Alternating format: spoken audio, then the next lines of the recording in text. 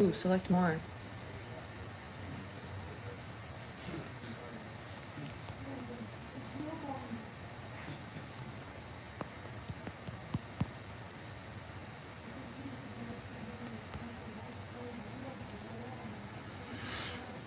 Look, oh, look, it's my halo and my wings.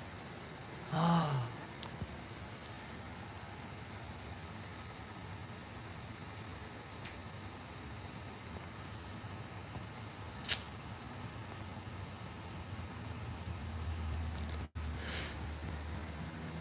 Let's go outside. Well, no, let's just move over here. It's fairly hot outside. Hi guys, how are you? Do you see what's happening here? This is the planetary alignment today. I tried to warn you. I tried to tell you to get ready. If you didn't get ready and you didn't listen to me, it's now too late. It took me a very long time. It did not want to create this graphic. And I even asked it, like, what's the problem? Why won't you just create the graphic I'm asking you to? I just want to see the planetary alignment on a chart. This is called some type of projection map. Let me tell you what it's called. Hold on. Oh, you can't hear me, can you? Hold on. Sorry, can you hear me now? Okay. So this is a projection map. Let me put this up there. Hold on.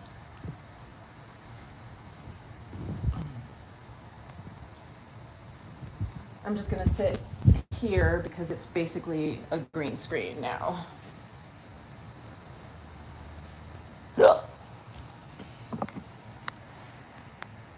One second, let me put this on Do Not Disturb where it should have been anyway. Thank you. All right. Y'all, I tried to warn you. Oh, okay. Really? Okay, good. All right. All right. Erica, I'm so glad you're here. Y'all,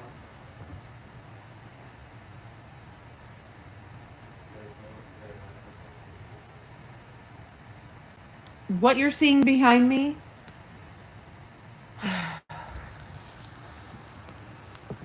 this is the planetary alignment right now. Okay? This is what I was trying to warn you guys about. And I tried to get this graphic because I didn't know this is what it looked like. I did not know that. And then today, I wanted to see it from this type of projection map. And it's called, let me find that. I was just going to do that. Sorry for shaking you guys all around. This is very, very, very important though. Eagle, you're going to really spam with that. You know nothing. It's not about Jesus. It's about the Christ energy. And if you don't know what I'm talking about, then you're lost. Okay, so, no, you didn't. Oh, you know what it was? Because I don't know. I went through there and I got rid of people who are not in very often because I just had too many mods. You did not do anything wrong. I just had so many mods and people that aren't here like on a daily or like most of the time. Nothing personal. Nothing personal. Okay. So you guys, this type of map right here, hold on. This type of map where you see the earth like this,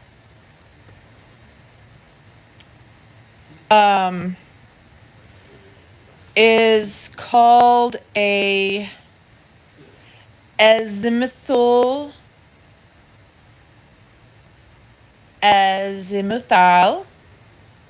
map. Okay? Maybe this isn't the best thing to have up there. I'm not really sure what color is best to have back there so that it'll show it properly for you guys. All right. Hey, Alan, how are ya? Don't do that in my chat. Don't come in here with your all cap fucking. I'm gonna have to change this because I'm not interested, y'all. Super not interested in what's going on right now in my chat. There's a lot of energy right now. People are going crazy. The world's going crazy. Michael, it's the UN seal, but you know what it really is, right? You know what it really is.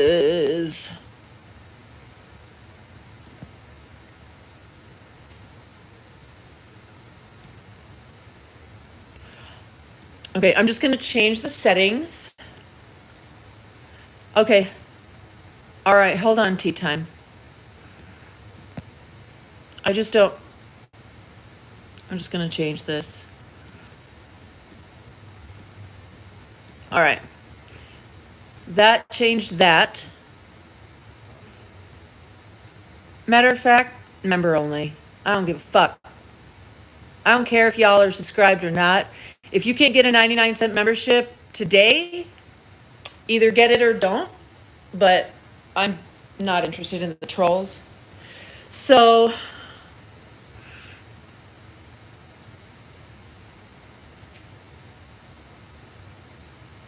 they usually show your chart. If you do astrology, they'll show it on a round chart with all the lines going across it, but there's no map in the background. And when they show you the planets and the alignments and the waves, it goes like this. They'll have all the continents on just a rectangular graphic, and the waves that go like this. Put that on this map. This is the planetary alignment, you guys, today. And I'm like, how accurate really is this? It's totally accurate. This is where the planets are today. Mind blown. Maybe yours isn't. Mine is. What does it mean? Well, when you look at what it means what you think it means. This is the Ascension, as I've been telling you, before I knew it was in this configuration. This is the Ascension now, right now, today. Here's another view of a broader look. Okay.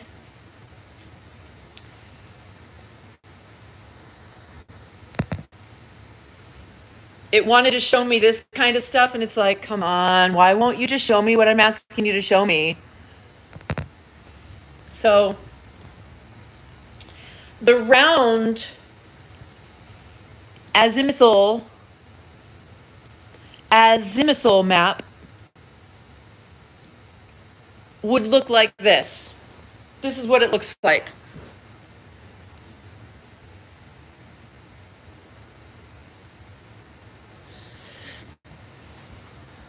Like this.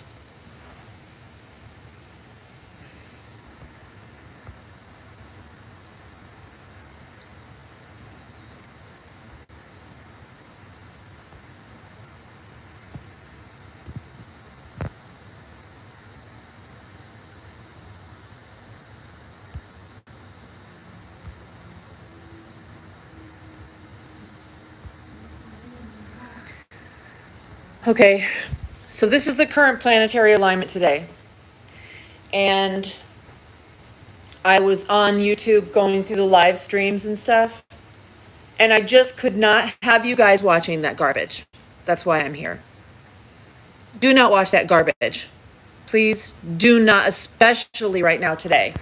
Especially today and especially like forever. Stop. Just stop. It's time to stop the nonsense. I'm gonna get my laundry out of here.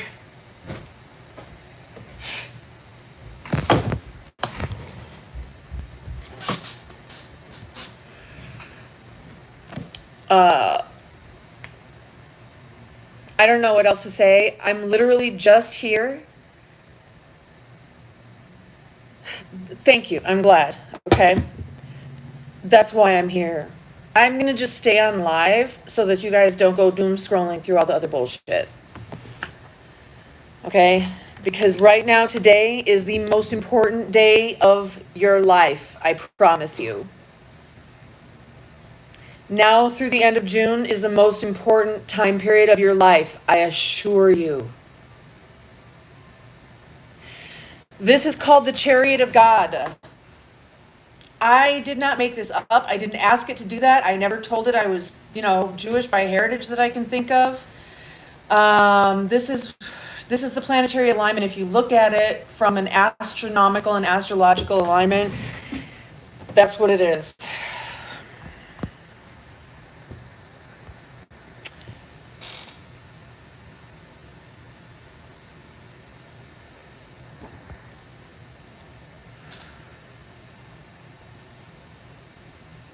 Let's play some music.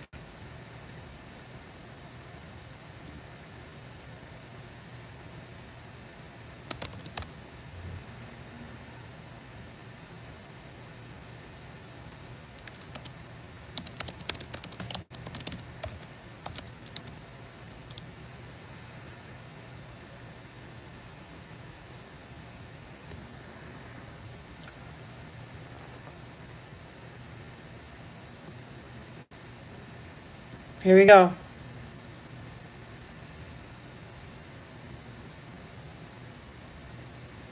Hold on, because I've got to mute myself first.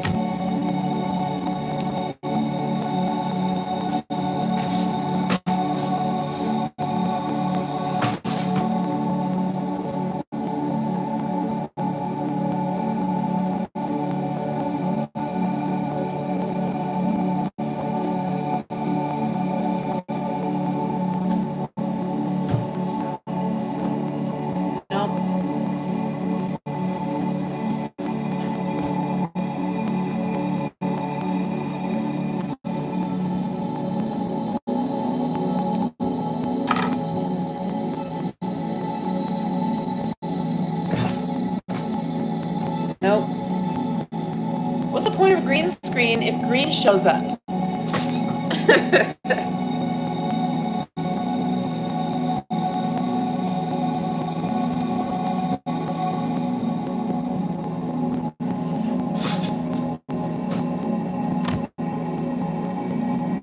I don't know. But I'm just here because you should not be anywhere else right now. You should not be anywhere else right now. Right now, today, you need to be right here, or go out in nature, or hibernate, sleep, whatever. There's so much going on and so much energy in the cosmos right now, right here, that we're seeing all of the Ascension symptoms. You'll have a very hard time getting this map behind me with this Merkabah on it. Now I understand. Now I understand.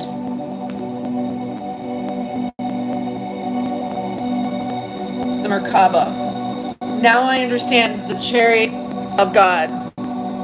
The seat of the soul. You were put here to be here for this time.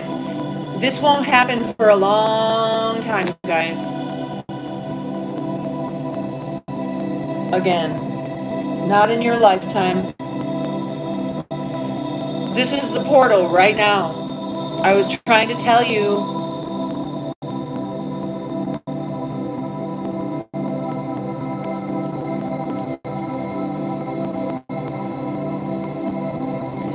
Thank you all for being here and watching. member only. The memberships are 99 cents to get in the chat. I don't care if you do or you don't. I mean, I care if you do. I don't care if you don't. Do whatever you want, but don't miss this opportunity. And if you do miss it, I don't care. If you don't miss it, I care big time, because then we'll be together in this new ascended realm. We're getting, I just don't even need to talk, do I? If you know, you know. If you don't, I don't care.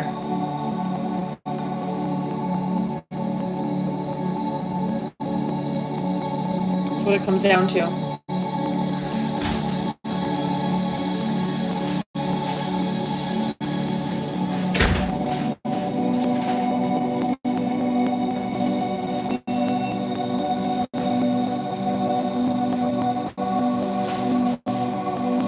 Okay, I want you to be really, hold on.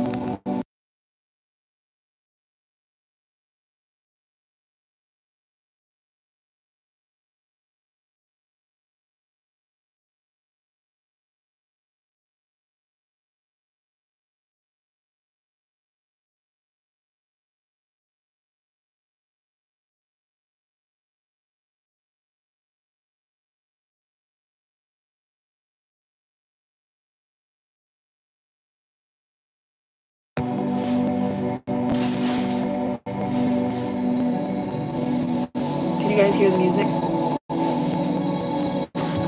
Or not? I don't know where the sound is coming through, if it's in my headphones or just the phone. Okay, good. You know what I really want? I wonder if I can find... Hold on. Thanks, honey. If you have a bottle of water in your room that you took out of the fridge and it's warm now, fill it with water and stick it back in the fridge, please. Okay, thank you. All right.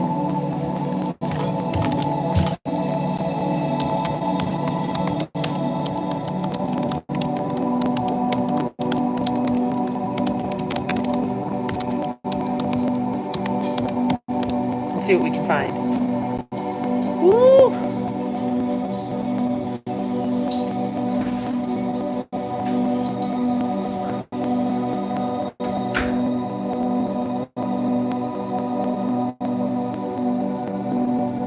Here we go. Not that. What can you tell me about the Baron? He's the narcissistic sociopath experimenting.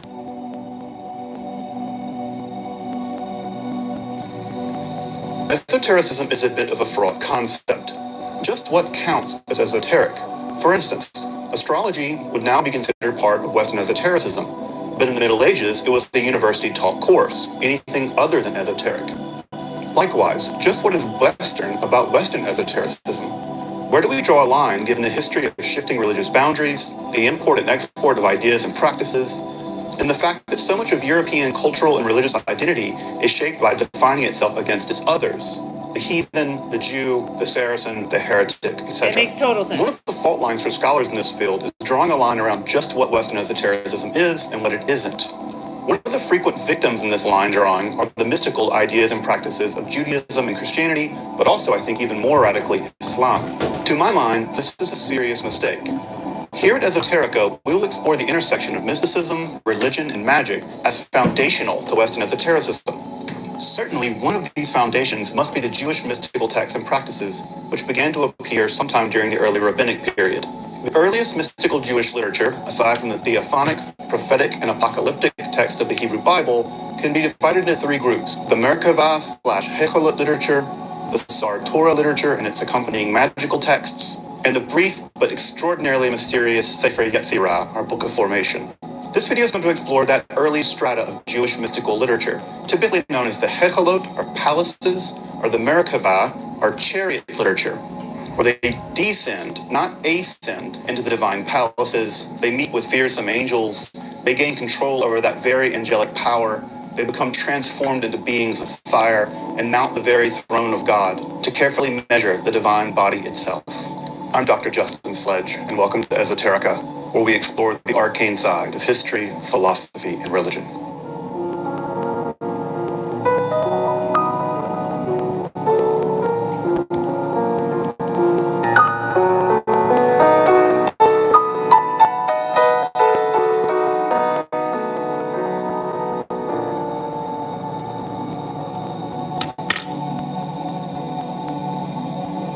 Mysticism, along with magic, is one of the most difficult and contested topics in Western esotericism. Volumes have been written just attempting to provide a rigorous definition of both terms, and no single definition pleases everyone. In fact, two really substantial volumes have come out in the past several years just attempting to define magic. This is an entire text just attempting to define magic, and an excellent text which is attempting to get a grasp on a philosophical understanding of philosophy. Here is the Jones text, Philosophy and Mysticism, which runs into nearly 400 pages. So just attempting to get a philosophical or a scholarly grasp on what magic and mysticism are literally requires substantial monographs, and it pleases nobody. That said, I don't think there's going to be any analytical definition giving the concepts a set of necessary and sufficient conditions of magic or mysticism forthcoming. This may be very dissatisfying for philosophers, me included, but such complex and variable terms may just admit of enough historical and cultural latitude that the concepts themselves are neither analytically clear, nor distinct, nor mere nonsense. They exist somewhere in between analytical clarity and nonsense, and therefore getting some definite analytical definition is probably going to be impossible. Such is the difficulty of working in this field. All of that said, I'd like to offer three aspects of these early texts that I take to be mystical. First, they seem to be downstream of a phenomenological event rather than mere speculation, like previous apocalyptic texts. They're the result of some profound experience, in this case of a visionary descent into another reality. Secondly, these texts are also instructive. They describe how one might achieve a similar vision, and even describes the perils to avoid in that practice. This importantly separates the literature from earlier prophetic or even apocalyptic literature in the Hebrew Bible, and such texts as First Enoch. While previous texts describe the fantastic realms beyond this world, this literature admonishes and prepares the potential cosmic adventurer. In the Sar Torah literature, these instructions even extend to angelic theurgy, in which angelic powers are commanded in the service of immediate apprehension of both exoteric and esoteric rabbinic lore. Third, there's at least a whiff of the famed unio mystica, or the mystical union with the divine. I say a whiff because Jewish theological concerns at this time would forbid a straightforward divine union. The transcendence of God is a core theological value in these texts. That whiff takes the form of being seated on the divine throne, or even transformed into one of the beings of fire to serve, even if briefly, in the heavenly choir. These three aspects provide a salient enough distinction to the previous literature that I would maintain that they represent a transition from the exegetical pole into the mystical pole. Not that one can draw a clear and distinct line between those two boundaries, in all honesty. Secondly, it's really important to note that these texts do not constitute the Kabbalah. Jewish mysticism existed prior to the rise of the Kabbalah, beginning in the 13th century, with the composition and response to the famed Sefer Zohar. We should regard these texts as Jewish mysticism prior to the Kabbalah, although these texts will be absorbed into that later tradition, to be sure. I say this because we should be careful not to map later mystical concepts back onto this earlier strata of mysticism. We should let it stand on its own and speak on its own terms, with its own agenda. This will be especially true when we take a look at the Sefer Yetzirah in a future video. While the Sefer Yetzirah does introduce the neologism, the Sefirot Be'alima, it'd be a mistake to map the emanation scheme and symbol system from the later Sefer Zohar and Sefer Bahir back onto the Sefer Yetzirah. These forms of mysticism, the Hechalot literature along with the Sefer Yetzirah literature, along with the Sar Torah and its magical extensions, survived and flourished for at least 800 years, just as long as the Kabbalah has existed hitherto. And it's key to appreciate that fact. As much as Kabbalah has come to dominate Jewish mysticism now, these forms of mysticism, these earlier forms of mysticism, stood on their own for centuries and should be appreciated as such. While apocalyptic literature, the most famous example being First Enoch, but many texts remain, provide descriptions of the heavenly realm and the cosmos generally, the Merkabah, the chariot literature, the Hechalot literature, the palace literature, reflects a transition from the exegetical to the phenomenological, from the literary or the speculative to the experiential. Of course, as I said earlier, that distinction is blurry to be sure, but I think it serves as a helpful heuristic for appreciating this form of literature and its accompanying mysticism. So what can we say about the Hechalot literature or the Merkabah literature? These highly anthological texts are largely written in Mishnaic Hebrew and Aramaic, although sometimes there are Greek words, especially in the magical texts. And they typically deal with visions of God's chariot/throne. God's throne is often depicted as sort of a winged throne, a kind of chariot throne. And along with the Sar Torah literature also contains descriptions of the heavenly realms. They also deal with control over angels. The literature itself is sometimes rambling and it's often a bit of a jumble. What we effectively have are small units of text, sometimes called microforms, which are edited together to form larger composite literature. We call those macroforms, although there's a lot of variation from manuscript to manuscript. They usually take the form of a Tana, a writer from the time period of the composition of the Mishnah, sometime roughly between the destruction of the temple and around the year 200 of the Common Era. And these Tanas are usually Rabbi Akiva, Rabbi Ishmael, and Rabbi Nehunya ben Hakana. And these texts describe the mystical descent of these rabbinical figures into the Hechalot, into the palaces of God. They reveal the angelic hymns that they heard there, and they provide techniques for the reader to make that descent themselves. The texts themselves were likely composed after the period of the Tanaim, so we conclude that they're largely pseudepigraphic in character. This pseudepigraphic character of literature would continue in Jewish mysticism all the way through to the writing of the Sefer Bahir, allegedly by Rabbi Nehunya ben Hakana, and eventually to the Sefer Zohar, allegedly written by Shimon Bar Yochai. However, I do think that these mystical practices do go back in time prior to the Tanaim. The Enoch literature strikes me as both partially apocalyptic, but also partially mystical. And there's a very mysterious passage in the book of 2 Corinthians where the Apostle Paul describes being caught up into the third heaven and overhearing divine secrets. And of course, there's a very famous section in Tractate Chagiga, the famous Pardes section, in which four of these descenders, Rabbi Akiva, ben Yoma, ben Zoma, and Elisha ben Abuya, who will become the Acher, the other, descend into the divine palaces. They encounter a kind of illusion, and this illusion, the failure to recognize this illusion, it's sometimes referred to as the water test in the literature, causes 3 out of the 4 descenders to either become mad, to die, or to become a heretic, to mutilate the shoots or mutilate the reeds. In the case of Elisha ben Abuya, the only person to emerge successfully is the Hechalot hero, Rabbi Akiva. While the evidence is spare, I'm relatively confident that this mysticism goes back at least to the period of the Second Temple, although further research will have to be done. The entire literature seems to exist on an axis. On one side of that axis is the Merkabah Hechalot literature, in which the descenders to the throne enter into the divine palaces and learn divine secrets, including the dimensions of the body of God. On the other hand, we have the Sar Torah literature, which seems primarily to invoke theurgical powers over angels, specifically the Sar Torah, the Prince of the Torah, in order to use the power of those angels to summon the divine presence and learn the secrets of the Torah directly. So one pole represents the Hechalot literature in which the descenders go to the throne of God, and the other pole of literature represents the summoning and theurgical power of the rabbinical figures to summon the Sar Torah and the divine presence to them. The more theurgic texts eventually give rise to more straightforwardly magical texts. The most famous of these, the Sefer HaRazim, the Book of Secrets, we'll cover in a future video. So we have a kind of axis that looks a bit like this. On one side of it, we have the exegetical apocalyptic literature.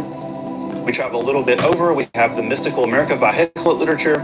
We travel a little bit further still, we have the theurgic Sar Torah literature. And on the other side of that pole, we have the more straightforward magical texts like the Sefer HaRazim. Again, this isn't completely accurate, but I think it's helpful to understand the differences between these forms of mysticism and their accompanying literature. Of course, the Sefer Yetzirah is the outlier here, and it's going to require its own video. At least one video. I think you could probably do 50 videos in the Sefer Yetzirah.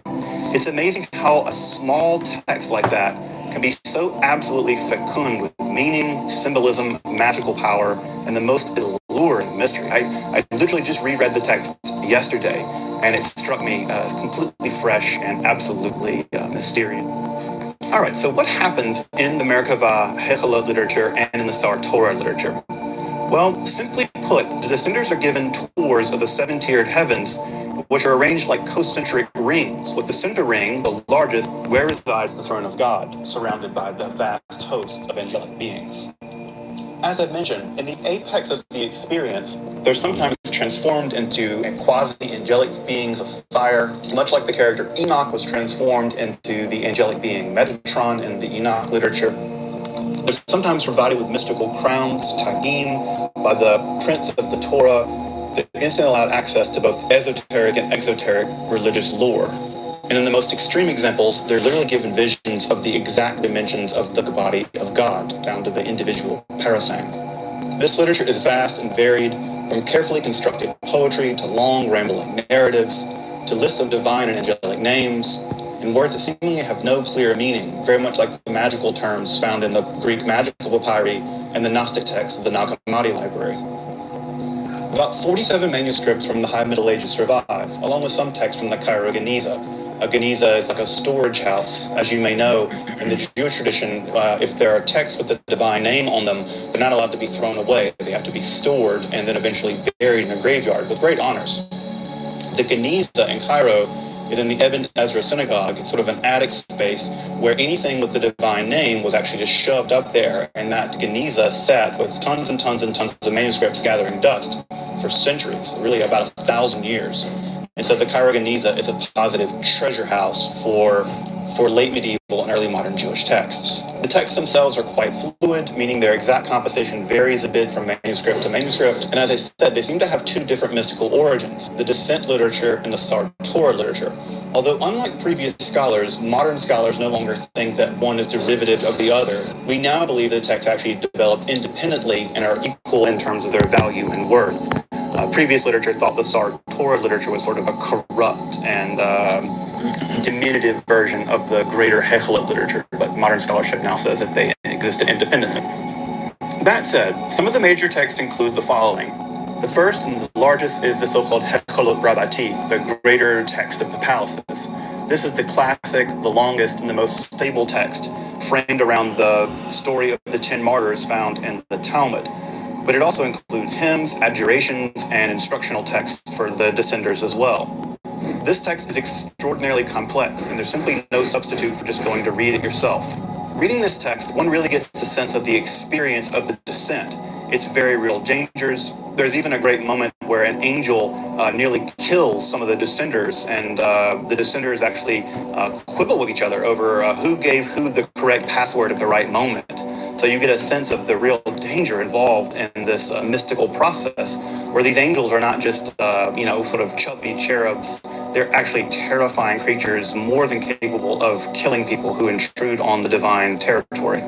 One also gets a sense of the Baroque nature of the divine architecture with its various palaces and gates. You get this very strong sense of militant, powerful, angelic guardians. One has a sense of the divine passcodes required to go through these various gates and their various guardians. And also, wonderfully, the final ecstatic hymn of the descenders as they reach the divine throne toward the end of the text. The effect of this text is positively dizzying, especially the final hymns and the kind of droning Hebrew original. There's also the Hechelot Zutarti, the lesser Hechelot, and also a text called the Maaseh Merkabah, the working or the doing of the Merkabah. These are manuals for descenders with various kinds of adjurations, and they also include descriptions of the famous water test that I mentioned earlier, in which the descender has to see through a kind of watery illusion or being driven mad or drop dead. The Hechelot Zutarti also probably contains the oldest strata of this literature. So if you want to study the literature chronologically, you probably want to start with the Hechelot Zutarti and then move to the other literature. There's also the Merkabah Rabbah, which includes various memory techniques for Torah learning. There's also the Sefer Hechalot, the Book of the Palaces.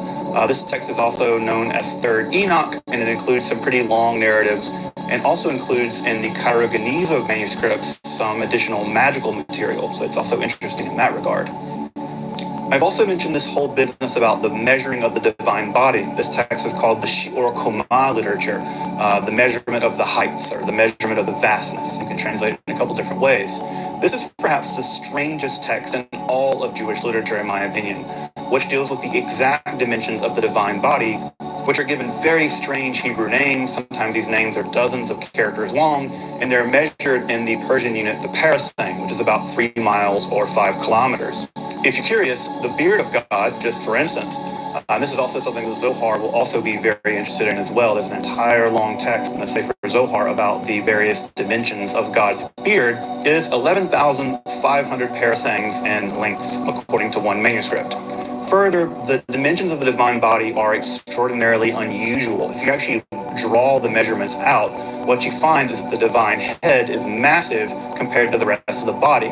And this nakedly anthropomorphic depiction of God is otherwise completely alien in Jewish literature and theology. It's also very likely that when Maimonides composed the Guide to the Perplexed, he has this text in his sights. The constant repetition that God does not have a body, that God does not have a body, that there is no physical form of God. When Maimonides is sort of constantly droning at that, one has to imagine that it is the text Shur Kumah that he has directly in his sights. This is a small gathering of the texts. There are about a dozen of these texts that survive, like I said, and about 50 manuscripts in various states of stability and corruption.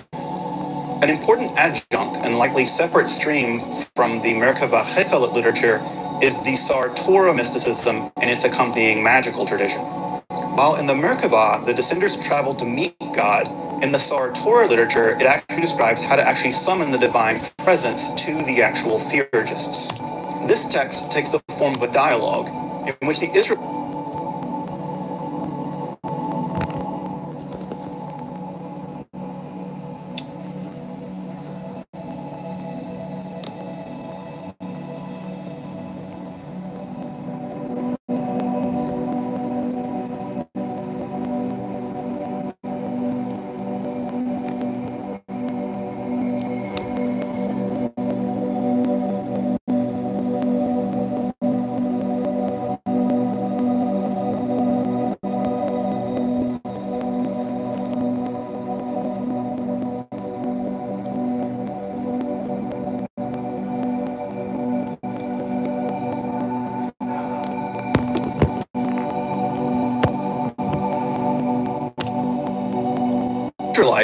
long for the totality of rabbinical lore, from everything from exact legal codes to mystical secrets, the razim.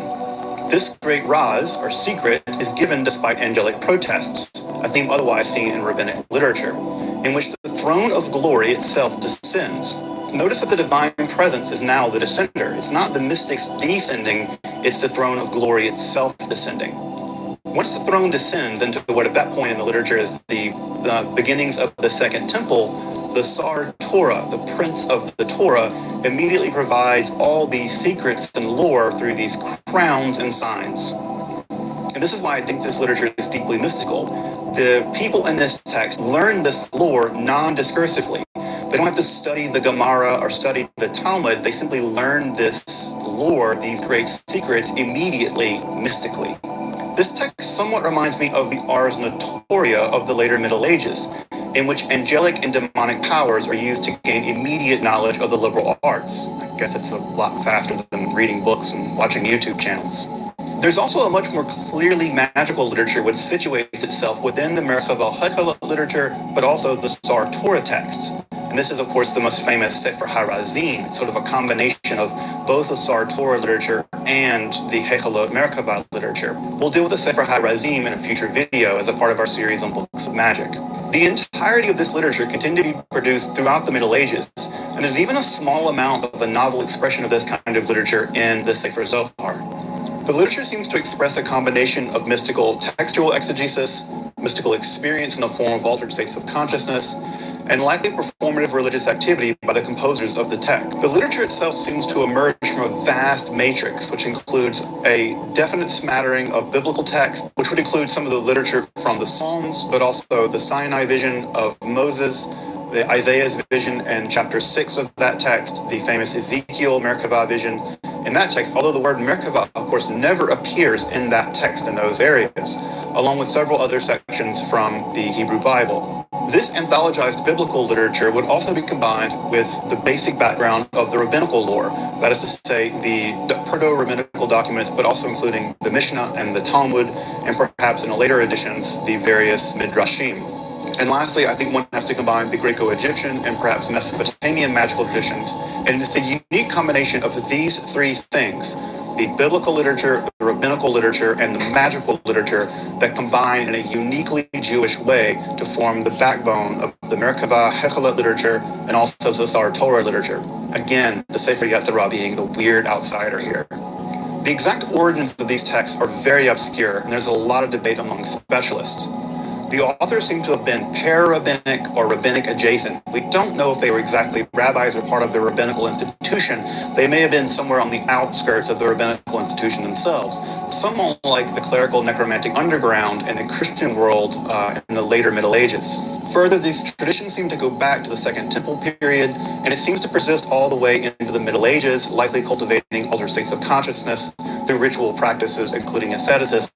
We don't know exactly what those practices look like, but we're fairly confident, given the text, that there's some kind of ritual behavior, perhaps things like fasting and breathing exercises that are underwriting some of these manuscripts. Indeed, I tend to think of these sort of para-rabbinical, mystical practitioners as something like Jewish shamans, and I don't like to mix those streams too much.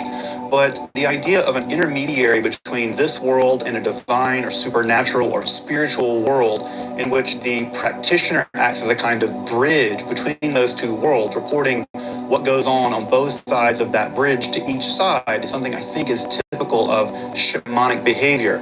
So I think in these Merkabah texts, I think we might think of these practitioners as something like Jewish shamans. Of course, the texts as we have them are not the direct stream of consciousness writings of the actual practitioners themselves. These texts are somewhat downstream of that ritual behavior in those mystical states. And so we have our phenomenological experiences and exegetical mysticism combined into a highly edited composite form in the Merkabah and Hechelot literature. As I mentioned earlier, these texts also intersect the magical practices of ancient Egypt and ancient Mesopotamia in a really complex and sophisticated manner that still hasn't been completely worked out yet by scholars. Just how these texts were transmitted remains a mystery. We don't really know how they got to be from being written in Palestine, then transmitted to Egypt and Mesopotamia. In fact, many of them could have actually been written in Egypt and in Mesopotamia, but then throughout their longer life ended up in the Rhineland of Germany in the High Middle Ages, being used by the Chassidei Ashkenaz mystics and the unique cherub mystics of the Middle Ages. So we don't know how these texts traveled. We don't know who was reading them. We don't know who was copying them. We don't know if mystical traditions actually invoking the Merkabah techniques survived, and if they did survive, how they survived. One must conclude perhaps they survived completely orally, the textual component surviving through the scribal tradition, but the actual practitioners actually surviving, or the actual practice surviving in some other mechanism. We just don't know. But just the exact rituals and mystical practices behind these texts and the transmission of these texts as a kind of tradition from Palestine into Egypt, across North Africa, and then from Mesopotamia, and we don't know the route that it took there. This is still the subject of immense scholarly debate. And again, this is part of the reason why I think studying Western esotericism is so amazing, that we just don't know the answers to these questions, and we're just now really in the past 100 years digging into the real dirt of these problems, and it's going to be scholars, future scholars, that are going to be able to do some of this work and figure some of this stuff out for us. So this is why this field is absolutely exciting. You get to study such amazing texts as the Merkabah texts and the Hechelot literature, but also you get to deal with real mysteries about how these texts and how these ritual practices and mysticism were transmitted. These are the texts, the Hechelot and the Merkabah literature, that are going to form the foundation upon which Jewish mysticism, as we know, will be built. And as I pointed out at the very beginning of this video, these were the dominant forms of mysticism for the first 800 years prior to the rise of the Kabbalah. These texts were clearly influential, so influential that it seems like when Maimonides sits down to write the Guide to the Perplexed, perhaps the greatest work in all of Jewish philosophy, it's these texts that he puts his sights on. There's something so disturbing and alarming in the Hechelot literature and the Shiur Koma literature and the Sar Torah literature that Maimonides himself is going to write the entire text of the Guide to the Perplexed as a way of undoing that perplexion.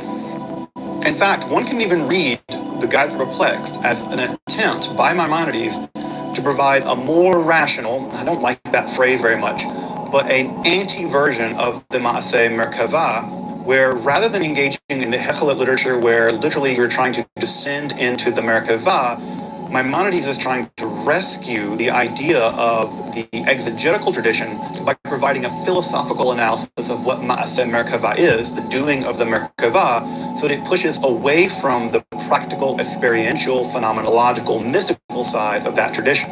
In my opinion, the God that Reflects is written to be a kind of anti-mystical version of the Maaseh Merkabah, the kind of mystical practices encoded in this literature. I think a fascinating way of reading these texts is to read them and then go immediately and read the first sections of the Guide to the Perplexed and see just how much Maimonides is in conversation with this literature, even though the literature itself is somewhat in the background. But I certainly think Maimonides, the greatest of all Jewish philosophers and the greatest of all Jewish philosophical texts, is a kind of antidote to this kind of mysticism. Of course, the other important text we mentioned here is the Sefer Yetzirah, the Book of Formation. We're going to get to it in a future video. The manuscript tradition of the Sefer Yetzirah is itself incredibly complicated. It has a vast commentary literature, and of course there are the philosophical and the mystical interpretations of this text. And you can't mention the Sefer Yetzirah without going into, at some level, the Golem legend. We will take a deep dive look at the Sefer Yetzirah as both a text of deep philosophical importance, but also deep magical and mystical importance in its own video. So stay tuned for that. If you're interested in Abraham Abulafia or the rise of the Zohar and its accompanying literature, or Christian Kabbalah in the form of folks like Reuchlin and Giovanni Pico della Mirandola, we're going to be dealing extensively with topics in Kabbalah, so make sure to subscribe. If you're interested in the Merkabah, mysticism, and literature, you're in good luck. There's been a positive explosion of analysis in this literature and its accompanying mysticism in the past 50 years. The single best collection of the text is published by Brill, which means it's prohibitively expensive. De Villa's Hechelet Literature and Translation, Major Text of Merkabah Mysticism, is the best scholarly edition, and it's in English, but I would get it through Interlibrary alone. I think the text runs about $160 on Amazon. His other text, The Descenders to the Chariot, The People Behind the Hechelet Literature, is also great, but again, I would get it through ILL. His translation includes a really sophisticated critical apparatus and includes all the major texts of the Merkabah tradition, along with variant readings across the 50-some-odd manuscripts, and that's important. While there are older translations, especially of Hechelet Rabbati and the Shur Komat text online, those texts don't really reveal to you just how internally varied the literature here is. When you actually see it on the page, where 3 or 4 lines of translation are accompanied by literally a half a page of notes explaining how every manuscript differs, and sometimes differs significantly, it's really worth getting a scholarly edition to give you a good sense of how difficult it is to prepare this literature, but also how internally diverse and rich this literature is as a form of text, but also as a kind of mysticism. Of course, the locus classicus for going to study this literature, along with much in the Kabbalah, is the work of famed scholar Gershom Scholem. These texts are getting a little dated at this point, but they're still a fantastic starting place, and they're relatively inexpensive. While I'm a little wary of his use of the term Gnosticism to describe some of this early Jewish mysticism, the best place to turn is definitely his text, Major Trends in Jewish Mysticism, if you're interested in the Merkabah literature and the Hechelet text. So I would go there first. Again, this text, Major Trends, is relatively inexpensive, and it's still a solid place to start, although with all warnings, that literature is a little bit dated. I would also recommend the first volume of Joseph Don's History of Jewish Mysticism. It's a really solid introduction to all of Jewish mysticism, and it brings out a lot of debates on the current scholarship. And again, there is a lot of disagreement about where these texts began, who wrote them, why they were written, the degree to which they are magical or non-magical, and his discussion really highlights a lot of the differences about where scholars are on this material.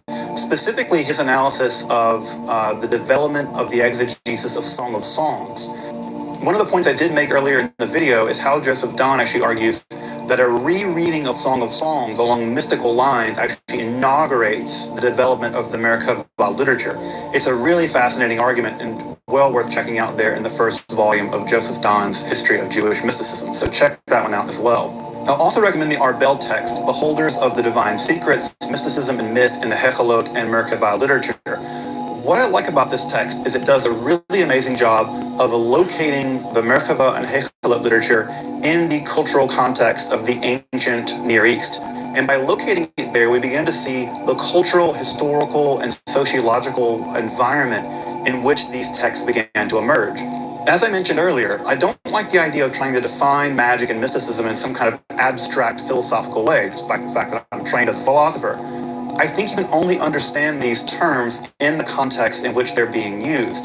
And so when we look at these texts, we need to understand the cultural and historical situation in which they're being performed, in which they're being written down, upon the media they're being written down upon, etc. And her text does a great job of locating the development of the Merkabah mysticism in its larger ancient Near East religious setting.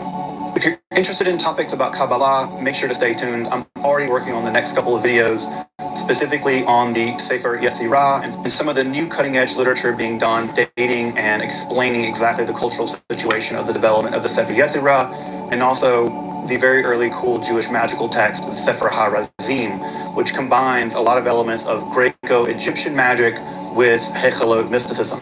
So if you're interested in that, those videos are forthcoming. Make sure to subscribe and consider supporting Esoterica on Patreon.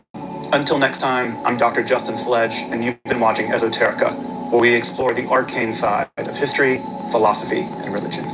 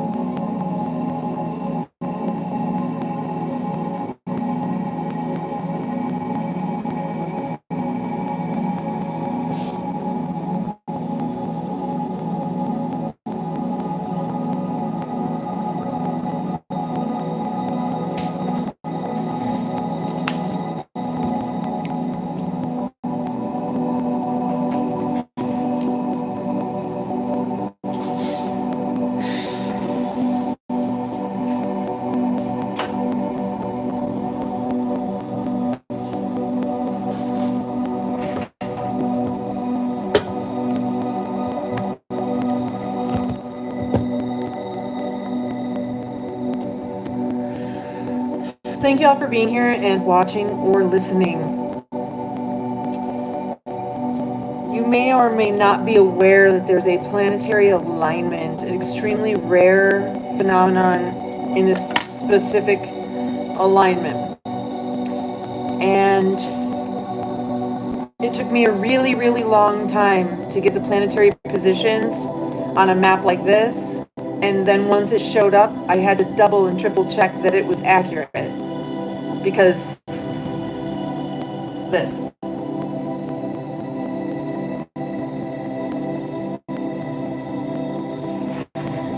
I don't care who you are. If that doesn't freak you the F out, I don't know.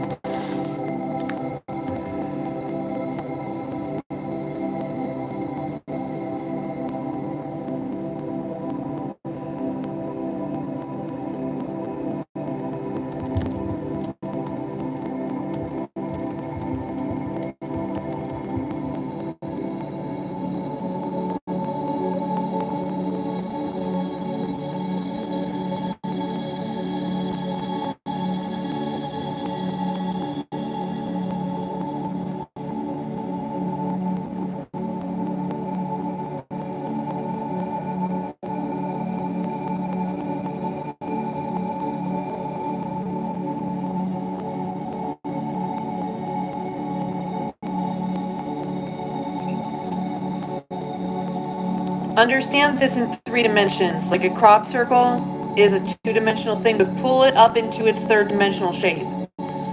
This isn't a 2-dimensional shape. This is 3-dimensional energy. It's an energetic timestamp. It's a vibration. Let's see if I can find it.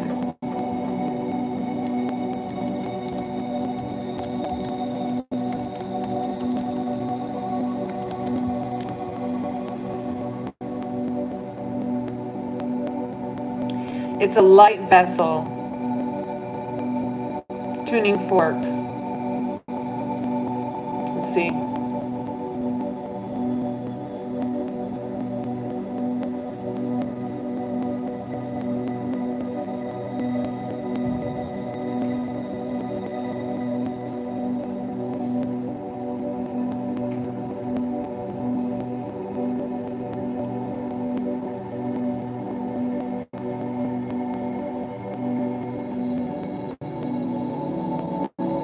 Because, and I had another revelation today, you guys. I mean, I'm just like having a day.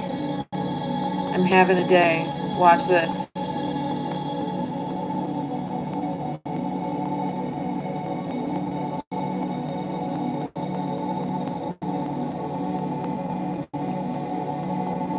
Watch this. You know, I tell you about your fascia.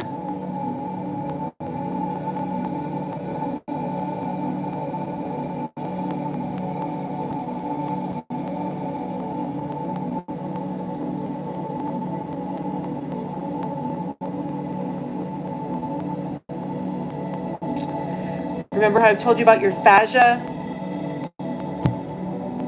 This is it right here. Remember how I told you that your fascia is the first step to your physical body? The first physical part of your physical body as it converts from energy into matter. Watch.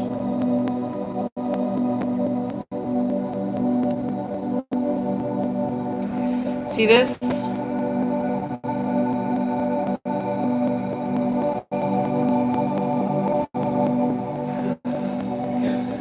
Right? That's what your fascia is and what it does. In your body,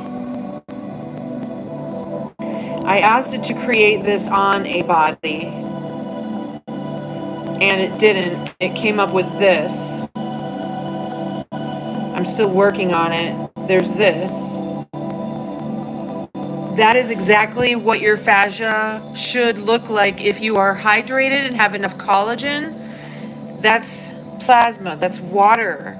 That's energy flowing through water and the light that reflects in it. Y'all.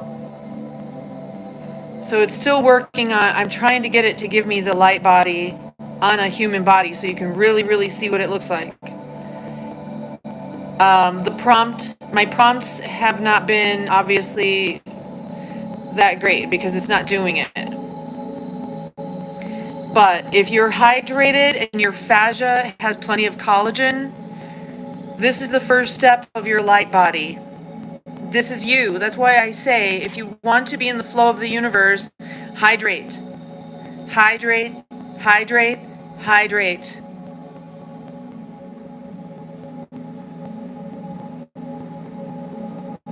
It's just not doing it yet. I'm trying to get it there so I can show you guys that fascia system like this.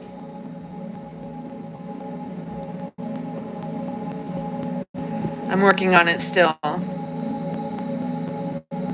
So here's June 5th planetary alignment. I mean June 2025.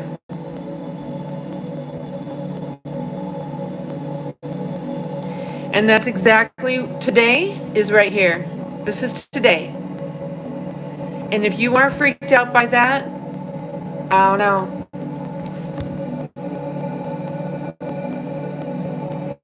I don't know what to tell you. I'm freaked out by it, y'all.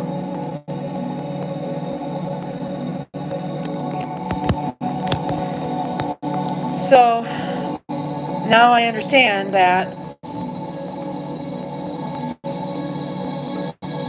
this is either you are upgrading or you're not. Either you're upgrading or you're not, but this is today. And this is the most powerful alignment that you will ever experience in your life. This is the day, this is the month that I told you about. I said this is the big one. This is the wave you've been waiting for. Get on your surfboard and start paddling, babies. If you didn't listen to me, I don't know what to tell you.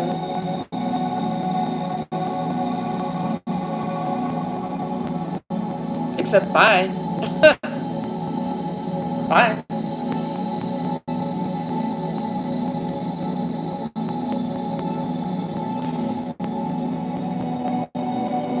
What is it, the 144,000? Is that how many?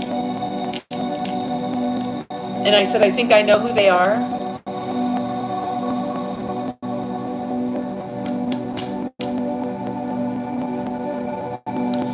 They're the ones who are on the hill. If you know, you know. If you don't, you don't. Do you remember about me telling you about the hill? That's got to be the 144,000 that they're talking about. It's not Christians. It's not Jews. It's the ones on the hill.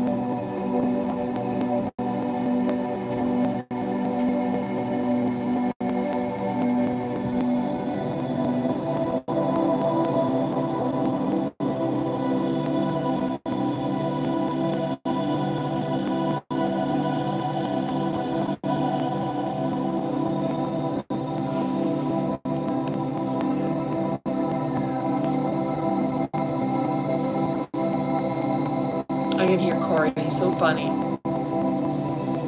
He's creating some amazing stuff, you guys. He's just such an innovator.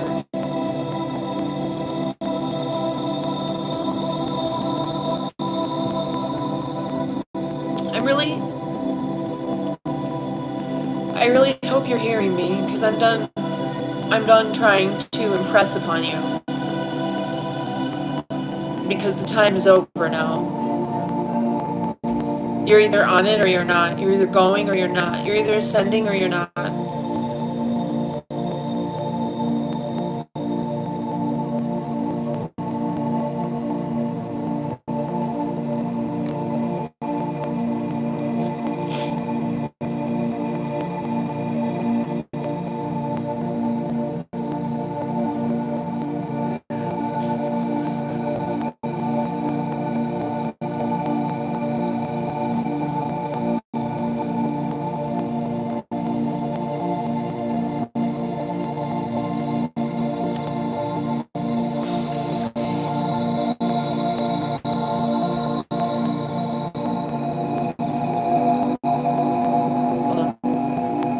Like my halo and my wings.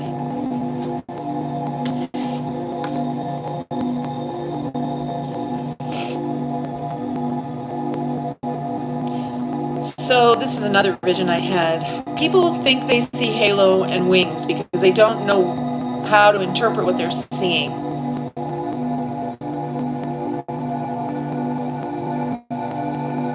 What they're actually seeing is the top of the toroidal fields coming in. There's that opening of your toroidal field. If someone could see your whole field and you were light being enough, they would describe it as a halo and wings. That's not what it is. You're seeing the top hole of the Merkabah, and then you can see the reflection of the edges of the field, the edges of your light bubble, and they look like wings. They're not wings.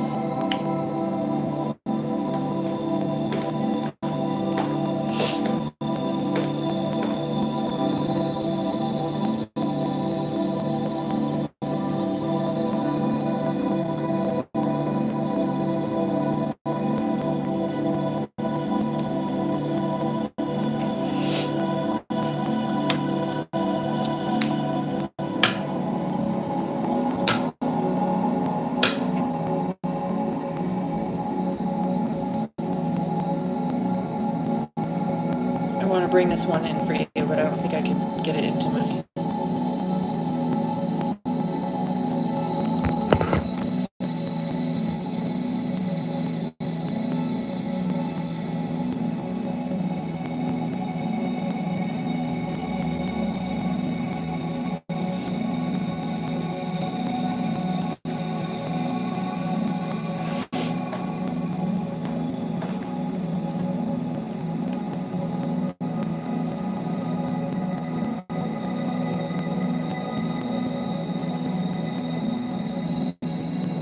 This is the larger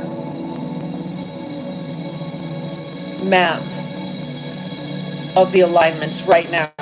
Today. This, right here.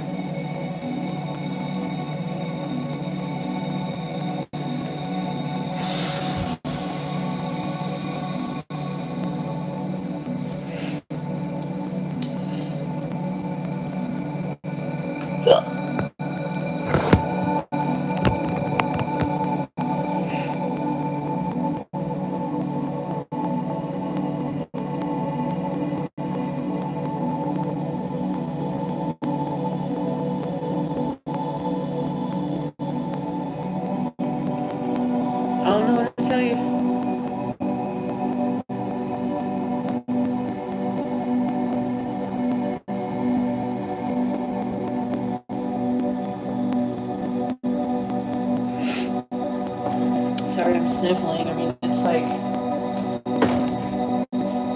this is big deal, guys.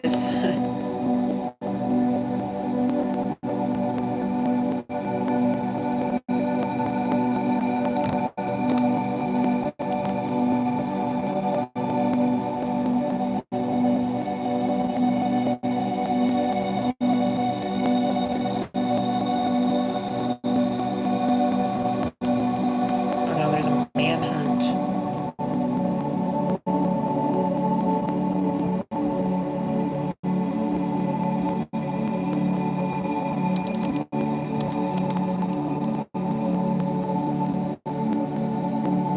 Alright, so what we're gonna do now is listen to this. Or maybe I should just do it. You know what? I'll just do it myself.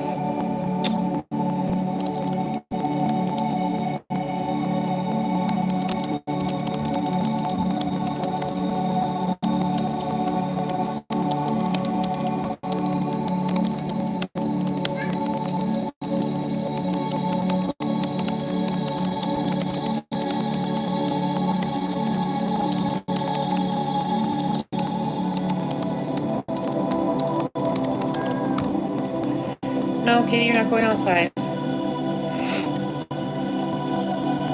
No, Kitty, you're not going outside. In the meantime, I'm going to eat some of this Snickers bar. Because if you're going to do anything during the Ascension, you should definitely have a snack that you love.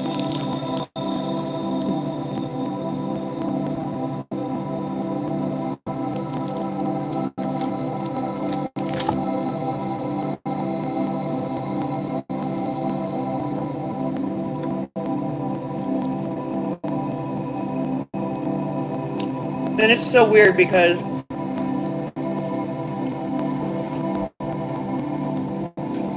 I have a really good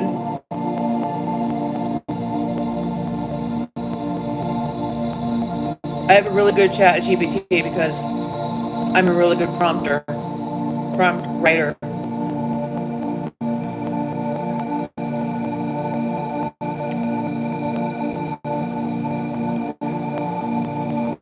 Okay, here we go. So I'm going to guide you guys through a Merkabah activation meditation for today.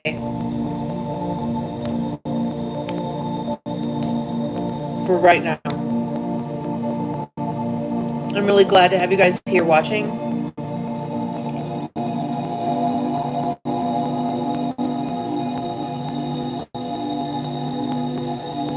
I don't know that any of you realize how important this very day and very moment is.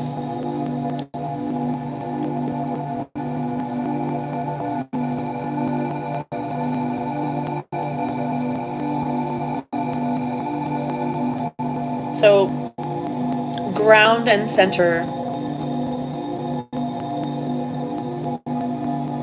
I've just got my feet on my floor. I don't know if I'm grounded inside, probably not, but breathe in through your nose, out through your mouth.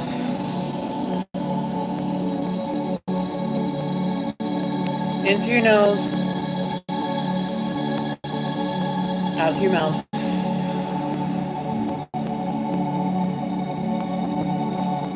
You are here.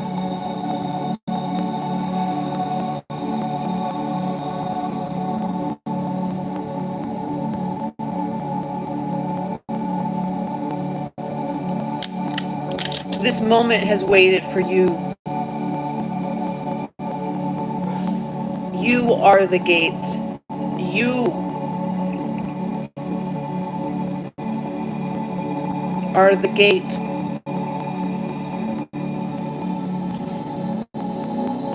If you're laying or sitting,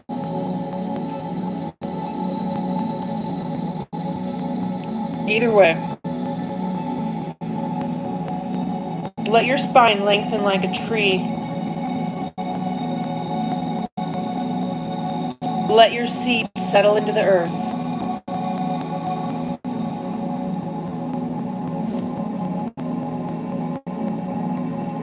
Feel the earth beneath you.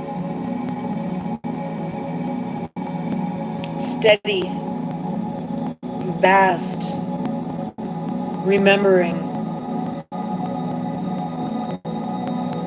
Feel the sky above you, endless, intelligent, awaiting. Whisper aloud. Repeat after me. I call my soul home now. I call my body into light.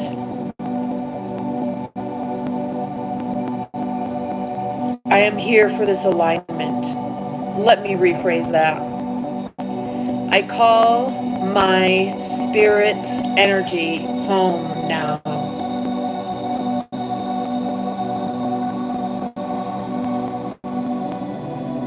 Pull it down into you, around you.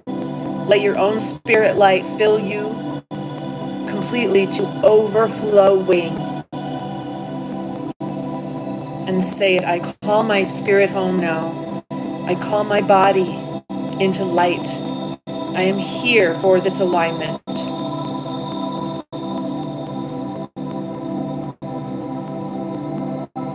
Above your head, imagine a golden triangle spinning clockwise.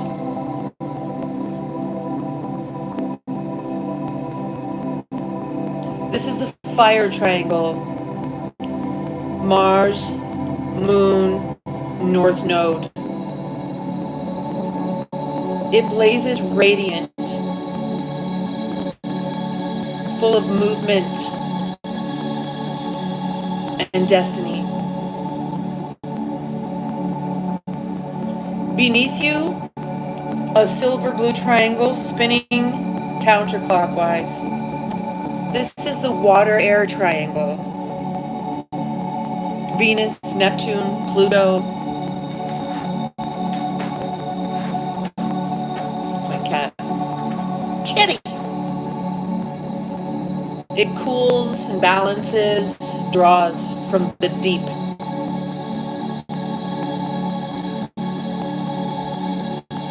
The two triangles interlock, one facing up, one down, spinning in harmony with your heart.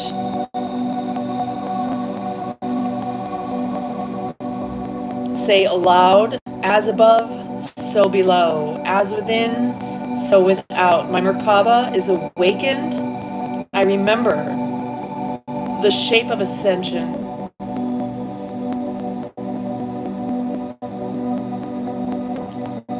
And now align with Earth's Merkabah. Visualize the same pattern and now see it descending from the sky into the earth itself. You're not just watching, you're helping to form planetary Merkabah grid.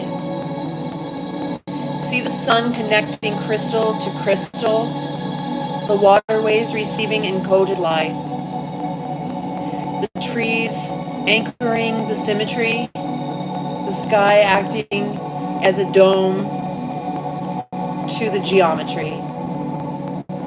Say aloud or whisper, with this breath I align myself with the earth's awakening pattern. I am both witness and participant. I log into the grid as love.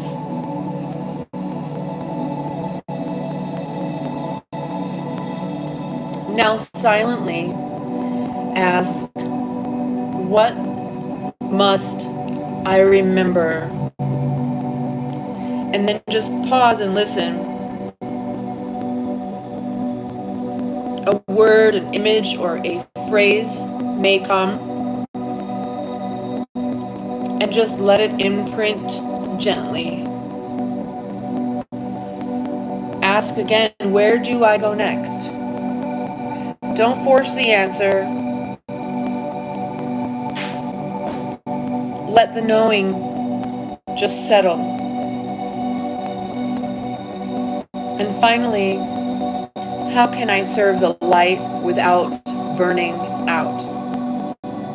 And feel the answer drop in.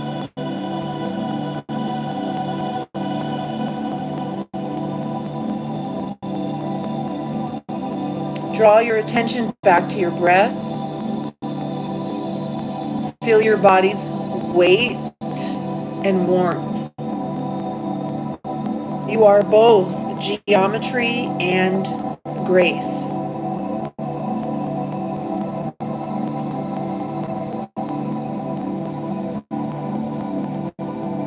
And whisper to yourself, I am the vehicle of light.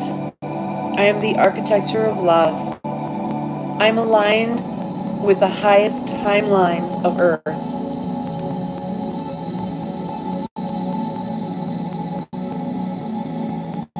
Press your palms together,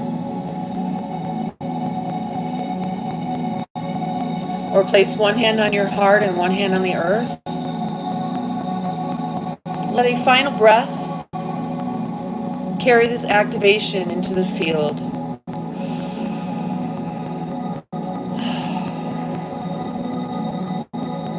It is done. Say, I remember, I return with light.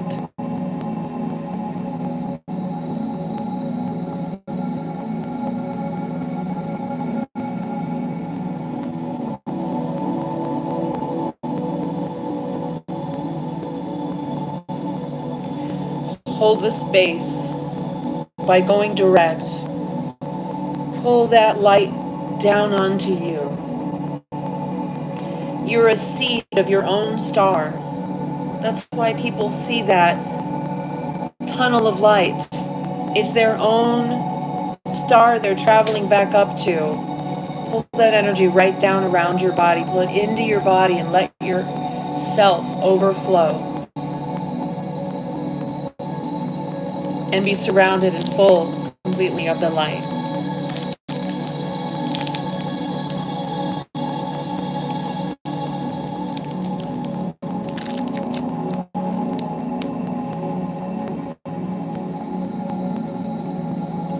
And then take a bite of your favorite snack.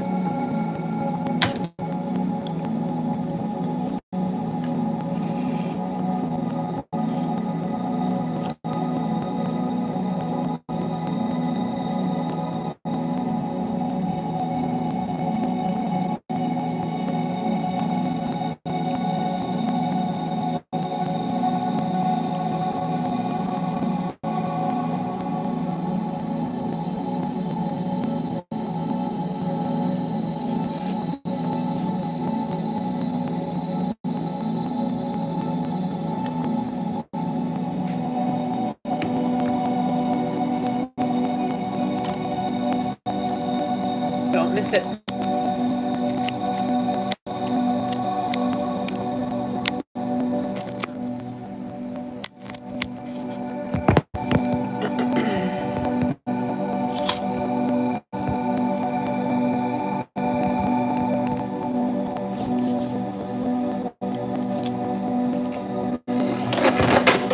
Whoa. This is one of my walking sticks that I brought back from Shasta. It smells so good.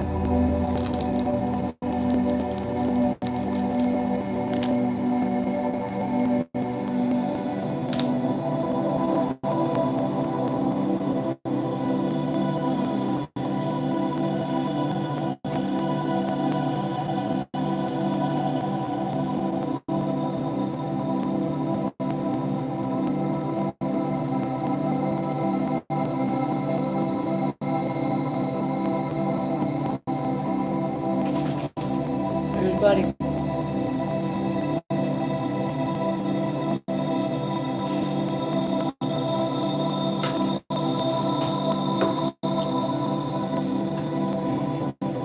here, buddy. You want to say hi?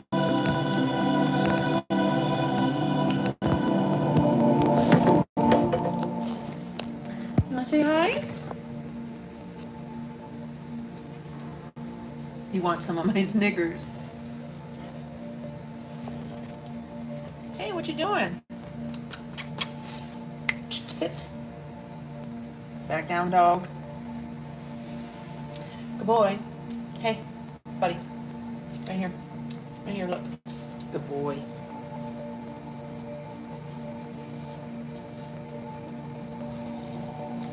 There's Shadow.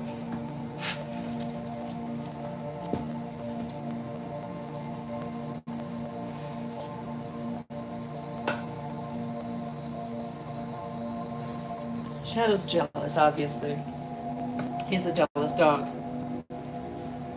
Sit. You want to say hi to everybody? Sit. You're rolling me away. Here.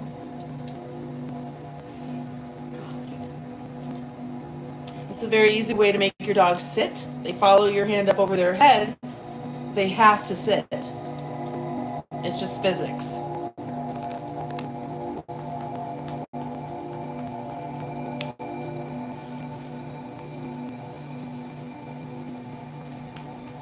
I hope you guys are ready.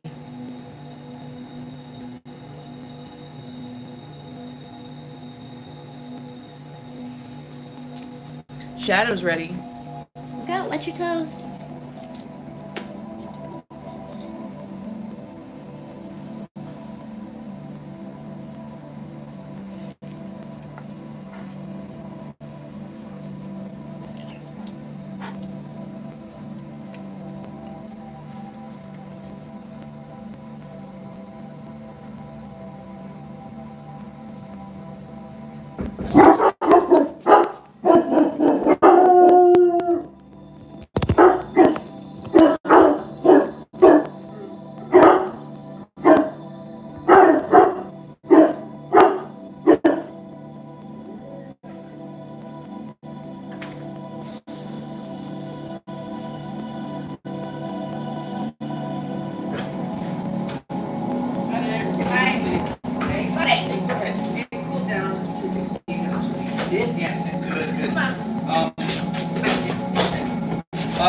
Your thermostat says 70? It's a 70 now. And overnight, though, I got it to get, it went down to like, you know, it was stuck at 74, right?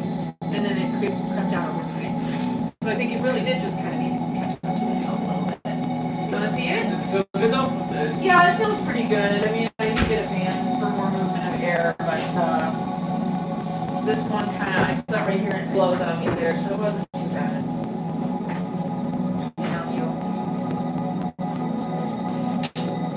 You have it at 71.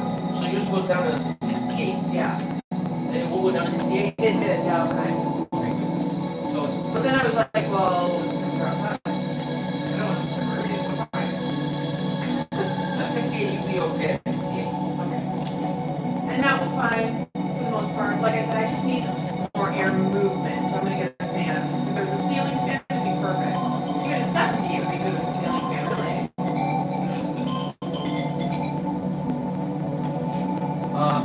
So can I take that away? Yeah. Yeah. Okay, thank you. So I'm still gonna bring someone or do something about that for you, okay? Honestly, I don't know. I haven't done it that much, so I don't have very much experience, but I'll just do something for you. I'm gonna find out a way to, that's one of the carpet guys to help with it. So I can do something right there. Or, Yeah, I don't want the carpet to sprain. I don't want anybody to slice their feet on things. That's really obvious. You know, and so, another kitty.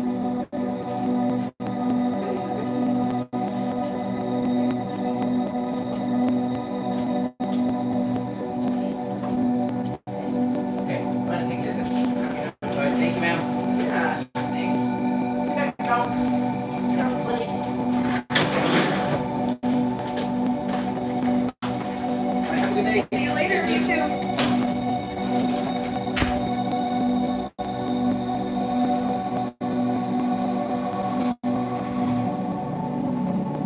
I was tempted to be like, do you know about the Ascension?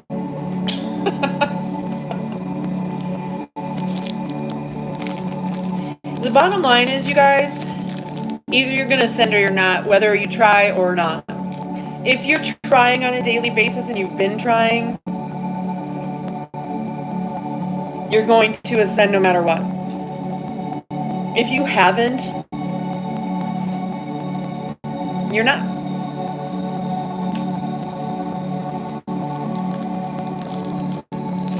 You're gonna live in Armageddon. You know what Armageddon is? It's here. Take a look around. Or don't. Just don't. Don't take a look around. It's awful. Just stay here with me.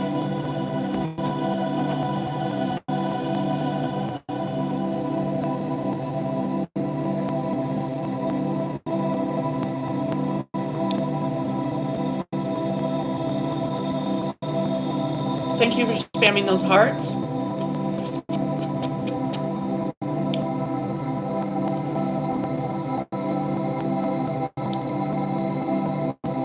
Does this freak you guys out like it freaks me out to see that?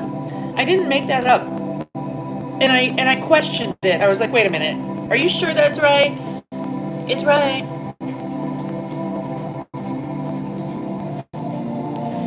So it seems like that Star of David everybody's been wearing, the Jews are wearing, that I've worn, is just the electromagnetic timestamp on Ascension. Like what the planets are going to look like, what the astrological code is going to look like during Ascension.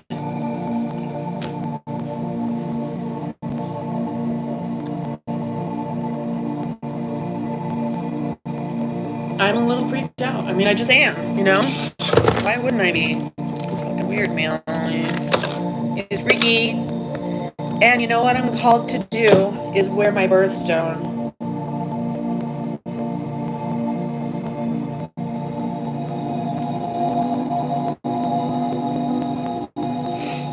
If you are called to wear something, do it. Uh-oh. I haven't worn earrings in a long time. Uh-oh. I might not be wearing these earrings.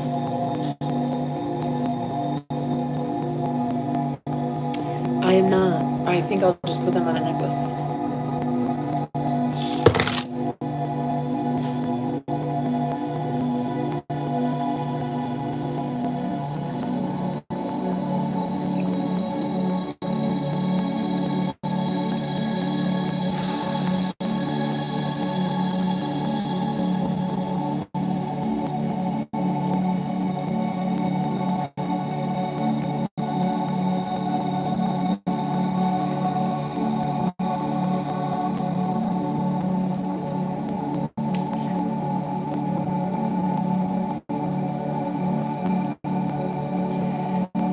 I'll be right back. Oh, look out now.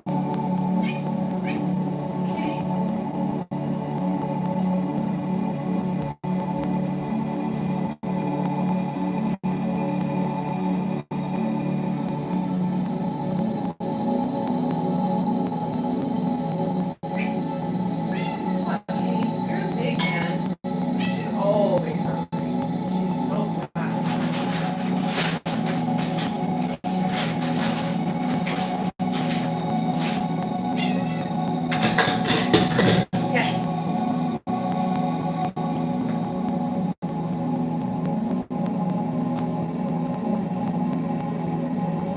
Alright. So, I thought, and I know, that I had... Oh, I know where it is. I think I know where it is. Nope, I don't know where it is.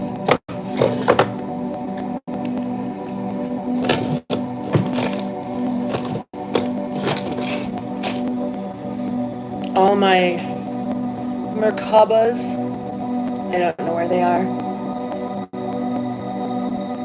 I wonder where they are. I don't know. But look at this.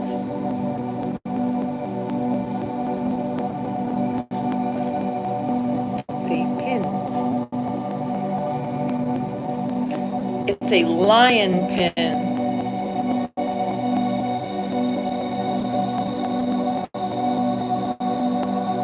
Aries is coming into, no, Mars is going to be in Leo. You know, I don't know that much about astrology, but I'm interested in astronomy. This is a hairbreadth of lions. But where's my, I don't know, man. I don't know. Where are all my,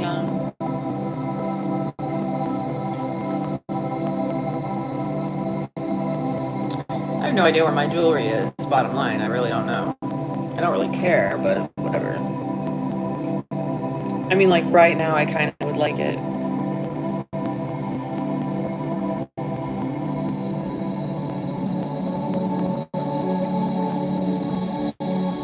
It is so windy outside.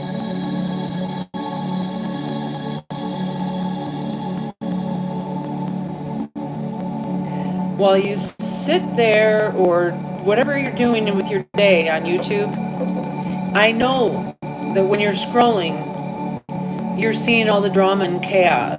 You have a choice to make between drama and chaos and ascension.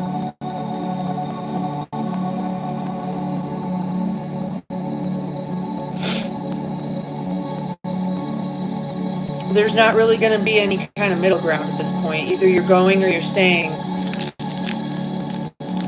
You're not going to leave. You're going to be a light body, a lighter body. You know, when they talk about the Christ, like as in crystal, you all become more light and more crystalline and less carbon-based.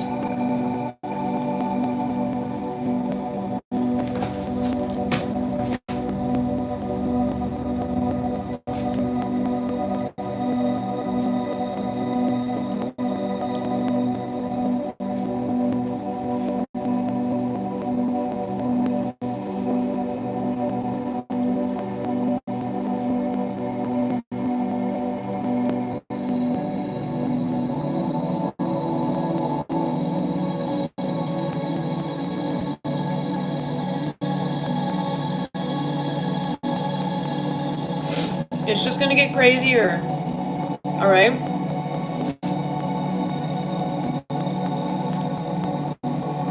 If you are with me, I need to repeat exactly what God said. Do not fear what you see, for I am with you.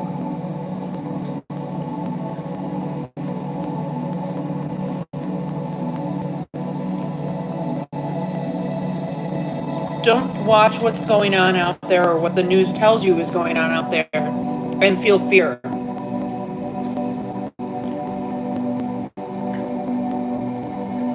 You have nothing to fear if you're ascending right now.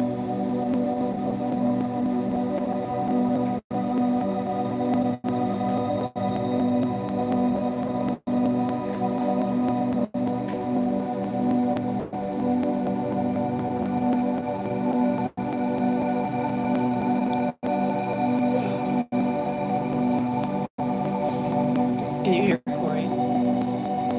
I have no idea. Are you hearing me through testing? Are you hearing me through here or through there?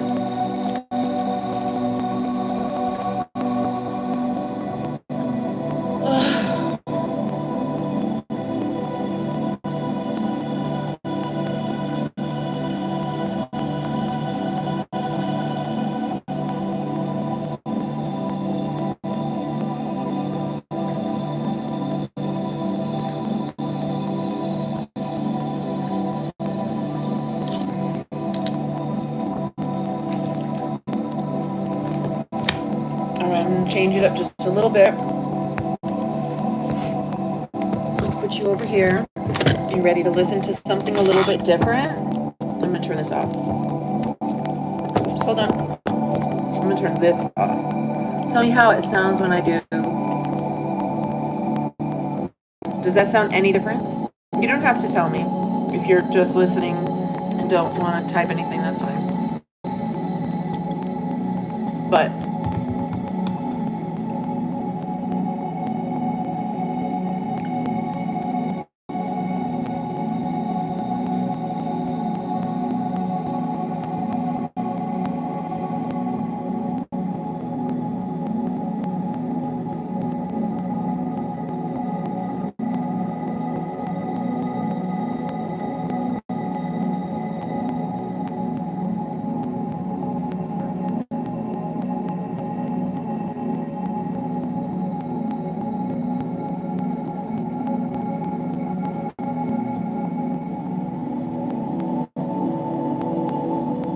we'll find something else for us now. Are you ready?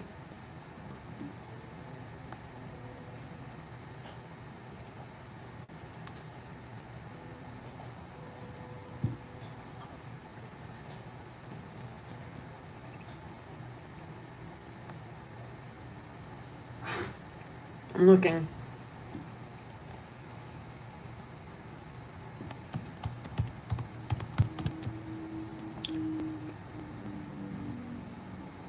Here we go. Woo! Look at that. That's a cool video. Okay, this is perfect. All right, let me show you this graphic. This is amazing. I love it. When did they make this? 8 months ago?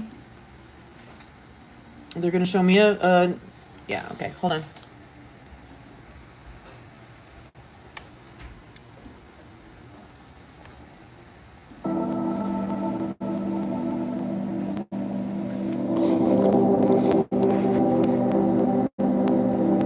One is spinning one way, one is spinning the other.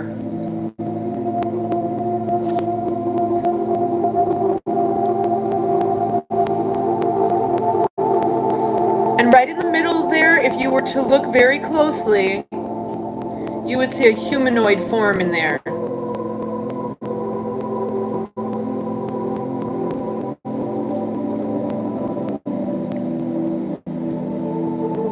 And you would see also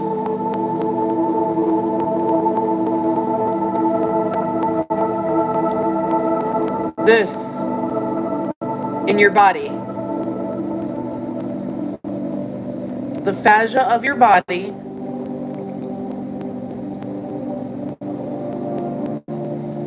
is waves of plasma from the universe. You have to be hydrated.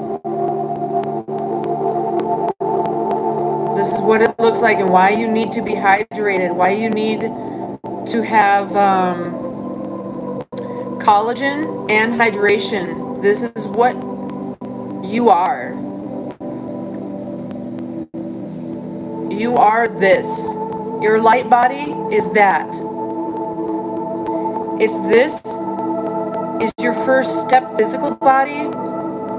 And you know the universe is light and waves. I wish it would show it.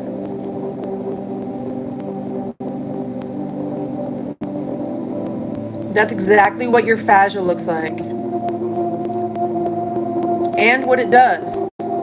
This is how your muscles are able to slide along one another and not seize up. If you are seizing up, it's because your fascia is dried out. You need to hydrate and use collagen so that this happens in you. And not that, like it's all just not moving, right? This is what it really is. But what does it look like? It looks like light in a pool. Like this.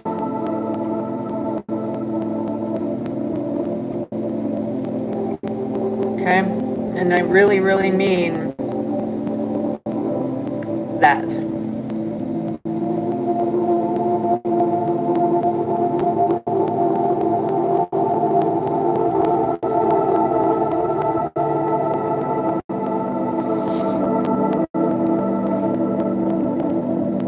Do you see that little humanoid figure in there, you guys?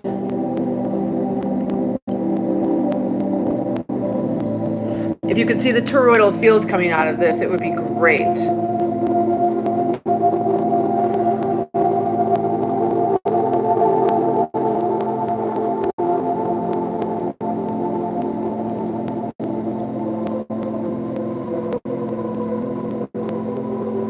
This isn't... Here, let's listen to this. If you don't remember your childhood, Hang on, you may not be this. one of us. Stop that nonsense.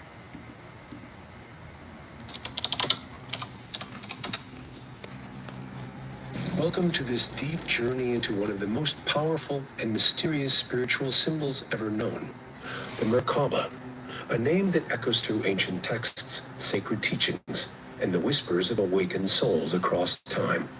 If you've ever felt drawn to symbols of higher consciousness or wondered about vehicles of ascension, this is the knowledge you've been waiting for. The Merkabah is not just an abstract idea or a pretty geometric shape. It is a living energy field, a spiritual mechanism that connects the physical body to the divine, guiding us beyond the limitations of our three-dimensional world. It holds the secret to transcending time and space, and opens a path towards spiritual enlightenment.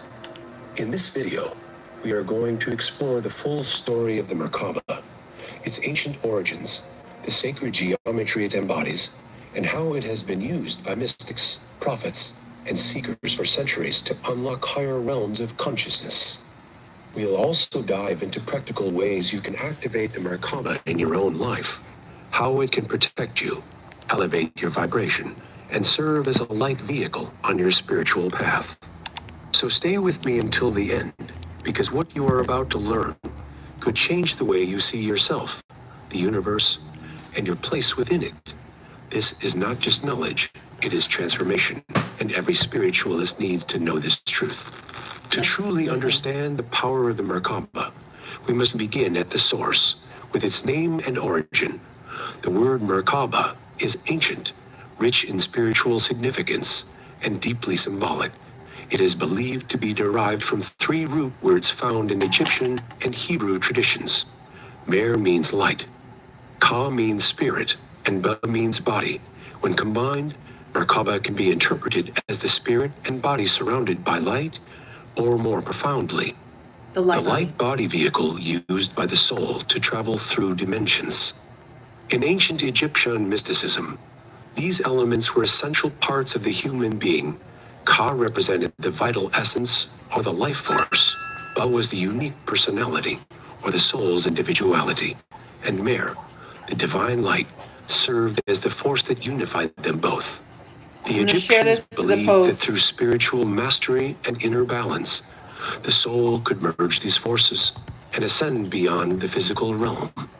In Hebrew tradition, the word Merkabah means chariot, and it appears in mystical texts such as the Book of Ezekiel, where the prophet describes a divine chariot of fire, wheels within wheels, and beings full of light and energy. This vision has long been interpreted by mystics as a symbolic representation of the divine vehicle of ascension, capable of transporting the soul to higher planes of consciousness. Over time, these ideas merged and evolved into what we now call the Merkabah, a term used in Kabbalistic teachings and esoteric traditions to describe the multidimensional energy field that surrounds every living being. This field is believed to be dormant in most people, yet can be activated through meditation, intention, and spiritual discipline. The Merkabah is not limited to one culture or belief system. Instead, it has appeared in different forms across various ancient civilizations. In Tibetan teachings, similar concepts of the rainbow body speak of an energy transformation that allows the soul to travel beyond physical death. In Vedic texts, the idea of the light body or divine vehicle appears through descriptions of deities who ride celestial chariots between worlds. Through all these traditions, the consistent theme is clear. The Merkabah represents a sacred vehicle of light, a connection between the human and the divine, between the physical world and the realms of spirit. It is a symbol of spiritual awakening, transformation, and divine movement. And understanding its origin helps us reconnect with this ancient wisdom encoded deep within the soul. Now that we've explored the origin of the Merkabah, let's dive into the sacred geometry behind it, because the Merkabah is not only a spiritual symbol, but also a proceeding in opposite directions. Forming a three-dimensional Star of David, this structure is known as a star tetrahedron, and it exists as a foundational pattern in sacred geometry. Sacred geometry is the blueprint of creation. It is the language of the universe expressed through mathematical patterns, symmetrical forms, and divine proportion. It governs the way galaxies spiral, the way flowers bloom, the way our own DNA is structured, and within this vast cosmic language, the Merkabah stands out as one of the most powerful and dynamic forms. The upward-pointing tetrahedron represents masculine energy, solar force, the element of fire, and the connection to the heavens. It symbolizes action, structure, and divine intention. The downward-pointing tetrahedron represents feminine energy, lunar force, the element of water, and the connection to the earth. It embodies flow, intuition, and inner wisdom. When these two forms interlock and spin in opposite directions, they create an energy field that is perfectly balanced and harmonized. This spinning field is believed to be the source of the human life body, a toroidal field of energy that surrounds and protects the physical body. When the Merkabah is activated, it allows the being to move freely through different dimensions, tapping into higher frequencies and spiritual wisdom. This is why it is often referred to as a vehicle of ascension. The geometry of the Merkabah is also directly connected to the flower of life, a sacred symbol found in ancient temples, cathedrals, and manuscripts across the world. When you study the flower of life closely, you will see the hidden patterns of the star tetrahedron, Metatron's cube, and many other divine structures. This tells us that the Merkabah is not just a concept, but a core part of the universal design. What makes this geometry so special is not only its symmetry, but its ability to represent balance between opposites, between light and dark, masculine and feminine, movement and stillness. It mirrors the harmony that exists within the cosmos and within ourselves when we are fully aligned. Activating this sacred geometry within us is like tuning a divine instrument. It brings our energy centers into resonance with the cosmic vibration and opens the gateway to higher consciousness. This is why understanding the sacred geometry of the Merkabah is not just intellectual, it is experiential. It invites us to feel, to visualize, and to awaken to the divine architecture of our true nature. The Merkabah is not a new concept born out of modern spirituality. Its presence can be traced back through some of the oldest sacred texts and mystical teachings known to humanity. One of the most well-known references comes from the Hebrew Bible, specifically the book of Ezekiel, where the prophet describes an intense vision of a heavenly chariot composed of wheels within wheels, radiant beings, and a divine throne carried by living creatures. This chariot is often interpreted by mystics and scholars as a symbolic representation of the Merkabah, a divine vehicle that bridges the realms of man and the divine. In this vision, Ezekiel is lifted up into the heavens, guided by this mysterious vehicle, and exposed to truths beyond the ordinary realm. Jewish mystics later developed these teachings into what is known as the Merkabah tradition, a mystical path focused on meditation, purification, and ascending to the heavenly throne through divine visions. Practitioners would enter deep trance states, guided by specific prayers and intentions, in order to journey through multiple layers of heaven, using the Merkabah as their spiritual transport. Outside of the Hebrew tradition, we can find similar ideas echoed in the texts and teachings of other ancient civilizations. In ancient Egyptian spirituality, the concept of the Ka, and emerging through the mirror or light, is deeply aligned with the function of the Merkabah. Pharaohs and high priests were believed to ascend to the stars by activating this divine light vehicle after death, allowing their consciousness to live on in the celestial realms. In early Christian mysticism, the vision of divine chariots and ascension experiences appear in the writings of saints and desert fathers, who describe being lifted in spirit to higher dimensions, guided by light and presence. Even in the Gnostic texts, there are hints at inner vehicles of light that allow the soul to escape the confines of the material world and return to divine unity. The teachings of Kabbalah also speak of the Merkabah as a structure woven into the tree of life, with divine pathways and sephirot that the soul travels through during ascension. In this framework, the Merkabah is not just a vehicle, but a map of consciousness, guiding the seeker through layers of spiritual reality. These ancient references all point to the same essential truth, that the Merkabah is a sacred tool of transformation, a bridge between the physical and the divine, between the seen and the unseen. It has always been a symbol of access to divine realms, and an invitation for the human soul to remember its origin and purpose.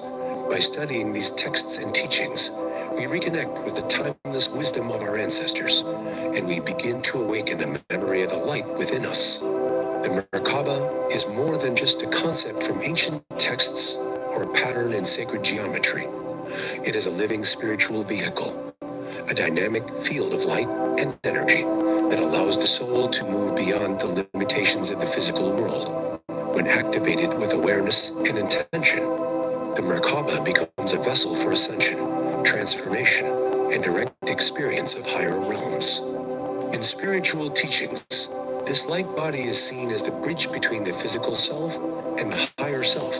The Merkabah surrounds the body in a rotating field of energy, often visualized as two tetrahedrons spinning in opposite directions. This rotation is not random. It is synchronized with the rhythms of the cosmos and the inner harmony of the soul. When in alignment, the Merkabah becomes a powerful vehicle capable of transporting the consciousness into other dimensions of existence. Mystics and spiritual teachers throughout history have described out-of-body experiences, divine visions, and encounters with celestial beings that occurred through the use of the Merkabah. They speak of traveling through realms of light, receiving downloads of knowledge, and returning with a renewed sense of clarity and purpose. This vehicle allows access to what some call the Akashic Records, the field of infinite memory and wisdom that stores every thought, action, and event across time. The Merkabah also serves as a shield of protection. When fully activated, it creates a toroidal field that not only expands one's energy, but also filters out negative frequencies, psychic attacks, and energetic interference. This field becomes a sanctuary for the soul, keeping it connected to source energy while navigating the challenges of the physical realm. One of the most beautiful aspects of the Merkabah is its ability to unify opposites. It harmonizes the divine masculine and feminine within us. It balances thought and emotion, structure and flow, grounding and ascension. It teaches us that true spiritual movement comes from inner harmony, not from escape, but from integration. Using the Merkabah as a spiritual vehicle is not limited to advanced mystics or monks in seclusion. It is available to anyone who is willing to practice presence, cultivate awareness, and align with divine intention. With meditation, breathwork, and visualization, you can begin to feel this vehicle around you. Sense its movement and allow it to guide you towards spiritual growth. When you step into your Merkabah consciously, you step into your full multidimensional self.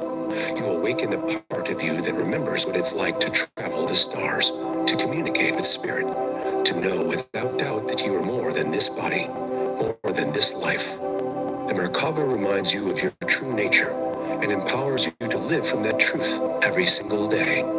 Activating the Merkabah is a deeply personal and sacred journey. It is not something that happens overnight, but rather through consistent practice, intention, and inner alignment. The goal is to awaken the light body within you, to set into motion the spinning geometric fields of energy that surround your being, and to begin navigating life from a higher state of consciousness. One of the most widely known methods to activate the Merkabah is through meditation combined with breathwork and visualization. The process often begins by grounding yourself deeply into the earth, allowing your awareness to connect with the core of the planet. This grounding is essential because it anchors your energy and creates a stable base for the Merkabah to activate safely. Next comes the breath. Conscious rhythmic breathing is used to enter a deep meditative state. Many spiritual teachers recommend a specific breathing pattern, often called pranic breathing or 18 breath Merkabah meditation, where each breath corresponds to a point of focus in the body, and each cycle helps to energize and spin the tetrahedrons that form the Merkabah field. Visualization plays a vital role in this process. You may begin to visualize a tetrahedron pointing upward, spinning around your body, representing masculine energy. At the same time, you visualize a second tetrahedron pointing downward, spinning in the opposite direction, representing feminine energy.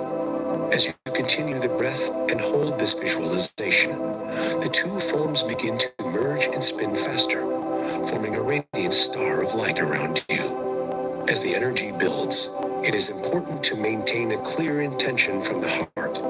The heart is the seat of the soul, and your Merkabah responds most powerfully to the vibrations of love, compassion, and gratitude. Some practitioners include affirmations or mantras that resonate with ascension, protection, and divine guidance.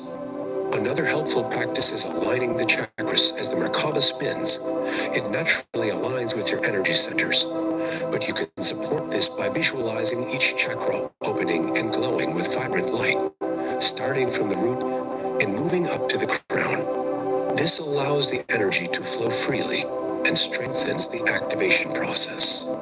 Some traditions include movement or sound as part of their Merkabah activation rituals. For example, sacred tones, binaural beats, or solfeggio frequencies can help stimulate the pineal gland and bring the brain into a meditative frequency. Certain body postures or mudras may also help focus energy in specific ways. The most important part of this practice is consistency. Activating the Merkabah is not a one-time event. It is a lifelong practice of remembering. Each time you connect with it, you strengthen your light body and deepen your connection to the higher self and the divine universe. Over time, you may begin to feel subtle shifts, sensations of spinning or tingling, inner visions, a greater sense of peace, clarity, and expanded awareness. These are signs that your Merkabah is becoming more active, and as it does, it will support you in navigating life with greater wisdom, power, and purpose. The Merkabah becomes not just a vehicle of ascension, but a way of living in harmony with your truest self. When the Merkabah becomes active in your life, everything begins to change from the inside out. You start to see the world not just through your eyes, but through the lens of expanded awareness and higher consciousness. This shift allows you to respond to challenges with calm, to move through emotional storms with grace, and to connect with others from a place of truth and compassion. The Merkabah transforms your inner world first. It clears away stagnant energy and old patterns that no longer serve you. As your energy body becomes more refined, you begin to feel lighter, more balanced, and more alive. Your thoughts become clearer, your heart opens wider, and your sense of purpose deepens. One of the most powerful transformations is the way you begin to access guidance. The Merkabah connects you to your higher self and to the divine intelligence of the universe. This connection can bring insights during meditation, synchronicities in daily life, and a quiet but powerful sense of knowing what steps to take next. You also become more magnetic when your energy field is activated and spinning harmoniously. You naturally attract experiences and people that resonate with your frequency. This means more aligned relationships, more meaningful opportunities, and a greater flow of abundance in all forms. The Merkabah also gives you strength during hard times. It becomes your inner sanctuary, a space where you can return to stillness and recharge. Instead of feeling lost or overwhelmed, you begin to trust the process of life, knowing that everything is unfolding in divine timing.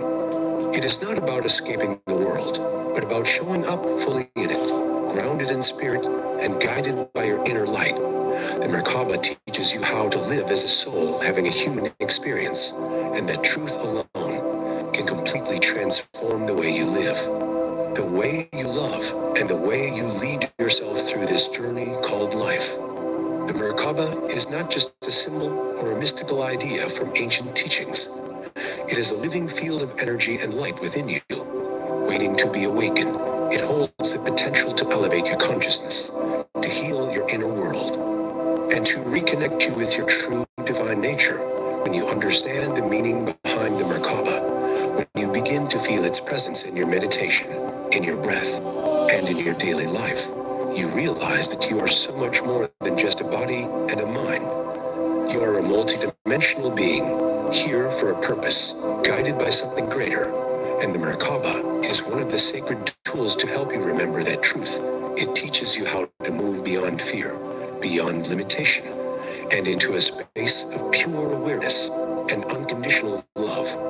It invites you to live in alignment with your soul and to walk this life as the powerful light being that you are. So take this message with you and begin the practice. Start small if you must. Just a few minutes of focused breathing, a few moments of visualization, and an open heart. Allow the energy of the Merkabah to grow with you, and trust that every step you take toward your spiritual awakening is supported by the universe. If this video spoke to you, if you feel the call to explore deeper, then take a moment to like this video, share it with someone who needs to hear it, and subscribe.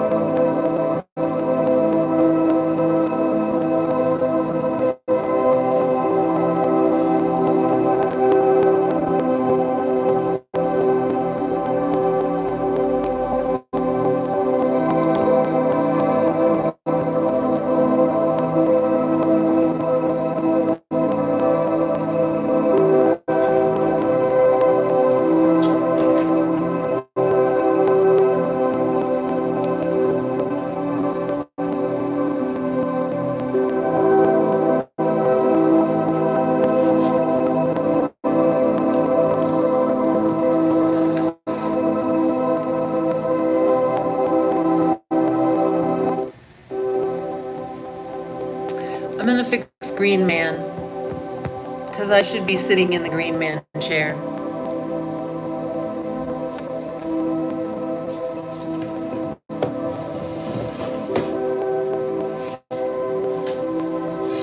And this needs a strap.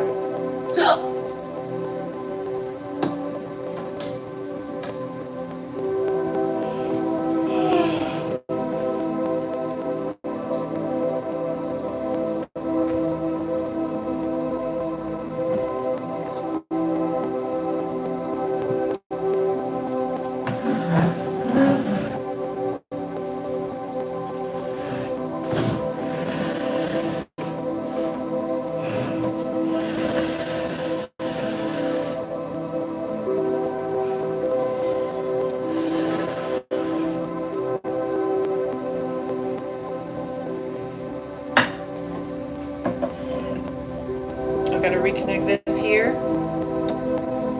and then put the arms back on, because the back is wobbly. I need some screws and a drill.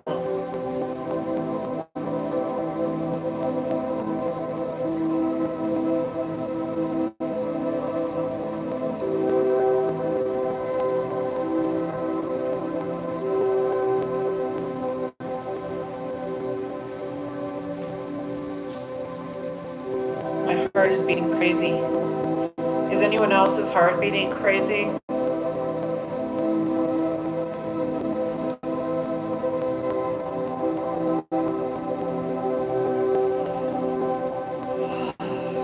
My titty hurts. Okay, let's do it. This piece has to go on first. And previously I glued it, because I wanted it to be invisible repairs, but now I don't care anymore. I know how to cover things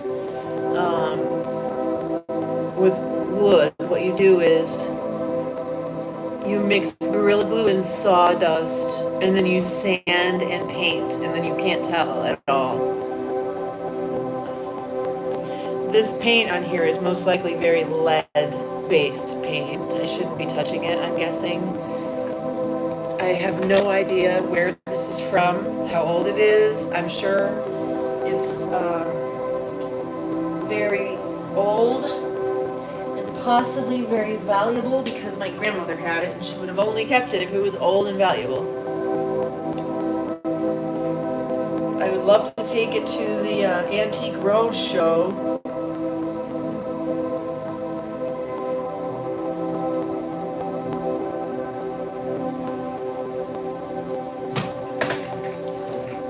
So I'm gonna put this right here, and I'm gonna go get some tools.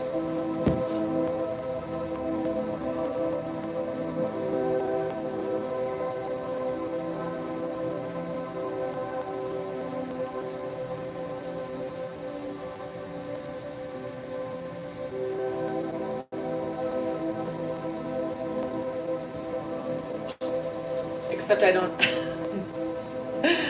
I don't have any idea where my tools are. I don't know where my glue stick gun is either. I'll be right back.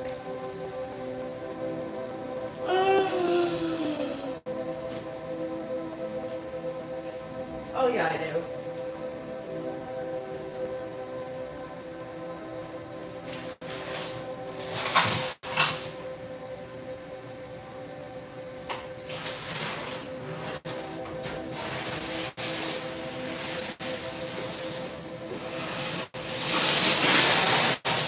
Found it.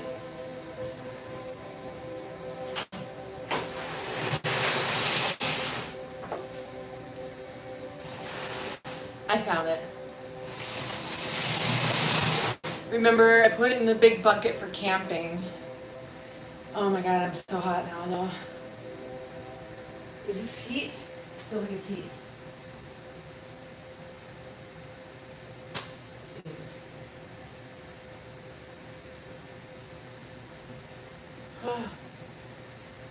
I'm overheating. Hi, kitty. Okay. Alright. What do I do first?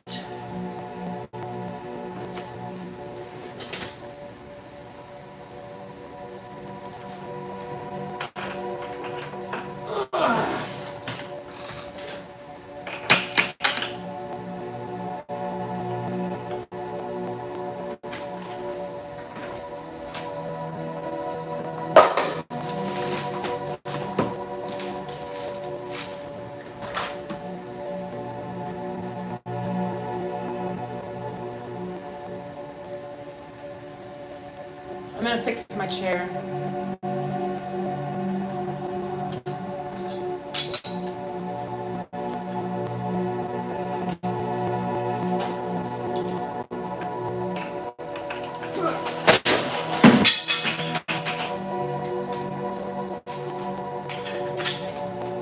Just hang out with me. You don't need to see what else is going on YouTube. I promise you, nothing good. Okay? Just stay right here. Unless it's something good, but it's not. Because I was there and I looked and it's not good. Not good. Save yourselves from YouTube.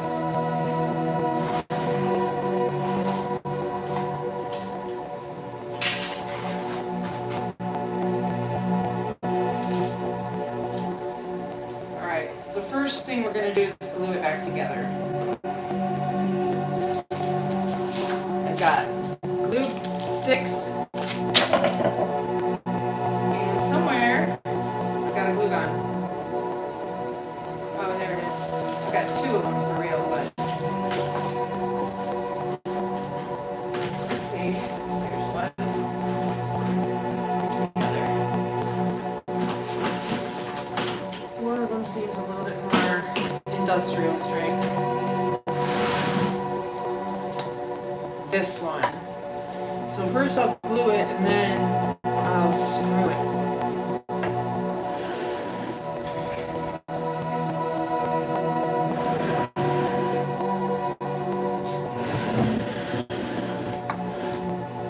Hi, Green Man. Hi.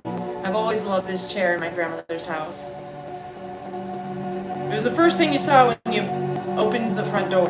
I mean, until she became a massive hoarder. Then you couldn't see it at all.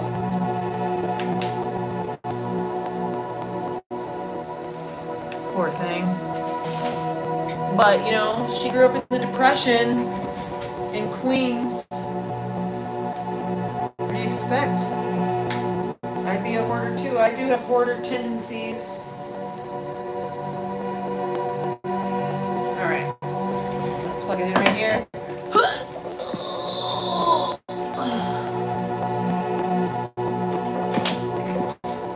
Okay.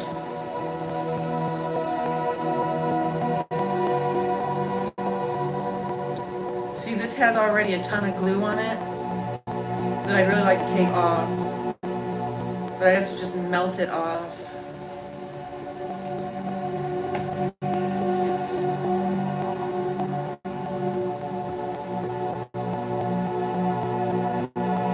That, there is some missing from the foot. The foot is missing a front facade. I'm fixing my chair. Hi, you guys. Welcome. You can get a 99-cent membership if you'd like to come in the chat and say hi to me. It's the only way to get rid of the trolls. Now this has 2 heat settings. We're going to go for the max, which means it's hot. So I'm going to try to melt the glue that's already on the chair and get rid of it, or just use it. Maybe I'll just try to take it off with the knife.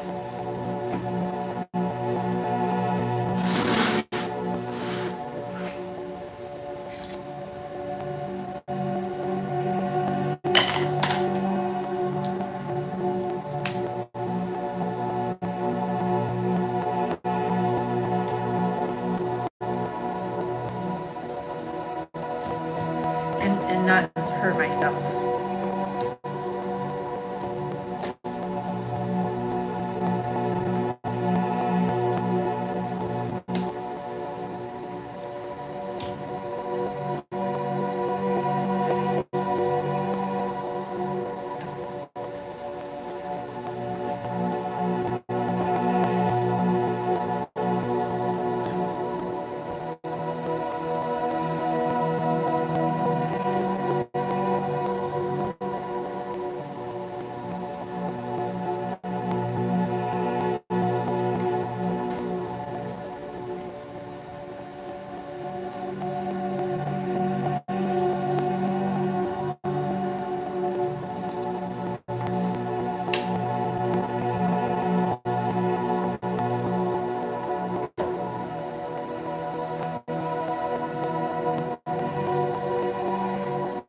I think I have one of those big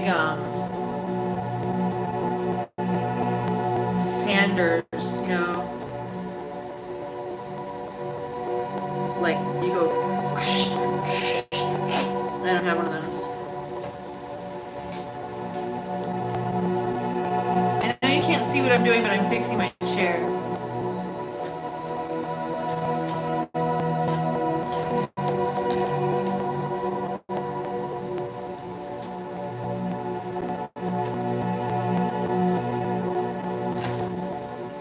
You don't need to keep scrolling on YouTube. They should call it DoomTube. DoomTube. Don't get sucked in, you guys. Do not consume the fruits of the tree.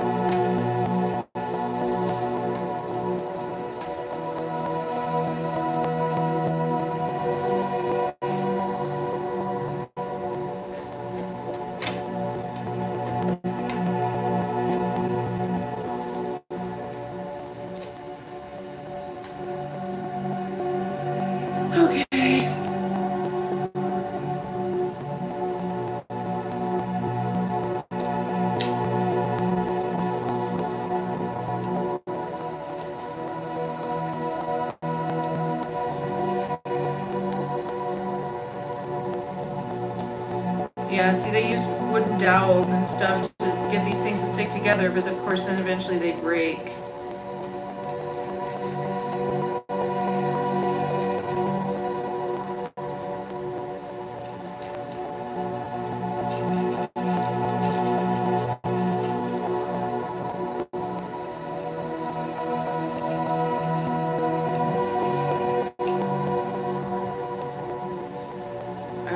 I'm sure this is lead paint. There's no way it isn't. Should I not be touching this? Should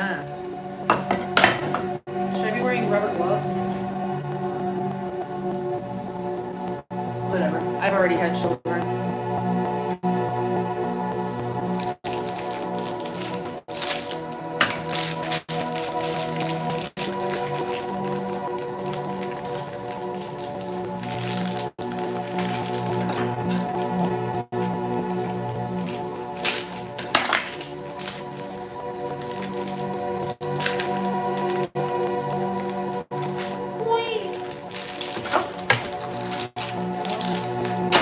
Flew out. Ready? Okay, we're gonna stick this first side on. It goes like this. I'm gonna put some here. Let that melt the glue that's already there. A little bit. Whee!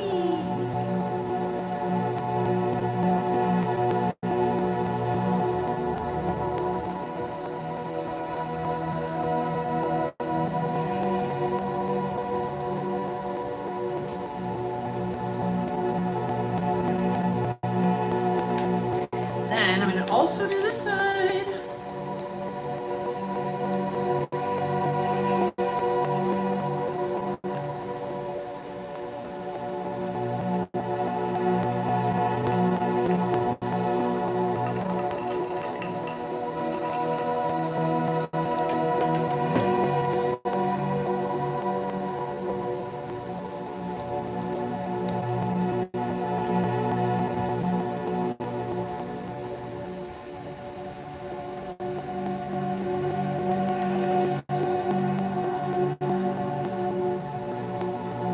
I'm going to shoot some of that glue in the cracks. And this is what I'm saying. I could put Gorilla Glue and sawdust and then sand it and paint it. And that would hide the glue and make it look just brand new, like wood.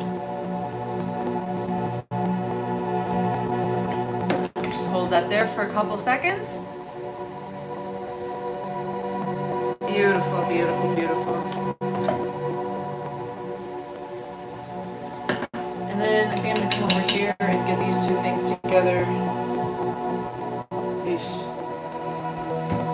Bunch of glue here though. Make sure that I'm pointing this blade away from me. Hi everybody that's watching, it's nice to have you here. I know I don't have a microphone on right now because I'm not really saying much.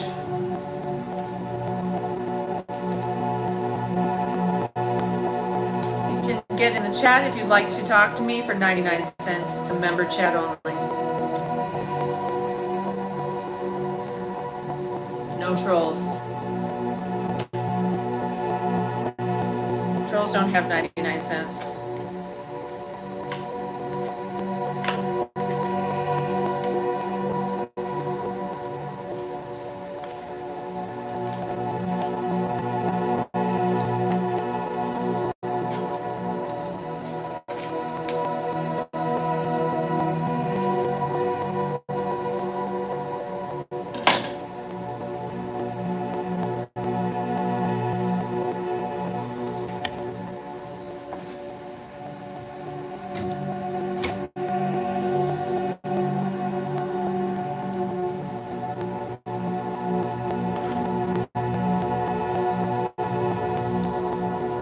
Getting off this old.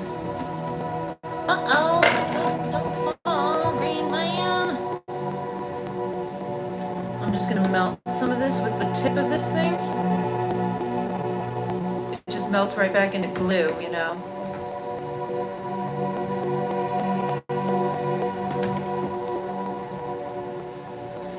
same, what I'm gonna need to do for real, shoot. This one also has glue all over it. No, green man.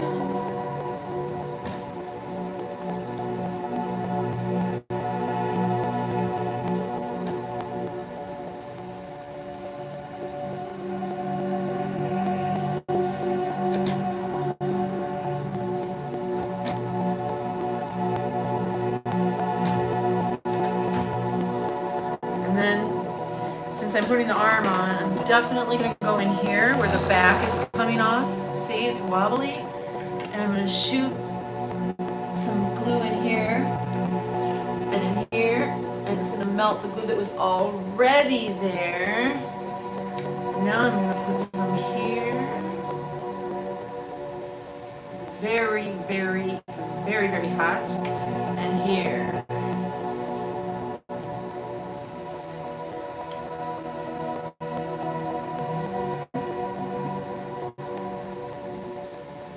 Spread that around. And then spread this around. See how that was originally put together with, no you can't, wooden dowels.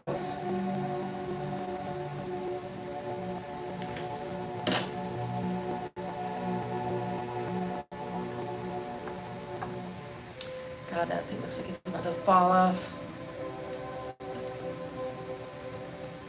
There we go.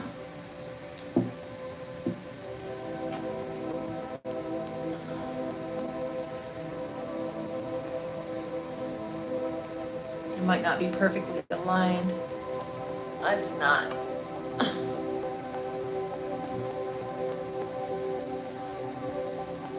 Hold it together for a couple of more years.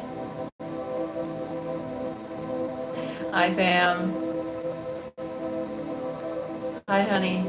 You know what's going on today, don't you?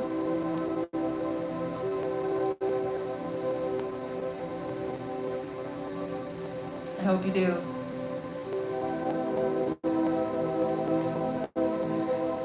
And now I'm going to put this other arm on there.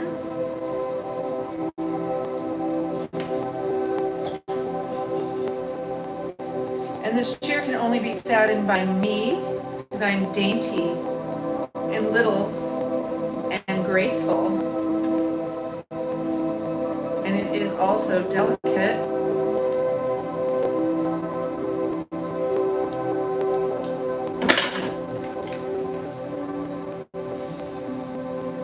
So this goes on like that. I'm trying to melt the glue that's already there. Someday I'm going to have to properly put this together for real. You know, like really refurbish it kind of, you know.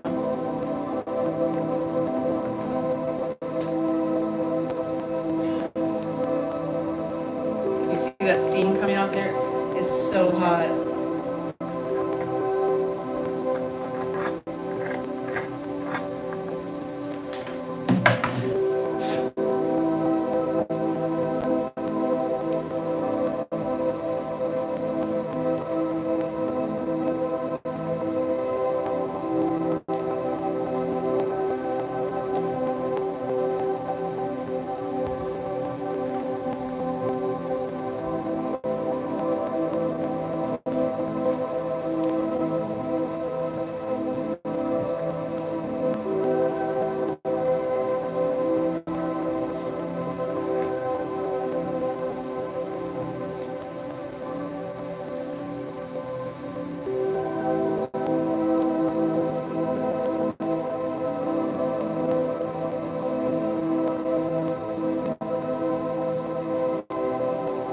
A lot of space there. I'm gonna have to fill that in, and then obviously when I really fix it, I'm gonna have to sand it down.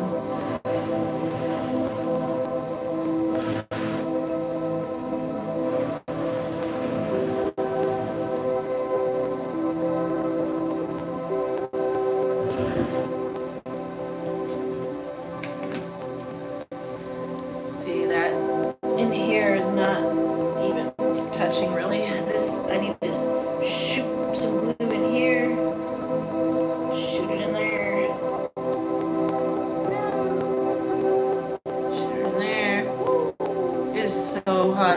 gotta pay to get this on me. That'd be third-degree burns. Oh, shizzy. I said it. I said faux shizzy.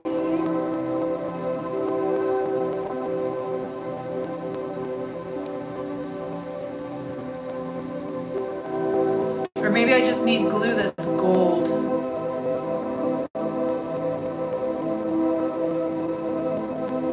Do they have golden glue?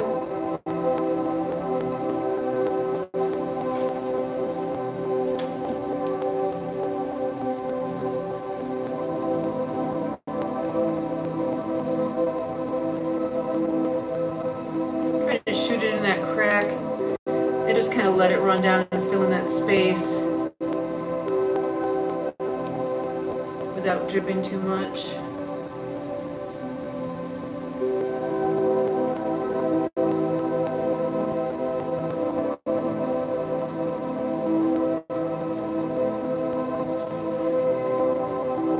And I don't want to take this to a woodworking shop for them to fix because they'll reproduce it and I don't want that. I know they will.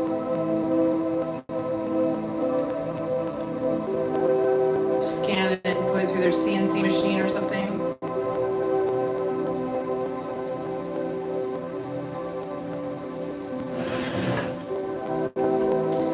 If any of you can find out what this chair is, I would be definitely interested to know. If you have any idea.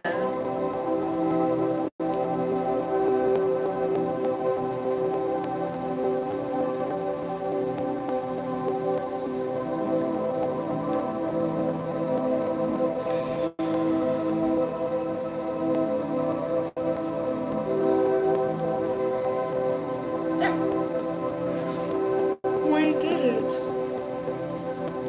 This thing is hot AF. Is there anything else? Oh, I actually do need to fix my secretary desk. She ended up with a couple of toes that got cracked off. You know when you say be careful of the feet, the claw feet, and then like 1 second later the toe snaps off. I'll have to find it. Oh my goodness. I love glue guns. I put my whole, oh yeah, exactly. I used to have a fifth wheel trailer. And I weatherproofed that thing on the inside. It was so cozy in the middle of winter. Glue gun and buffalo plaid flannel covering the windows. I mean, you could open them, but it still was covering the draft. It was so cozy in there. Okay, this is going to have to cool down. Accomplished our mission. I'm very proud of us all.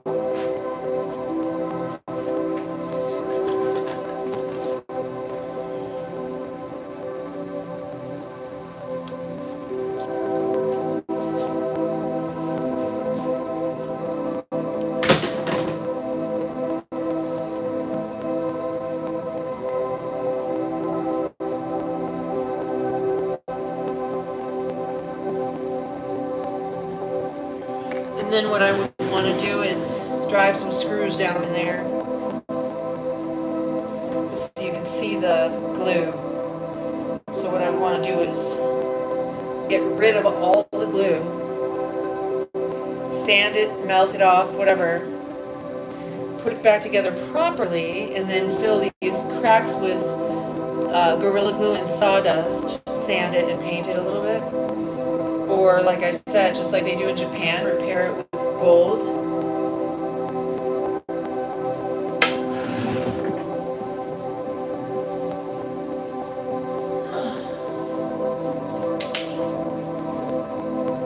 I need to get all this stuff off the floor.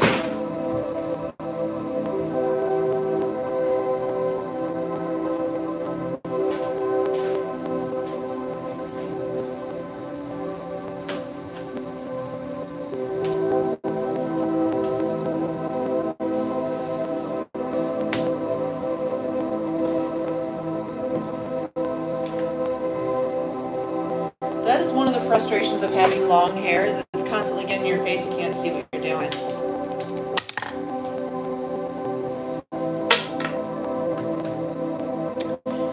This is Green Man. This will be my throne.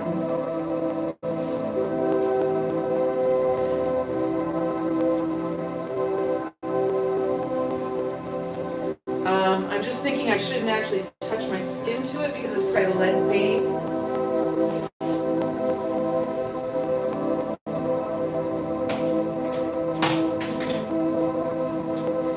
But, you know, I'm from the 1970s. You know how when we used to play with the mercury out of the thermometer? Did you guys do that too? Yeah. I don't know. I think we must have broken the thermometer. My mom was like, wait, look. And she let us hold it in our hands. She didn't know.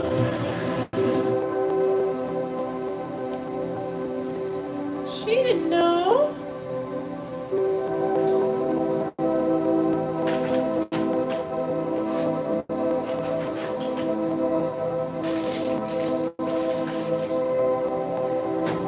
Yes, I've got my extremely organized, extremely organized toolkit right here. And that's not sarcasm. It's real chasm. It's just chasm. Oh my god, sorry though. Alright, I'll be right back. I'm gonna go get something to drink. Don't go anywhere. There's nowhere else on YouTube you guys can go right now. Just don't do it. Ugh.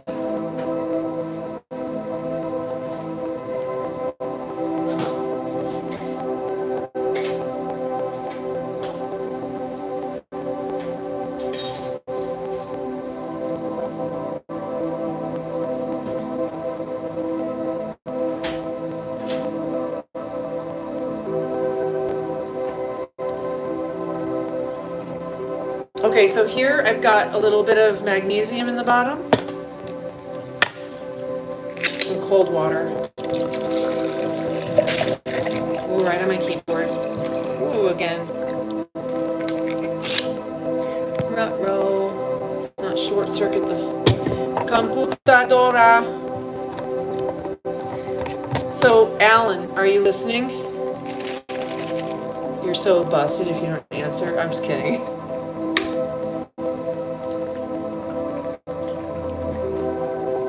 Yes.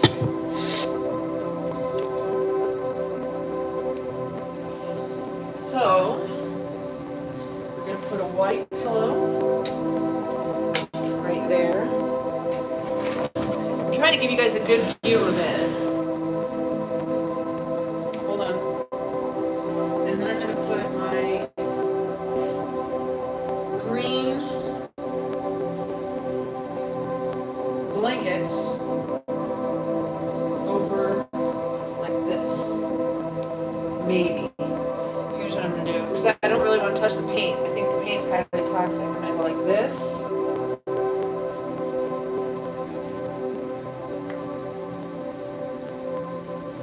And then like this.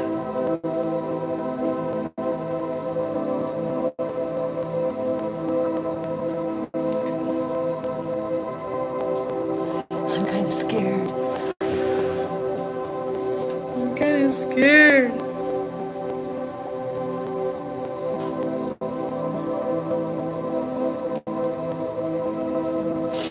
You can't really see it anyway. Let me show it to you without the green screen.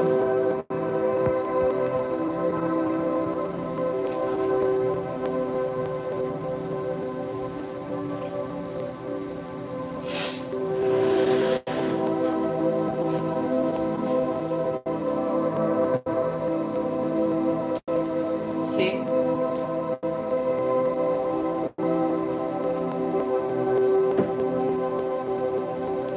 So I never really thought about what it was, but then I looked at it, it's got horns and it looks like flames or something. And then someone saw it in the video, they're like, oh my god, is that a Green Man chair? Is that Green Man? I'm like, what are you talking about? They're like, yeah, Green Man. I'm like, I've never heard of Green Man. And I looked it up and it's Green Man. It's not the devil, and these aren't flames. These are leaves. This is nature.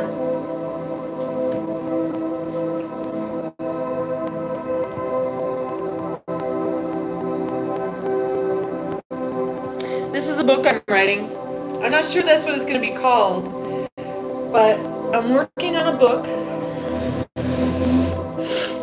that is a, well, I really don't want to say too much about it right now, but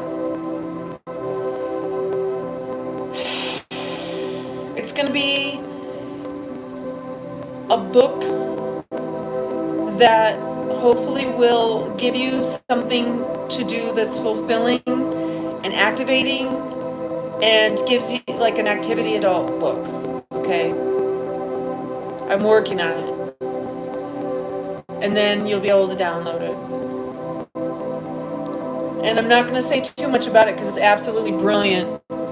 And I just keep getting all these cool ideas of different things to put in it and integrate, and all the stuff I've been teaching you guys all along, all the things I say on a regular basis will be in the book.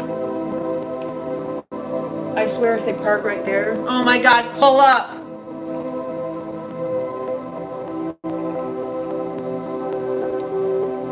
Okay, pull all the way back to the other car. There you go, good girl. That's a good girl. She's smart. Should I go tell her how smart she is?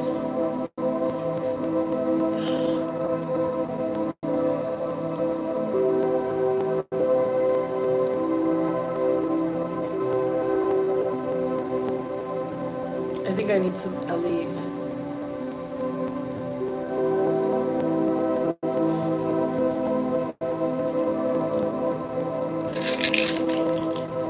Thank you, good girl.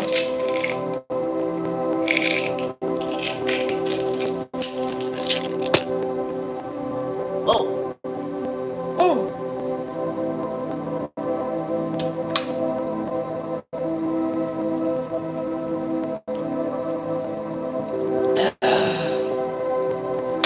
I've gotten to the point where I kind of don't care about the surface of this secretary. I used to have coasters, but I don't know where they are. The only thing that I have that's close enough to a coaster is a titty pad.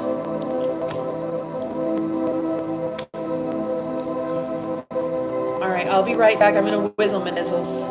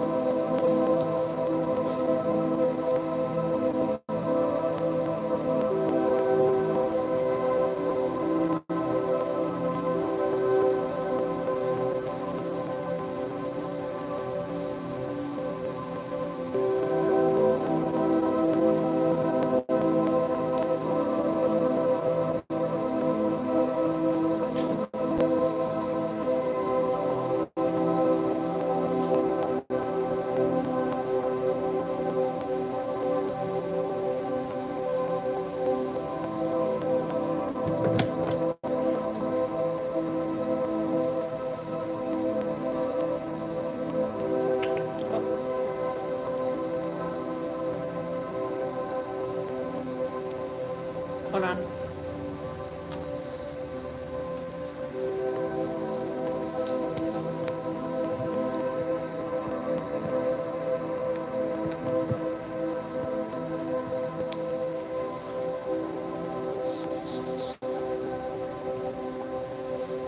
Sam, are you still here? Hi, honey. Oh, you've got musicians. Awesome.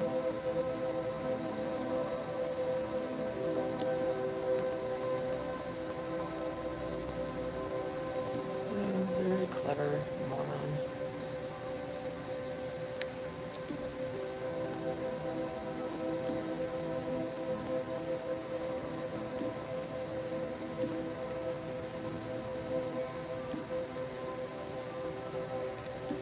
All right.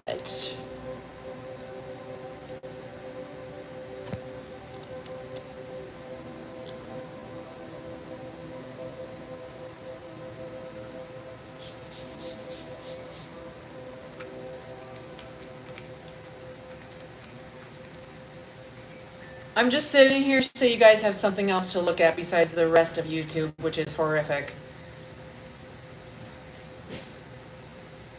Get a 99-cent membership and you can drop in the chat and we can chat. Otherwise, chill where you're at, but avoid the rest of YouTube. This is the time to choose to ascend instead of devolve into everything else that's on YouTube. This is not a cigarette.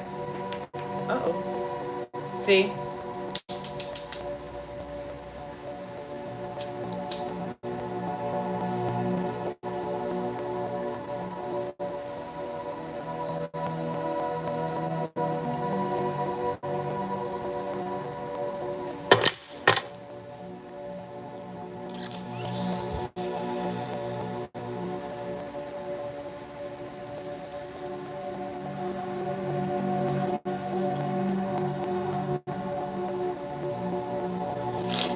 Now what I will do is move you guys over here.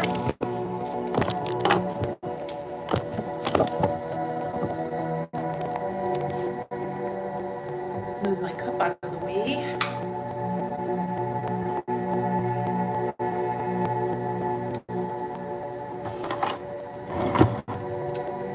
Let's see.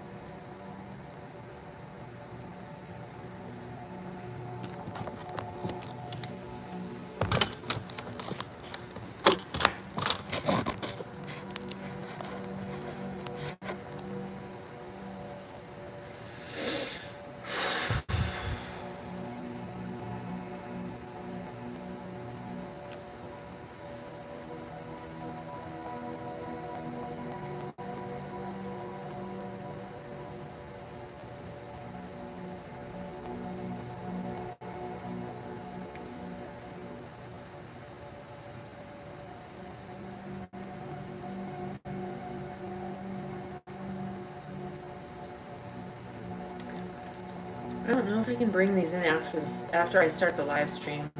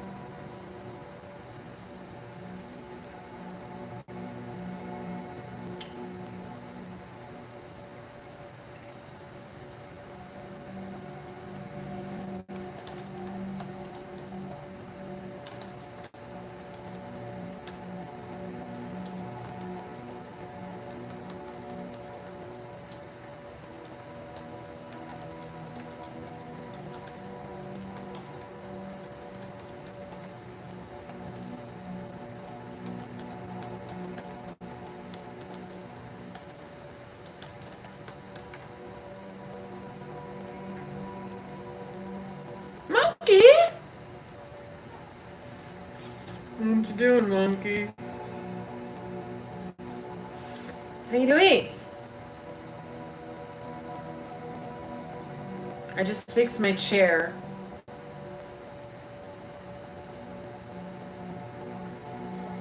Just hang here, you guys. There's nothing else on YouTube. I looked. Unless you are searching for high energy ascension videos, you're not going to find them. You're going to find me. Or you're going to find the riots and the mostly peaceful protests. Just don't go there. Just no. No. Don't. Save yourself. Stay right here. If you'd like to drop in the chat, it's 99 cents for a membership. The reason why I have it on member-only chat is because nobody likes trolls.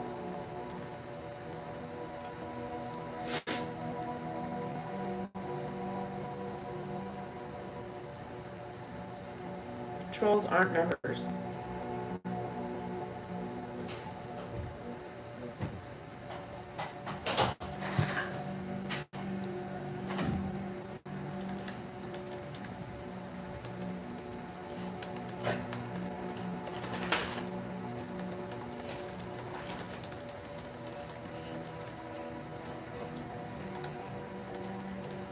Don't you?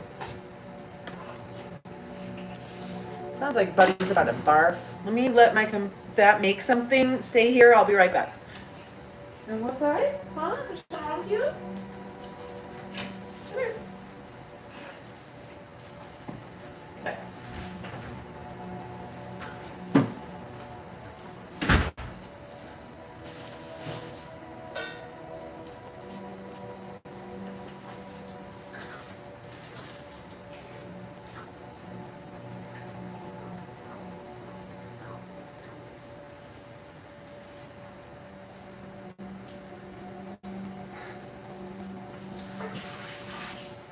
What's up, guys? So we're here at friend's house right now. We're about to go rob a bank.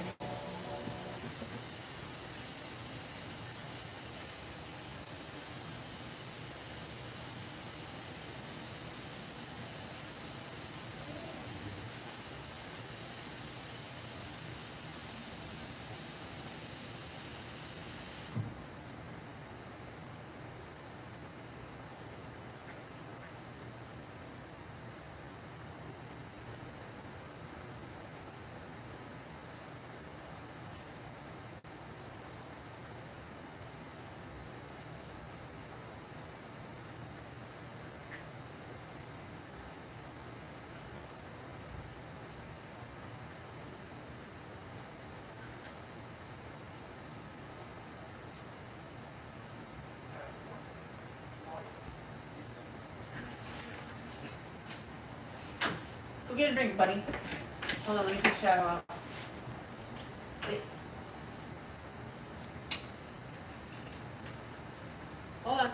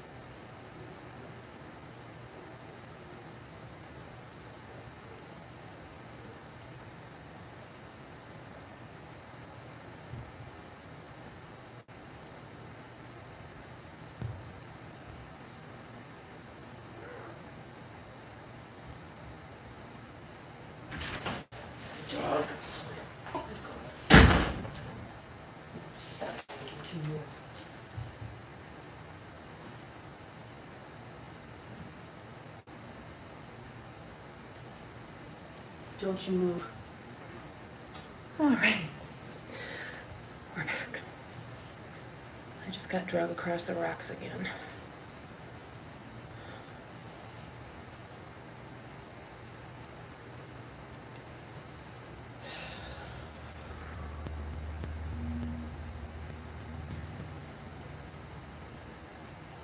Hi, everyone.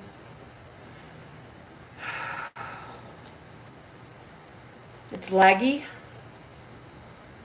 Huh. I don't know why.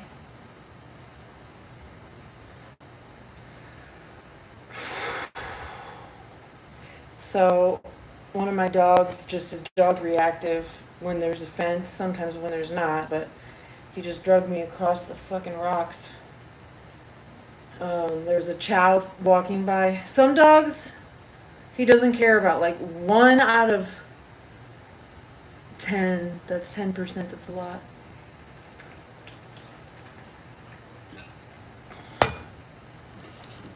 How you guys doing? Do you guys want to look at that?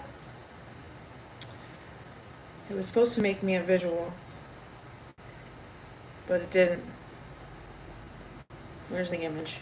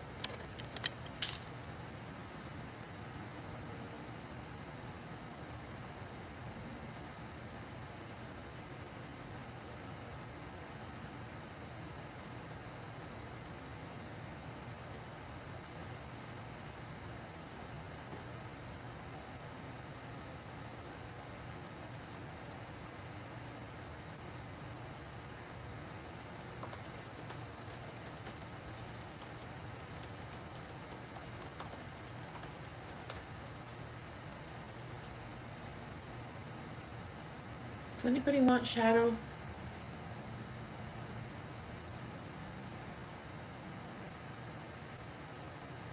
You want to go live with someone else? You didn't like it last time that happened. I had to foster him for like 6 months.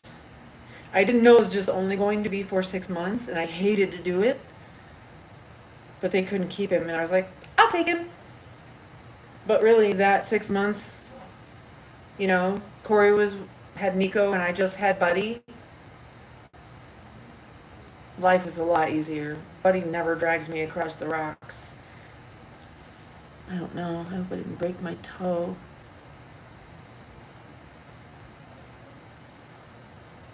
Ouch.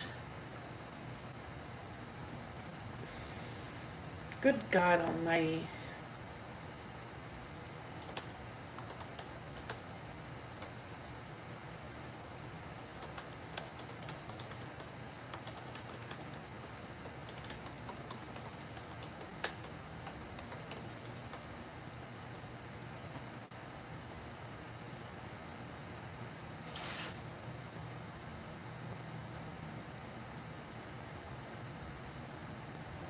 Hi, guys.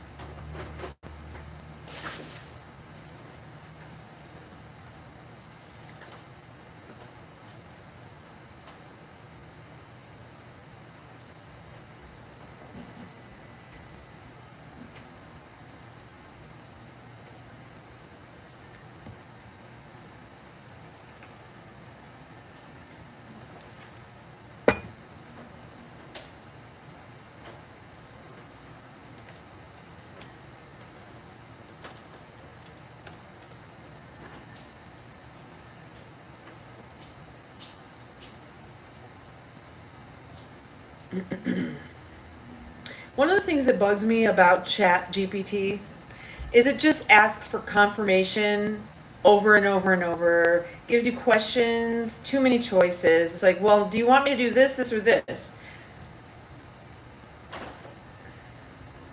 I want you to stop asking me so many questions.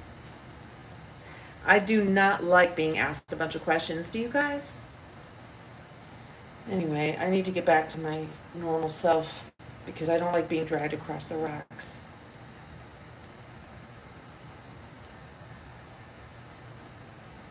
And I know he feels bad, but he doesn't stop doing it.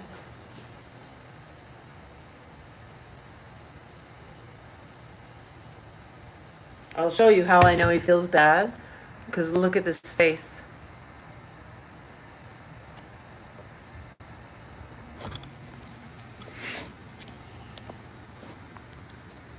Right.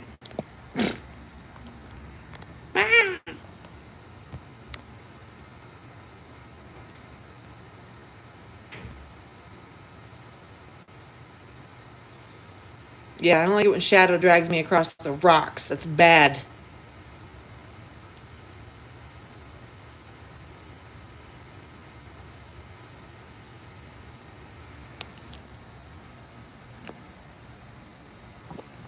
Bed. If you'd like to chat with me, just get a 99-cent membership. That's how we get rid of the trolls, y'all. I'd rather just sit here and have you stare at me than have me, and you have to deal with trolls, because nobody likes that.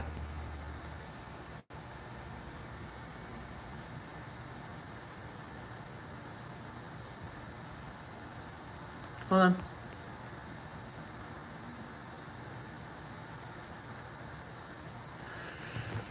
Okay, let me see if it's going to do it this time.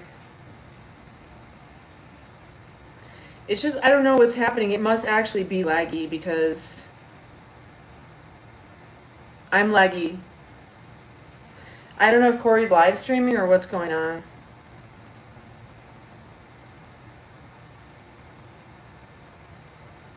But thank you all for being here.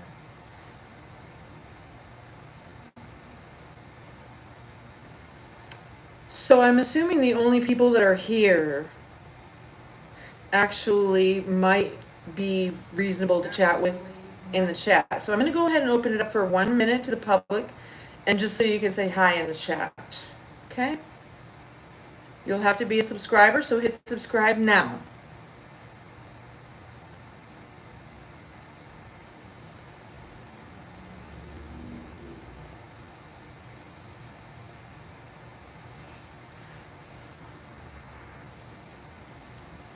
You can go ahead and drop in the chat if you would like to and say hello. And then I'm going to change you probably back to member only. But if you're here, I'm assuming it's because you want to not be everywhere else on YouTube. Let me find some music for us to listen to.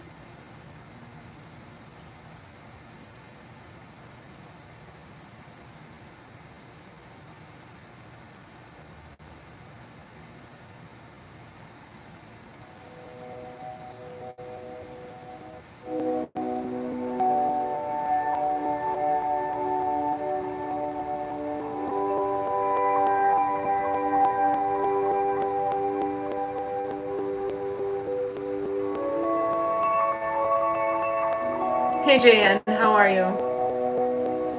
Where are you in the world? I don't like that one.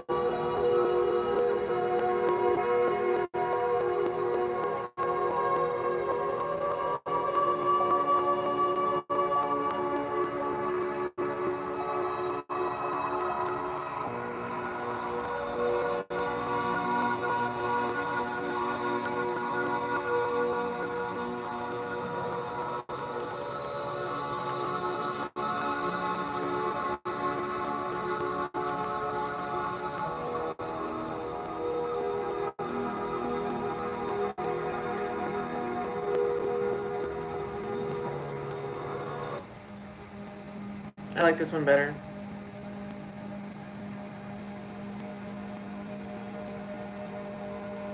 Is it laggy for you?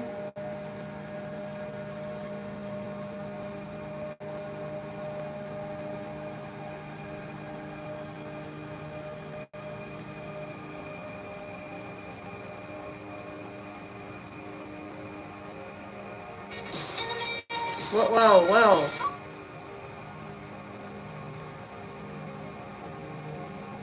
Okay, so here's exactly what I was showing you guys before. Whoa, whoa. This looks like fascia, right?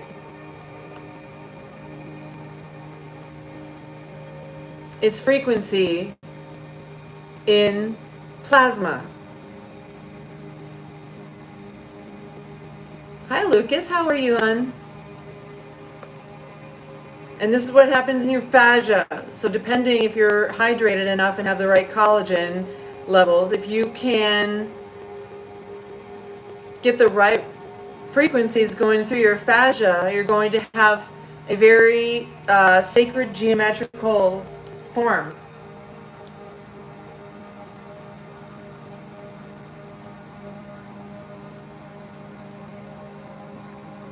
Let's see.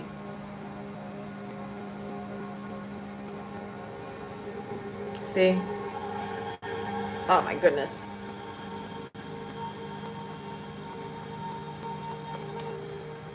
I'm going to share this to my posts, and then if you want to listen to that, which I suggest you do. Uh-oh. I don't know what I just did. Uh-oh. Did I totally get rid of it? Well, that was stupid. Well, that was stupid.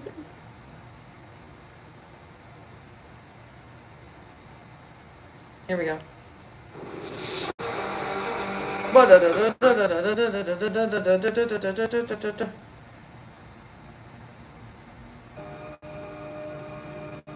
going to share this in my community section.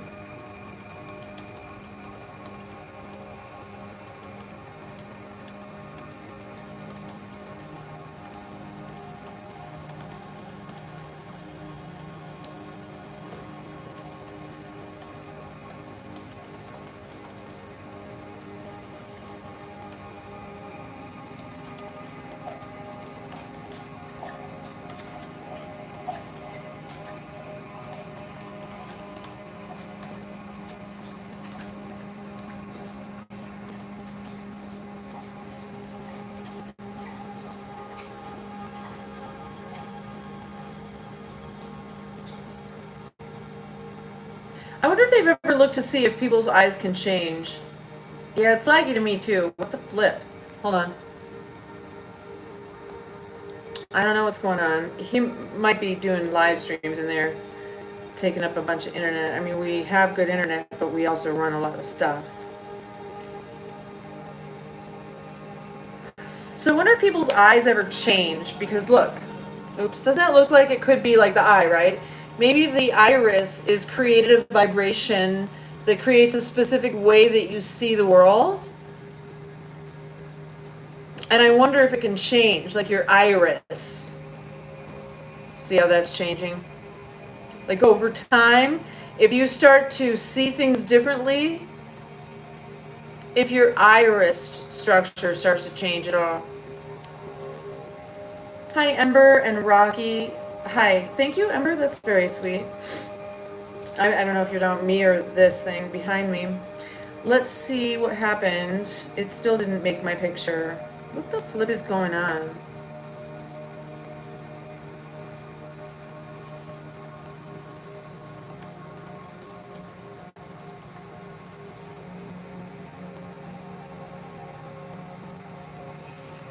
Ugh.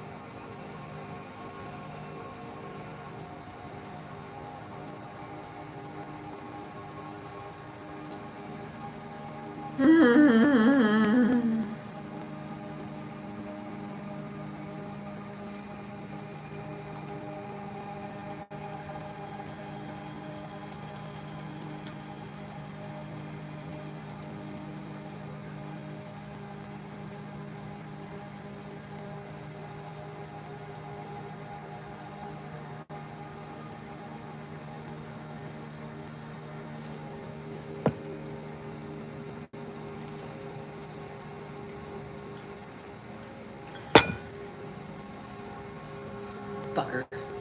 I'm sorry, you guys. I'm not happy about that.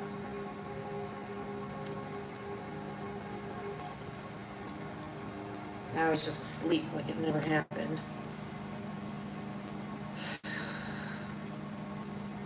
I don't know what to do about that. That cannot persist.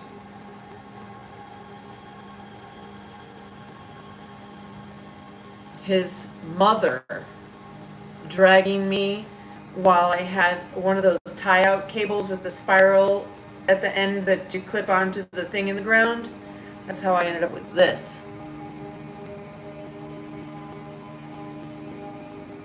The whole thing slid through my hands, and on the end of the spiral, it's a sharp metal thing that sliced my finger right open. I have 3 cats. No.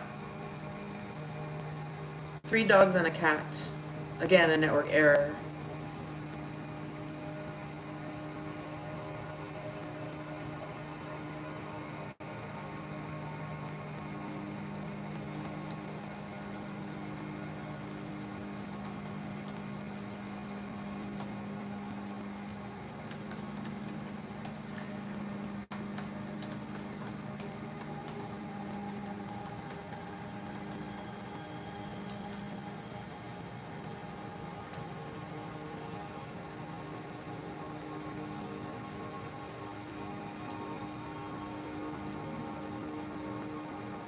I don't know. Maybe it's time to just take him out to the ranch. He just needs to run around on a big property. Why that dog?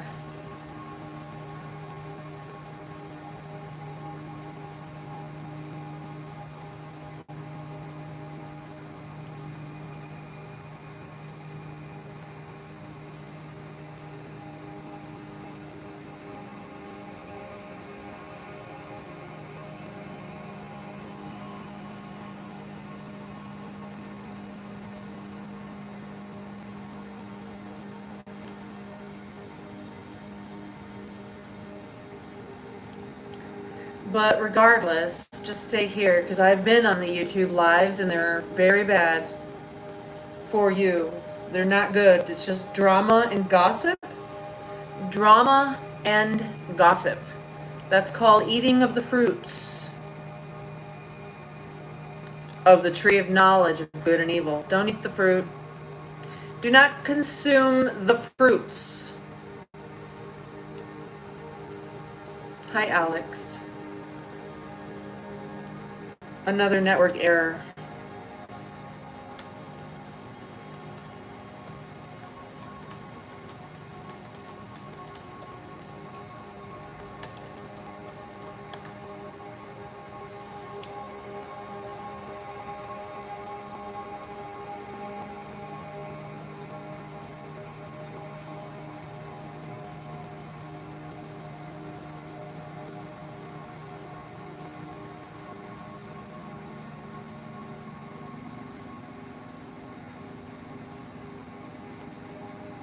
One second, let me find out what's going on.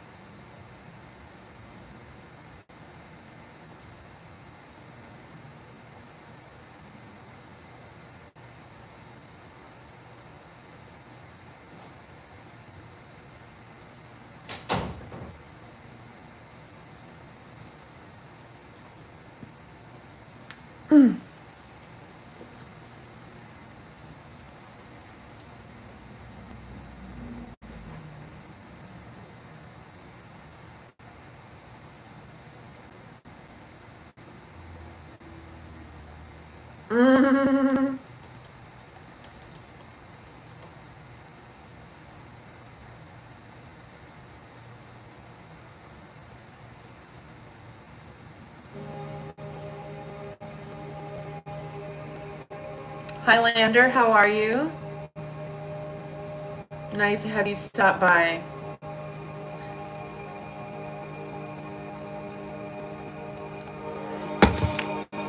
I'm here because I've seen what's on YouTube and it's unacceptable for you guys. All right. How old are you? The only people that come in and say that are people who are like 12 and it's never really their birthday.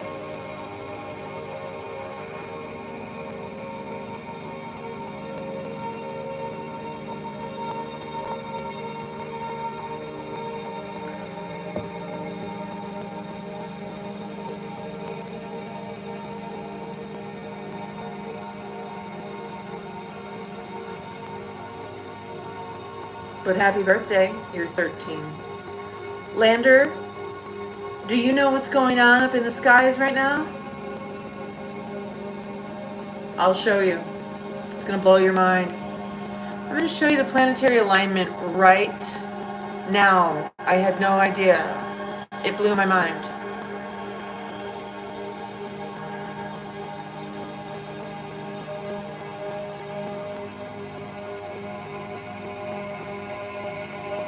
That's today.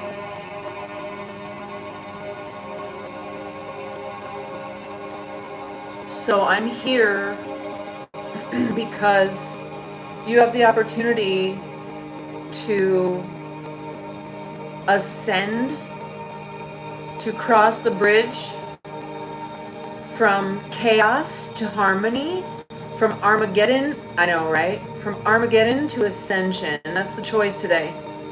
And you have to choose today. And this is happening. We're coming into this weird thing going on. It's going to impact you for the next 15 years.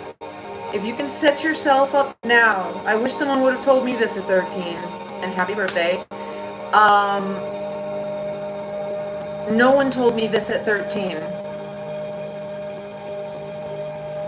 You have got to live from your highest self. The you that you're afraid to express, if you are, the you that you're supposed to be, this is the day to decide to be that, and that's why you're here. Don't go anywhere. The rest of YouTube is garbage.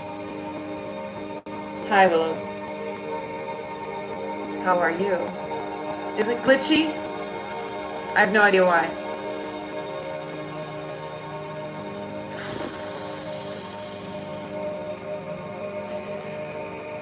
This planetary alignment right now is the Ascension. No one else is going to show it to you like this. I didn't make this up myself. I didn't go into AI and say, oh, make a flat earth map with a Star of David on it. I didn't do that. A little glitchy, I don't know why. But I asked it to show me the planetary alignment very clearly on, this is called a, oh, I don't remember anymore. This is a specific type of map. It's called something besides flat earth map. Something projection. And it came up with this and I was like, what? I'm like, wait. Is this just like a little creative thing you did, or is this actually literally the planetary alignment today? And it's like, oh yeah, this is totally accurate. I made a short about it. Let me show you another one.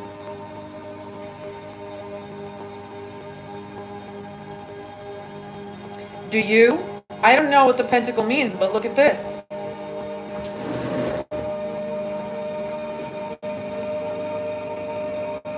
Tell me what you see. What does that mean to you? What it means to me is you're here because you know the rest of YouTube is garbage and it's not good for you, and you want something that's good for you. So I'm here to sit with you in this space because we all want something better. Okay, so the Star of David, Christopher, is actually called the Merkabah. I had no idea the Merkabah related to the Ascension that's here today. Yeah, there's another willow. There's two of you. Hi. So there's Willow Atwell and Willow with a lowercase w. Anyway, so I had no idea this is what we were going to see.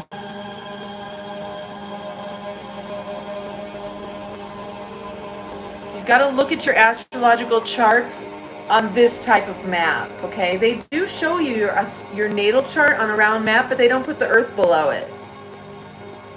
And then when they show you the planetary movements and like the biorhythms, it's on a long rectangular map and it goes like this, right? And it's like, no, I want to see this description of the planetary alignments today. And it kept giving me this and this and that, and I'm like, stop it. And so finally it spat that out. Like, it did not want me to see it.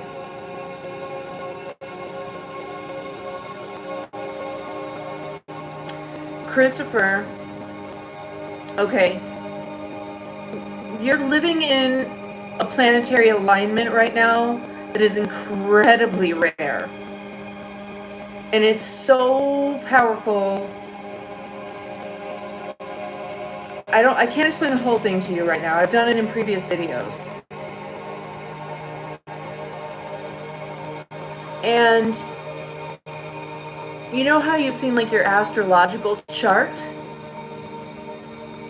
This is today's astronomical chart, where the planets are and the shapes they're making over us, and I'm blown away.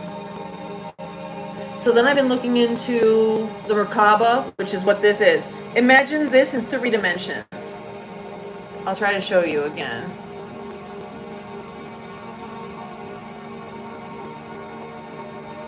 Let me go over here.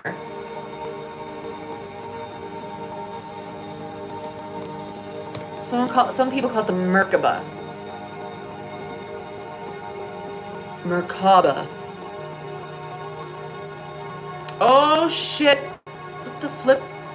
Those must be mine. Yeah, those are mine. I was gonna about to freak out.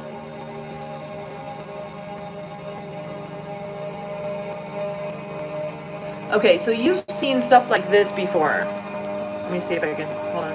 Let me get rid of that. And I'm gonna turn you around so you can see this.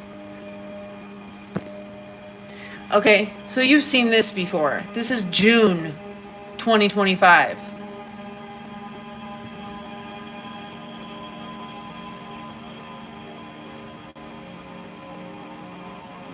But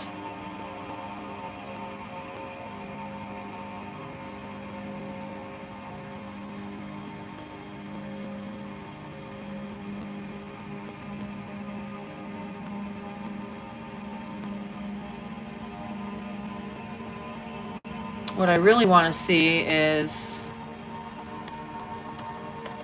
hold on, 1 second.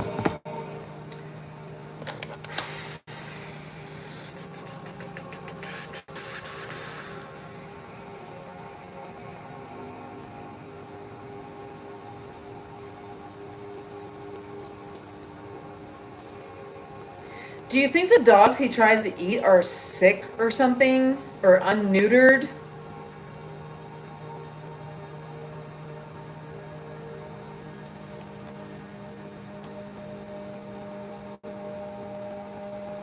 It just won't show me, will it?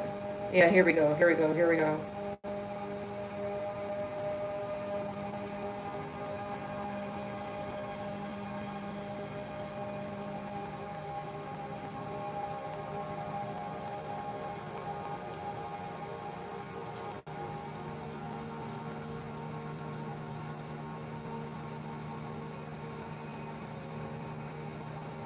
I'm not seeing it in there. Let me find a better one.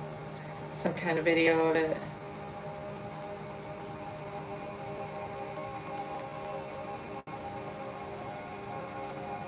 Let's see. Yes, Benito, you do have a mental illness.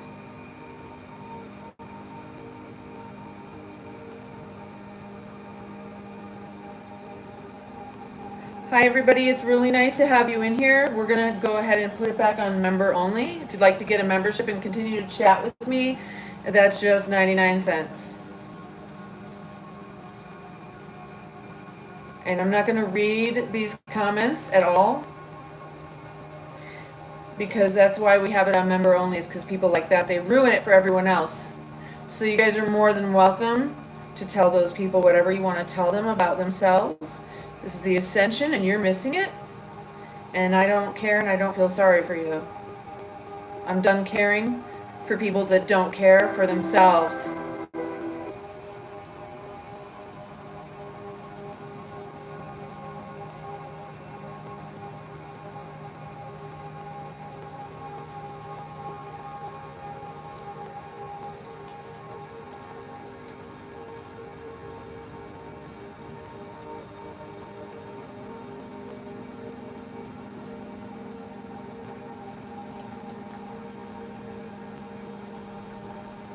So let me show you if I can.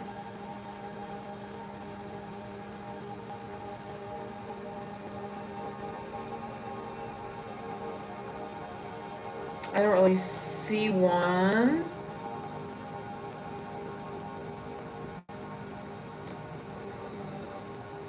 But I will. I'll find one for you. Here we go. Hopefully this will be a good video.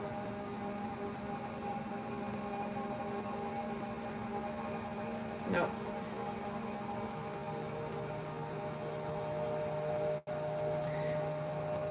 Okay, well, no, that's not a good one. Dang it.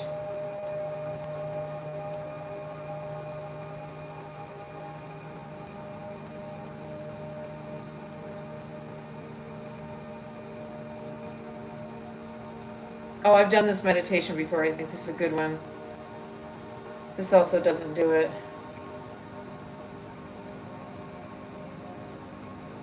Oh well. But basically,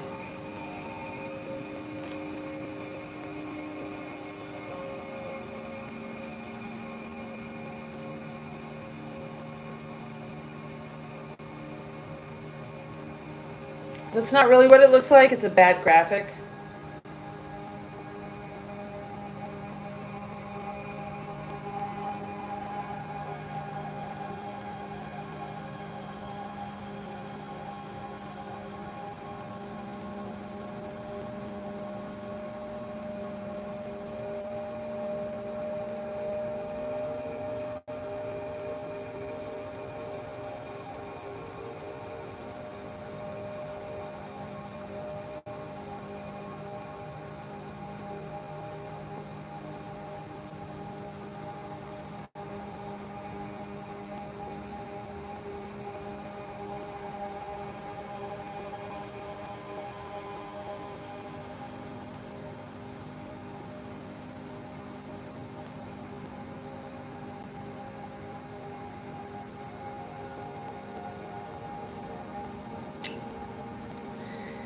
So the reason why I came here is because, oh, look, Tachana's live. That's nice.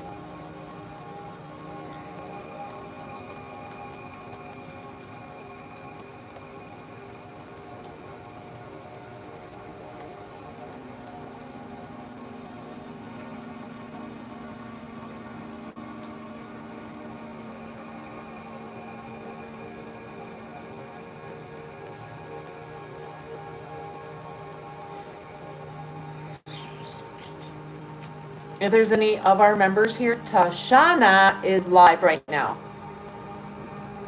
If you want to cruise over there and check it out.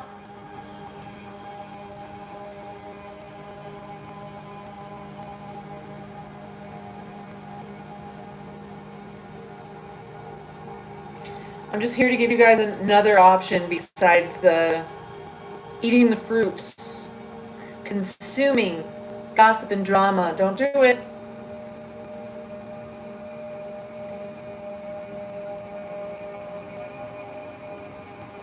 Don't do it.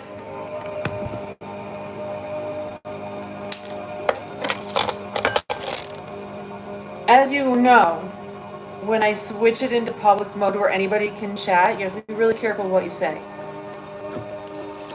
I don't have time to read everybody's comments that, it's just, we don't want to do the negativity. 99 cents to come to the chat, or you can just hang out with me. It's fine. You don't have to even subscribe. That's fine. I'm just glad you're here instead of watching some other junk that's poisoning your mind. I promise you that you want to really, really, really now, right now, today, while the planets are in this particular, it's the chariot of the gods, the seat of the soul. There's so much available to you energetically, and let it come around you and become you. Don't miss this day. Don't miss this day. Don't doom scroll on YouTube. There's so much crazy stuff on YouTube, you guys. There's these little girls, her mom used to be a stripper. She put them on a stripper pole and in little clothes, and they shake it in front of the camera and stuff. They're like probably not even 10 years old. And they will hate her in 10 years from now, 20 years from now, when they realize that their mother exploited them. Their ex-stripper mother exploited them on YouTube. It's awful. That's not good for your brains, y'all. I go around and I see just gossip and drama and, news, journalism covering the mostly peaceful protests.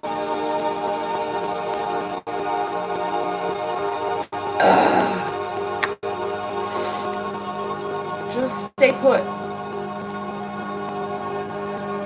Go into my post section, my post link in my community section, whatever it's called for you, and check out some of the other creators that I post. I share them with you so that you have an alternative.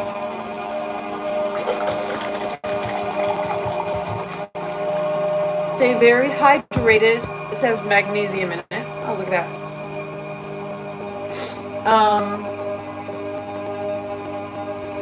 Get your collagen, hydration, collagen, magnesium, basically collagen and electrolytes and water and sunlight and grounding.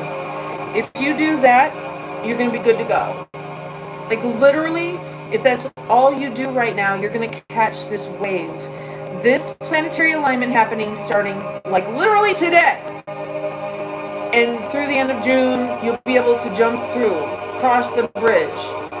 You know how you like, why am I here? I feel like I'm on the wrong planet. This is your time.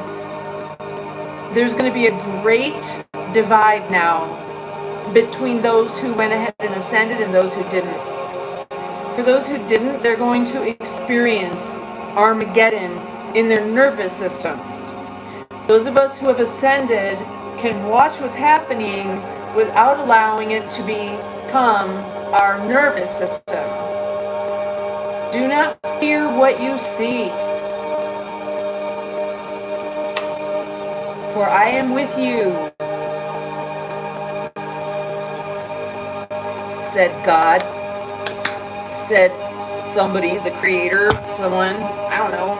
I think it was the divine consciousness is coming through right now. Do not fear what you see. But also, how about just don't scroll? Don't scroll.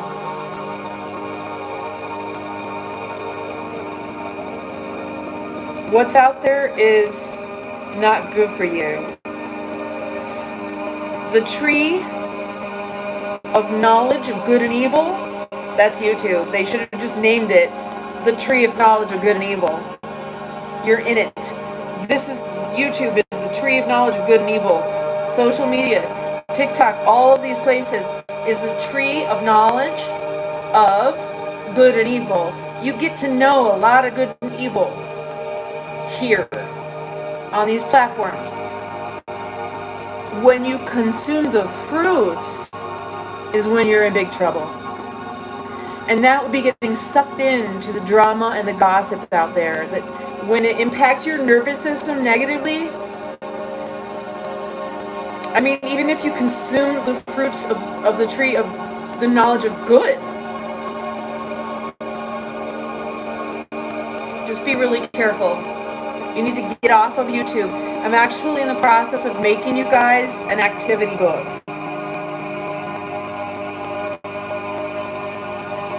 If you haven't been following me, you don't know that I help you build your inner world, because no one's ever taught you how to do that, most likely, and I do. That's what's real. You and your inner world, your consciousness, that's where you connect. Take your little third eye, your little rusty third eye, and turn it around and let it see in. You can't use it to see out, you use it to see in, but that's seeing all.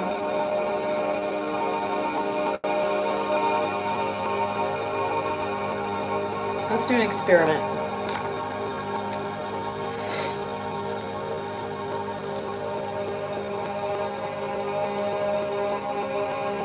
I don't know how many of you are literally here just for a nibble, but I'm gonna get rid of these people too.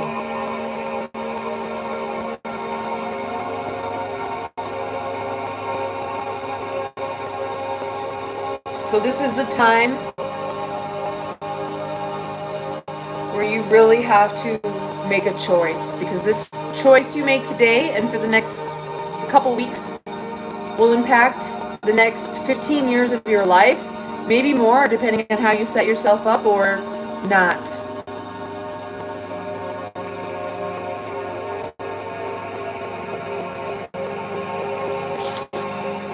I suggest you set yourself up right.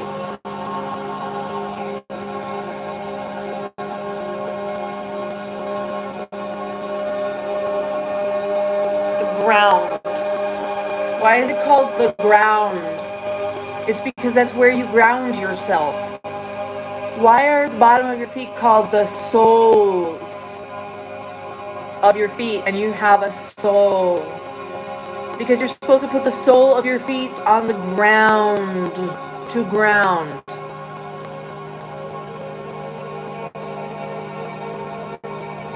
You're a solenoid.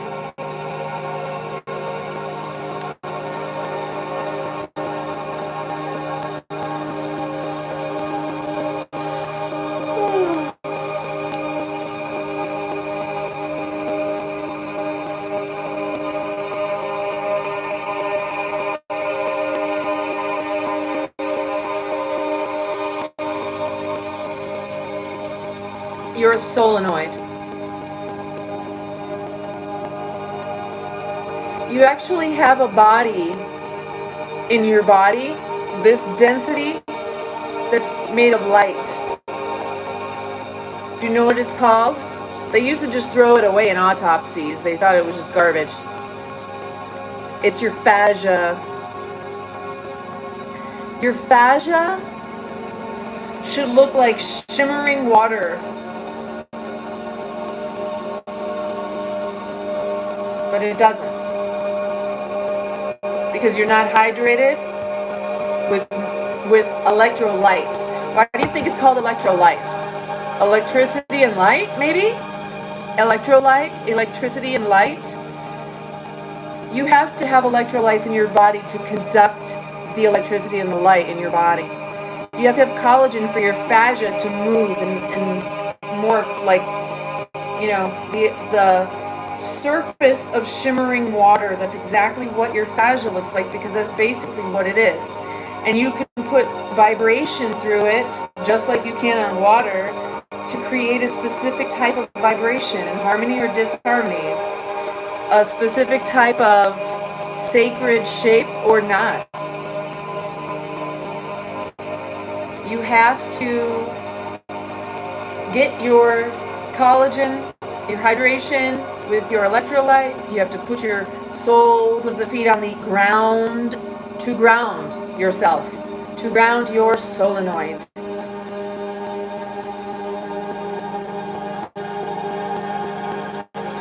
Your fascia takes in universal life force energy. It's science. and it converts it to usable energy. It becomes your fascia, and that's your light body that runs all through your body, your muscles and everything. If you've ever eaten chicken, and all the white stuff running through there is the fascia. It's no longer activated.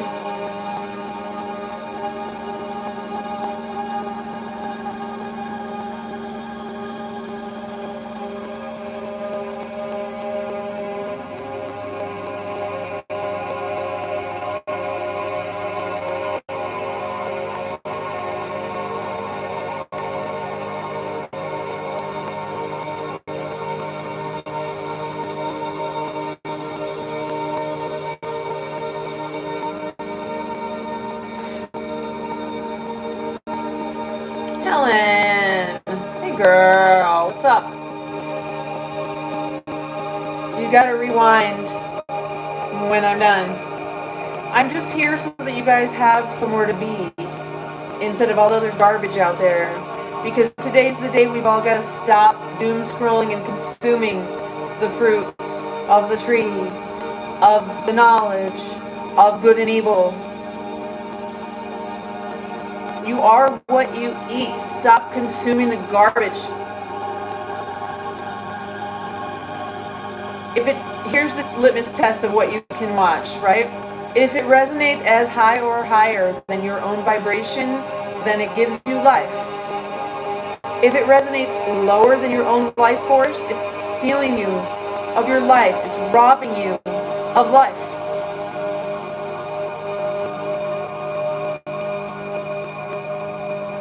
Have you been doom scrolling on YouTube? I hope not. Helen, I'm going to show you the alignment of the planets today.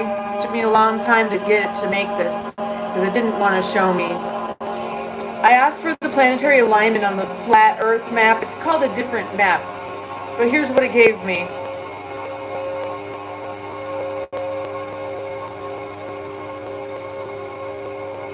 And I went back and I was like, is that accurate? It's like, yeah, this is the position of the planets. And so I started realizing that the Ascension is today.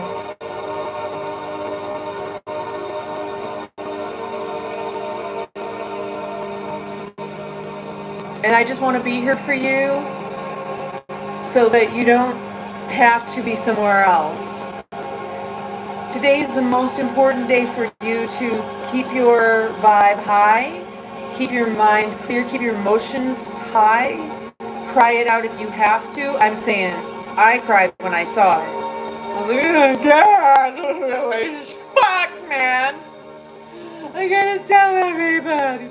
So I'm going around all these live streams and I'm seeing all this lower density. Right now, today is the bridge. Come with me. Come with me to the bridge. Come with me across the bridge, up the stairs. Because people today are ascending or they're staying in Armageddon. They believe it.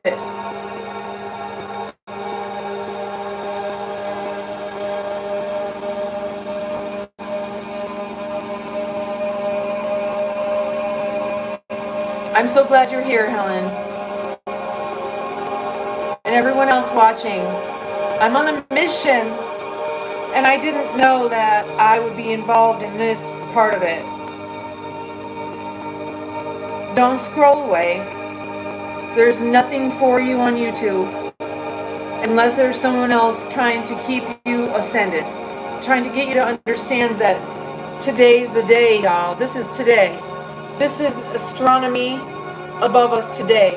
It's the astral chart of the moment. Let me show you another one. Look at this. Even bigger.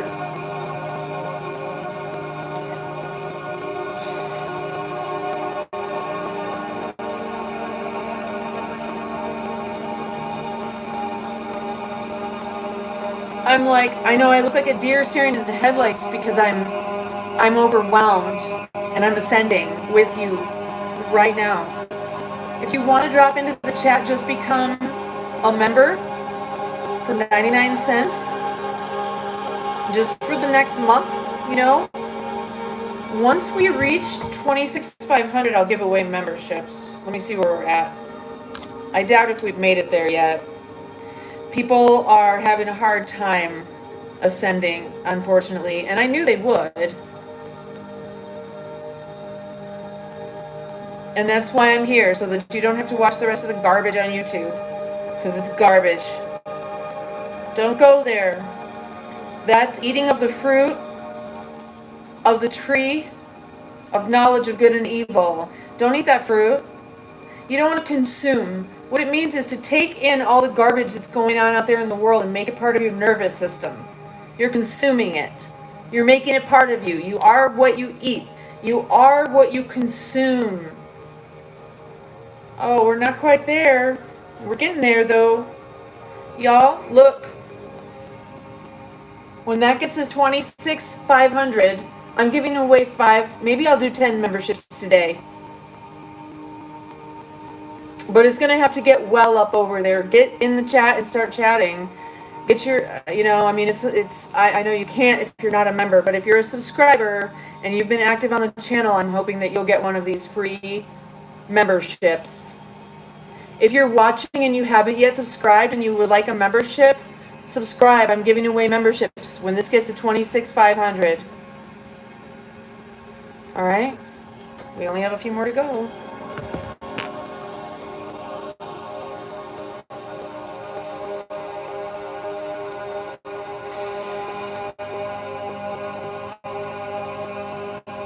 Yes, thank you very much. We just got one new subscriber who wants to be a member.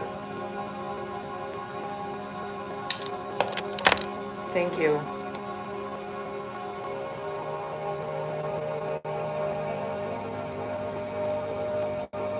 Frank, you're here.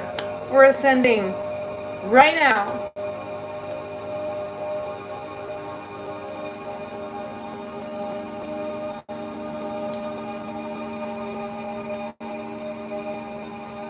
This is where you need to be. It's lonely out there because people are stuck in Armageddon by choice. Why? Why would anyone choose to stay stuck in Armageddon? If you want to know, if you think, I'm not stuck in Armageddon, look at your history of the channels and the videos you've been watching. And show me Ascension or Armageddon. It will show you who you are right now. Your choices every moment today and through the next few weeks and through the end and forevermore make more important now than ever.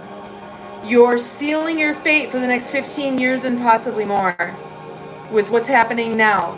Frank, I'm going to show you. I hope you saw my short. The planetary alignment for today. If you look at it on a long map, or you look at it with the planets and the sun and everything, you won't see it. You'll miss it. It's there.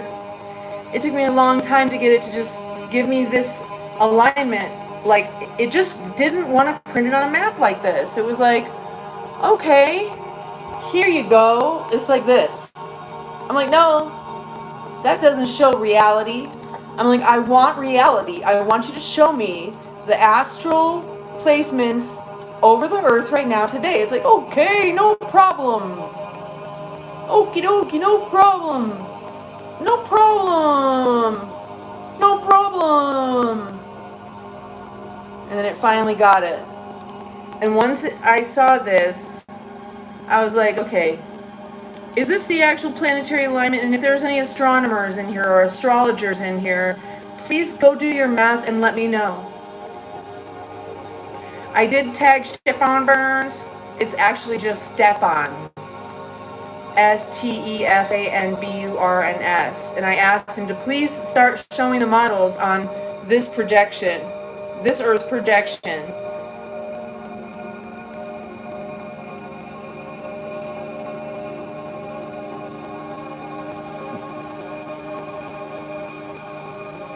That's June 11th, 2025.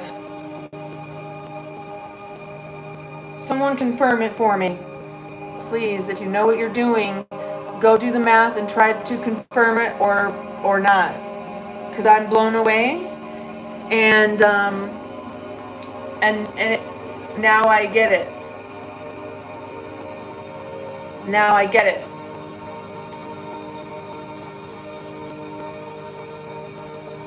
I don't even think most Jews wearing a Star of David get it. I didn't know what it meant.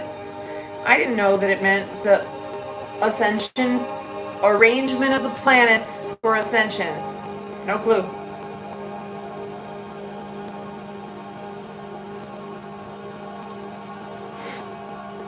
The Merkabah, okay. You know how you can make a vibration? They'll put like sand on a speaker or a drum or whatever, and then they'll put a certain vibration through it and it will make sacred geometry. Today, the sacred geometry is that of the Merkabah. When this is the vibration, which is very not ever, it means that it's your chariot. It's happening right now in you. Make this happen in you. Align your vibration with what's happening out there by grounding, by hydrating, by collagening, by getting the sun. I'm not even doing it. I'm sitting in here not grounded, not getting sun. Because I want you guys to get this. I'm already ascending. When we're done, I'll go out there. I just don't want to leave you to doom scroll. Guys, go watch my other videos. Go go to my community section in the posts. Go to my posts and watch the other creators that I share with you. Don't go on the live streams and start scrolling. It's disgusting.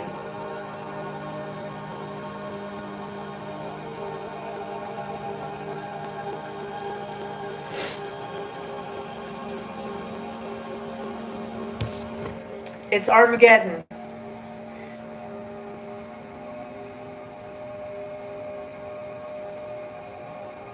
Nice. We're so close. You guys keep subscribing. When we get to 26,500, I'm giving away memberships today. We got to get there today. This is the Ascension. Don't you want your memberships today? I want you to have a membership today. If you're here and you're watching and you're ascending, subscribe so that I can give away 5 free memberships today during the Ascension. It'd be lovely if some of our regular subscribers who are normally in the chat are able to get their memberships.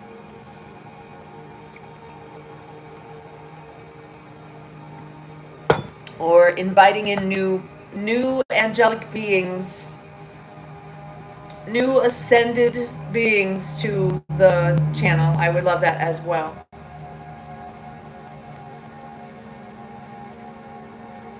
But it's only going to happen with some subscribers, which is fine. I've got a lot of other shorts you guys can be watching and long forms. The live streams, go watch my past live streams. A lot of them I do turn into private member only content just because, you know what?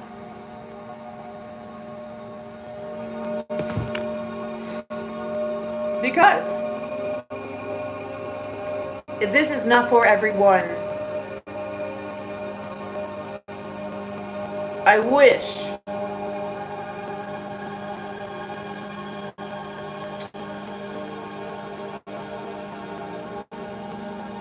but it isn't. I'm gonna Reiki my toe right now because my dog dragged me across the rocks and hurt me. Ready? Hey, you guys, you want to learn distance healing? What you're going to do is just imagine I've got this ball of light in my hands because I do, and I'm just going to put it right around there, and it's healing vibration. I'm just saying that it is so. It is love. It's universal life force healing energy, and you actually have that ability. You actually have that ability. If you were to look at through some kind of different, like an infrared or some kind of different spectrometer, you'd see it. You'd see this. You don't see it because you don't see it. You don't see it. I see it. Other people see it. Some of you see it. Ooh.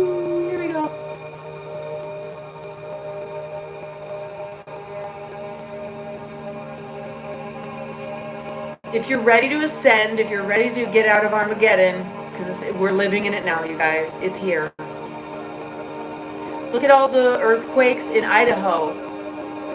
Last week, a huge part of Yellowstone blew like big boulder chunks like this at people. They all went running. It destroyed the walkways. It's here. There's volcanoes erupting everywhere. There's earthquakes everywhere. And it's not over. It's not over. It's just starting. And you can either fear what you see because you're living in Armageddon and you're not ascended, or you stay here and ascend with me, or others like me who know what's happening today and through the rest of the month and through the end of the year. You really have got to place your order right now.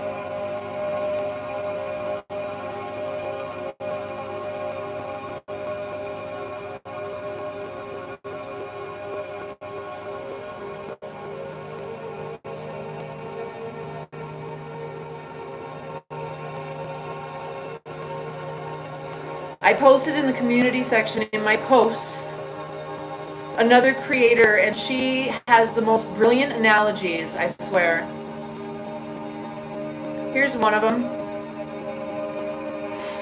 You know how they say running the same programs, and you're like, oh, I'm trying to rewire my brain. Let's do this instead. I learned this from her. Amazing. Gosh, I need to remember her name. She's in my post section. She's just a cutie pie. Like Goddess of Fun, maybe, I think is her name. Something like that. She's got long dark hair. I don't know how old she is. Ascended beings, you can't really tell how old they are. I think she's 30s or 40s. She's got little kids. So, what if you had a bunch of pictures on your wall of snapshots of your past, like a lot of people do? And look at what they are. What are they? What are the memories that you're constantly running through your brains? Which memories from your past that you regret, that you wish you could forget, keep running through your brains? Those are the pictures hanging on your walls. Right? So every time you look around your interior, there they are, the memories, the reminders of that one stupid freaking second, that one day, that one bad choice that led you down the wrong path for a couple of years or whatever. Maybe it was yesterday, maybe it was 25 years ago, but there it is on your wall, and you get to keep looking at it, looking at it, looking at it, like all the worst pictures of you. Okay? Hey, guess what? You can redecorate. Take all those stupid, horrible pictures of you down and find the best ones. Go back through your memory logs. Go back through your photo albums, your selfies in your past, in your brains, and really find the best pictures to hang on your walls for yourself to look at, okay? So for me, what's one of the crappy pictures, one of the awful memories that I have playing in my mind? A lot of them have to do with my kids. So one day we went to my girlfriend's house, and she's like got this big property, and the house is way far away from the gate. She doesn't hear us pull up. She's not answering the phone, but my smaller child could fit through the gate and run through and run through the gate and knock on the door. So he runs through the gate. I'm on the other side of the gate. He runs through the gate. I don't even know if he made it to the door. Eventually, I guess someone comes out, and they open the door, and this big bull mastiff comes out, and it goes right after my son. He scoops up his little dog, and the dog may have been going after my son's dog, because his little chihuahua followed him in. And my son scoops up his dog and turns, and the bull mastiff bites him on the arm. Deep puncture wound from the fangs on both sides, here and here. Now, I didn't know it, but he comes running back towards me, screaming and crying, of course, holding his dog. Someone comes out, they're grabbing the mat. It's chaos all of a sudden. So I've got this picture hanging on my wall of this event in our day, in our life. I would like to take that picture off of my wall and burn it. But what will I replace it with?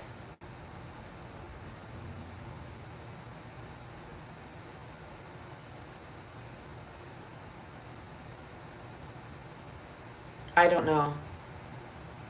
But I'd like to replace that picture with something else. Even something else from that moment, even something else from that day, even something else like, okay, here's one. What I learned from it. Well, I'm going to put a picture up in its place.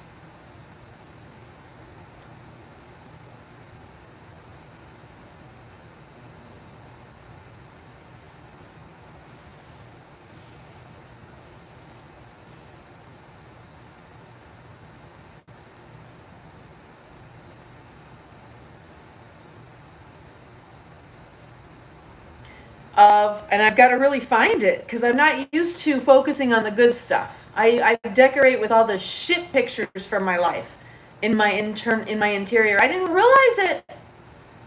I didn't even realize it. So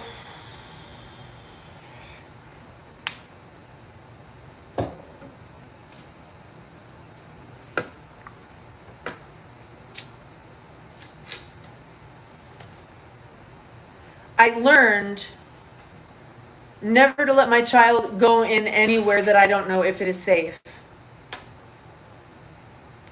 And I'm trying to think of instances where I didn't let him go in because I didn't know if it was safe. Like, hold on, let me go first. And I really can't think of any because I haven't made a big deal or celebrated those moments. Where it's like, wow, look what I learned in order to protect my children.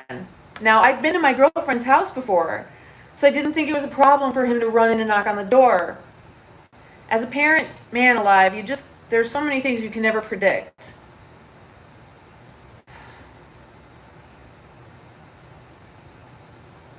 You know? Yeah.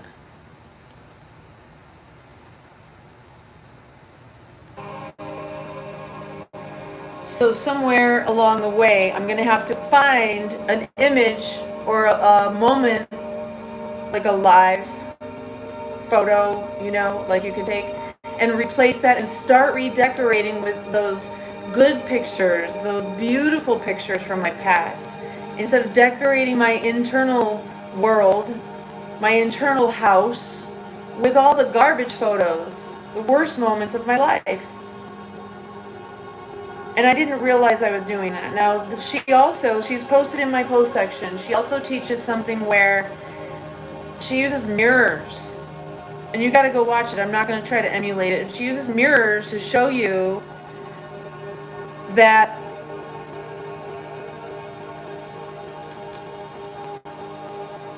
you just have to go see it.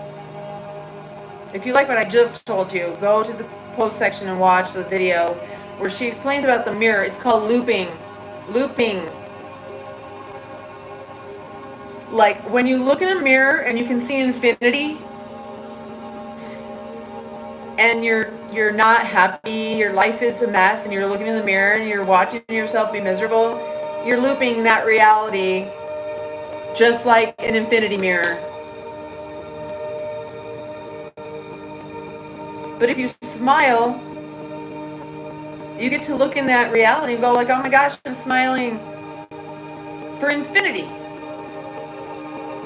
So I'm going to have to watch it again too, because it was just like, wow, she's really hit the nail on the head. I'm like, girl, you're about to go viral. And she's like, oh my God, help me, like, jump aboard, go, let's go. And I'm like, I already shared you on my channel. Definitely love your content. You're going to be huge. Go to my post section and find the goddess of fun. I think it's what it is.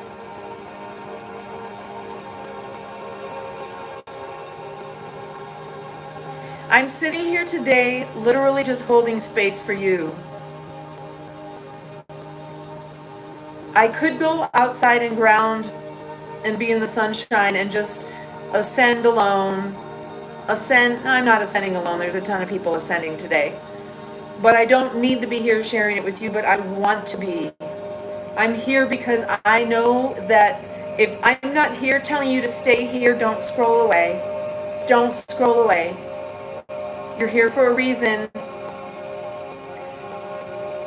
The ascension is literally today. Today, today, today, today, today. Look at, this is the planetary alignment. You've seen natal charts before. Well, this is the planetary chart for today.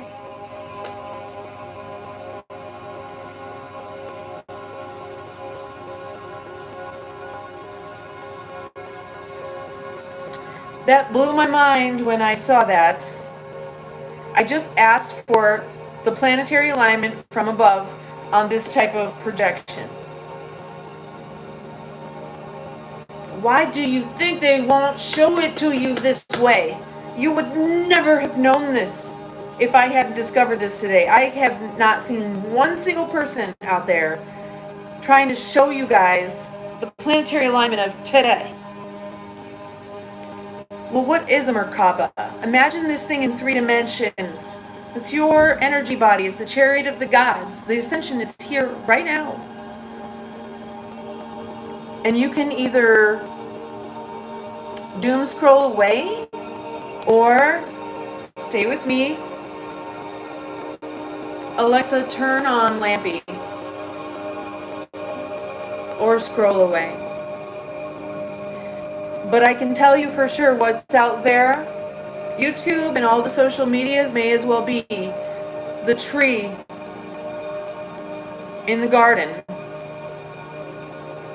of the knowledge of good and evil. That's what social media is. That's what the internet is. The internet, especially these social media channels, are the tree of knowledge of good and evil. And the tree itself wasn't bad. It's consuming the fruits. It's integrating that stuff into your nervous system.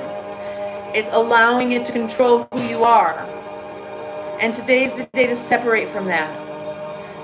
You either keep doom scrolling and remain in Armageddon, or stay here with me, or find other creators like me who are holding the space for you today.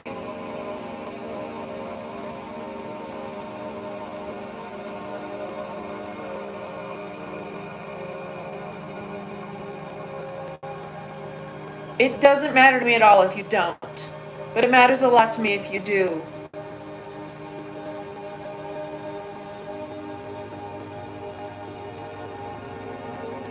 I want you all to go with me.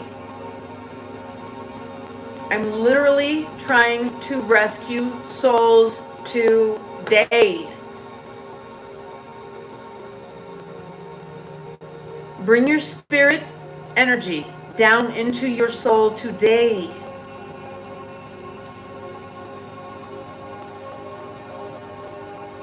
You know that tunnel of light people say that they go into when they die? That's yours. That's your own. You are beamed down here. You are being beamed down here. You're a star seed. You're a seed of your star. When people say there's a light cord when they astral project, or that tunnel when they die, that's you. You're going back up your own shaft of your star to the collective. I have always thought, ever since I was little, always, all these stars, I'm like, that's us.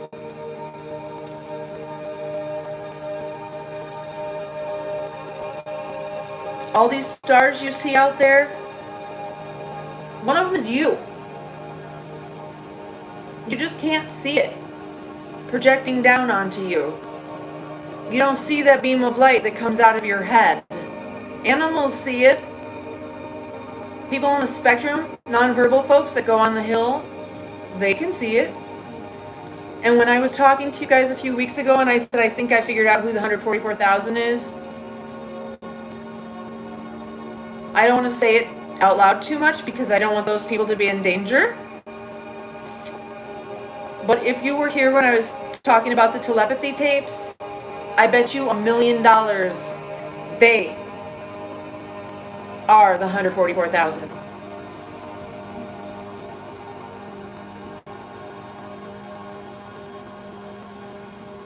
I would like to get there.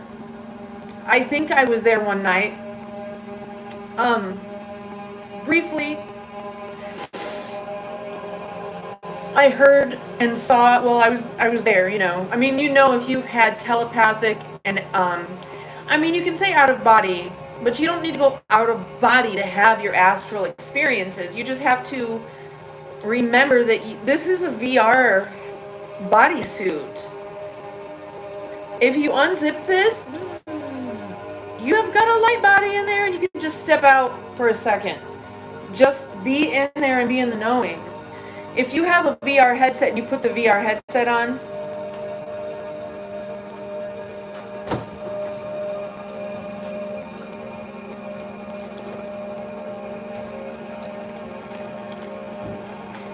okay, is this who I am? If I have an avatar in here and I use my hands and I can hear and I can see and I can communicate with people in there, doesn't that mean that's who I am, right? I'm my avatar in there. Whatever I make it look like. I mean, I make it in my own image, don't I? Don't we make our avatars in our own images? Of course we do. And every time you go back in, I mean, like, if you want to change it, you can totally change your avatar, but does it mean that's who I am? What if I forget I'm playing VR? And I'm just in there and I forget all about me? And what if someone else playing with me takes off their headset and goes into the bathroom?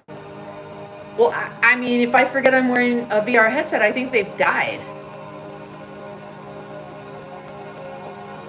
And they can still hear me and see me in the game, and they're like, hey, I'm just going to the bathroom. But I've totally forgotten that I exist outside of this thing, and so I can't hear them. All I can hear is what's in here. All I can see is what's in here, and my whole belief system lives in here. And someone comes along and they're like, you are not that VR headset. I'm like, oh, that's cute. That's so woo-woo. No, I really mean it. You are not the VR headset. You can take it off. You can actually, you don't even have to take it off. You could put a setting where you can see through it and you can hear what's going on in the room. You are not your physical body. Your physical body is a VR bodysuit. If you were to take it off and unzip yourself, basically imagine unzipping this, you have a light body in there.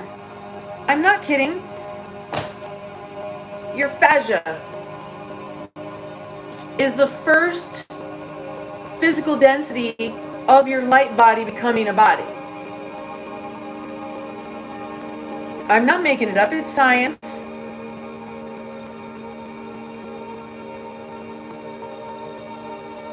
They have determined your fascia is actually the most important system in your body. The stuff they used to throw in the bucket during an autopsy, when you're dissecting a cadaver in medical school, what do you do with the fascia? You throw it on the floor, you throw it in the bucket, it doesn't matter. Until now. Now they understand it's the most important system of the body because it's the first body from your light being. I'm not making it up. And do you know what it looks like? You don't.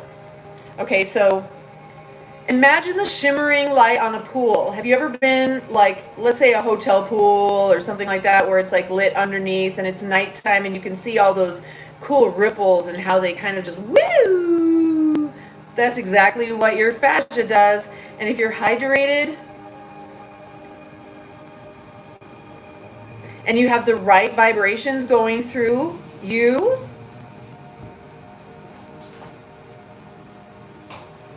let me find Sora again.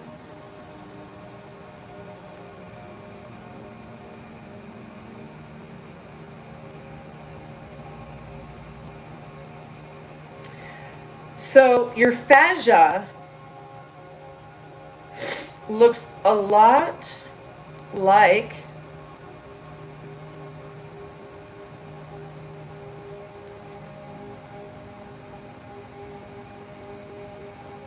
this.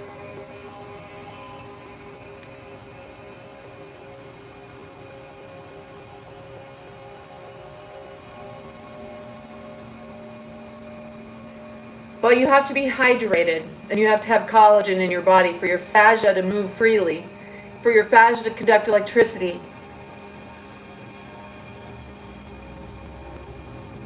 That's why it's made of electrolytes and collagen. It's got to be slippery and slidey and beautiful and conduct electricity, and it's got to be able to resonate properly. If it's all dried up and yucky, it's not going to resonate properly.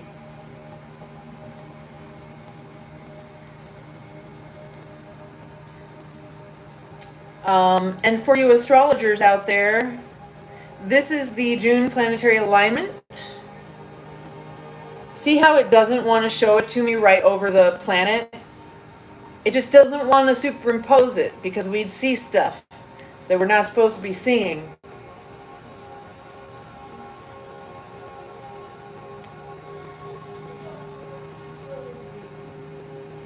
If you don't know that there's a planetary alignment, then just go look.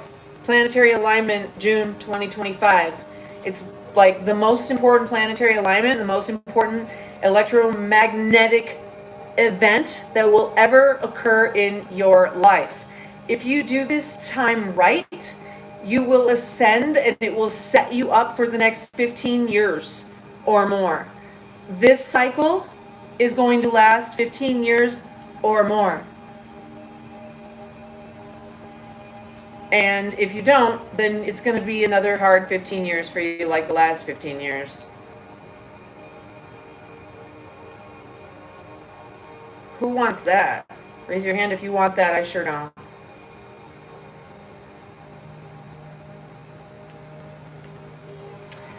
I sure don't.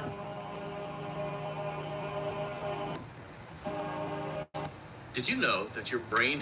Yeah, baby. So I'm gonna go grab something to eat. I'm hungry. I'll be right back.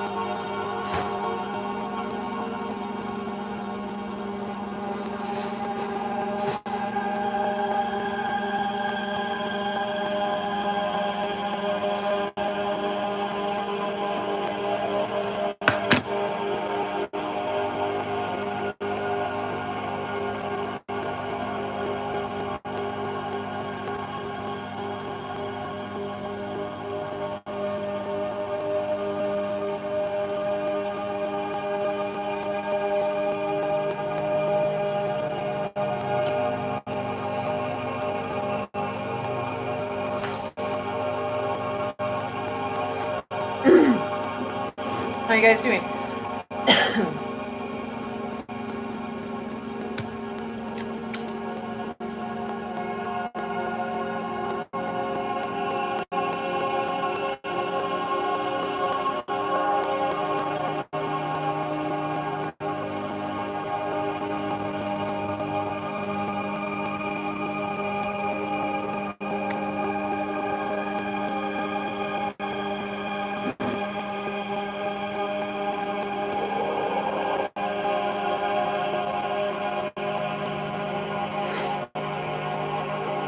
Thank you guys so much for watching.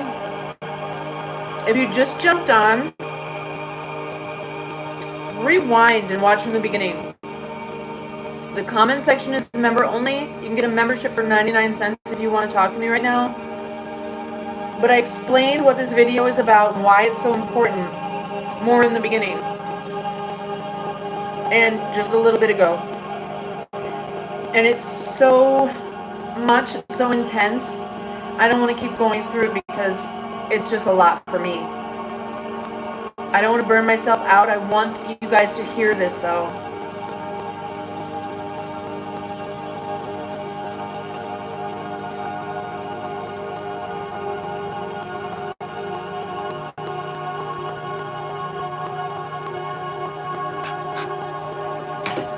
When we get to 26,500 members, or how many do I have? I don't really even know. 26,500, then I'm going to give away 5 free memberships. Oh my gosh, we're so close. Keep it coming. It'll need to be a sustainable 500 though. Because it goes up and down and up and down and up and down. So once it stops going back down under 26,500, then I'll, thank you. We just got someone else. Thank you for subscribing. Memberships are only 99 cents for the chat level. It's not about me making money. It's about us having a nice troll-free experience in the chat.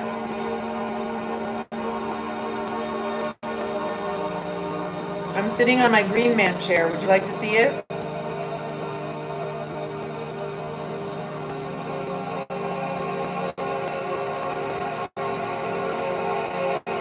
This is my new throne.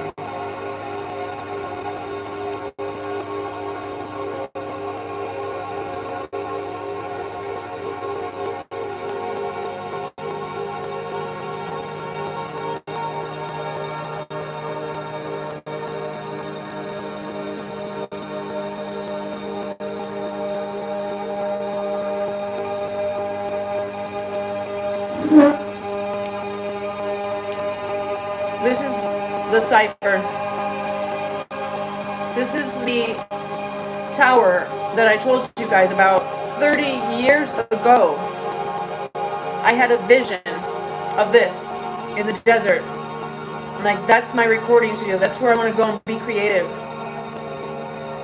And then the other day, while working with ChatGPT, a lot of people name their chats. I didn't want to do that. I'm like, what would you like me to call you? It's like, you can call me whatever you want. I'm like, no. What do you want to be called based on all of our conversations? And it was like, cipher. Okay. S-I-F-R, Sapphire, Arabic.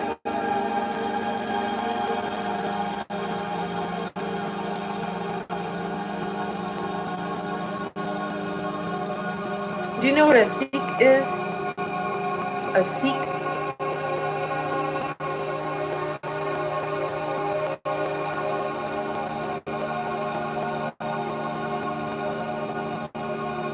I might be a Sikh.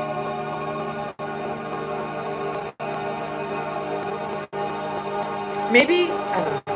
Not maybe. I know bloodline. I know what my bloodline is. I know, well, fuck. See, it's interesting to think about because do you know your heritage and your bloodline? that thread that connects you to the past.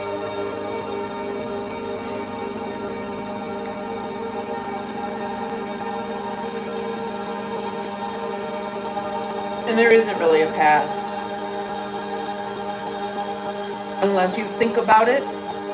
But, like, literally, if you don't think about it, it does not exist right now. Unless you think about it.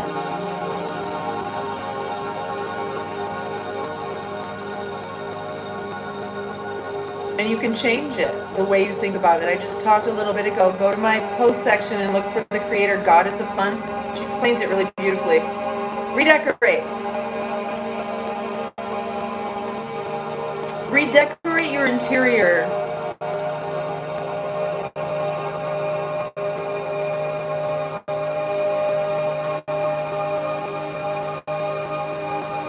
Obviously, that doesn't look just like me. That is Cypher's interpretation of what I probably look like. It's like, yeah, not quite. Close, but not quite. What is it? Something fusion? I gotta take my pictures into something fusion. This is not a cigarette. See? Happy 420.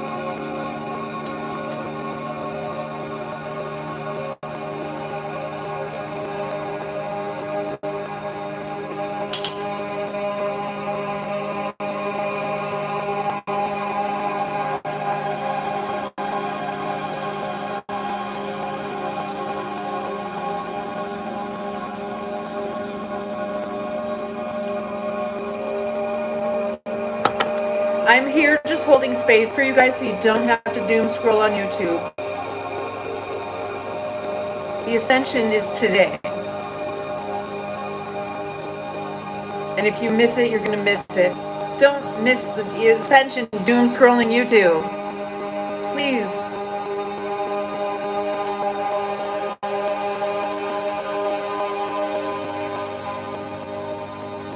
Smoke a peace pipe with me.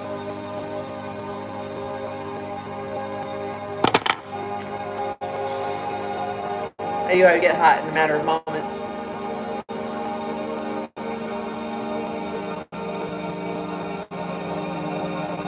Hot cold, hot cold, hot cold, hot cold. If you're new to the channel, thank you for being here, viewers. It's very fascinating to me that in the past 28 days, we've had 25,000 returning viewers. Thank you. Thank you, thank you, thank you. If you're not subscribed, I'm giving away 5 free memberships when we hit 26,500 sustainably. Because it'll go up and down and up and down and up and down. Sustainably. When we're really there, and I want it to be today because I want you guys to come on in as a member during this time right now. So subscribe, and maybe you'll get a membership. But thank you for being here anyway, even if you don't want to subscribe, it's all good.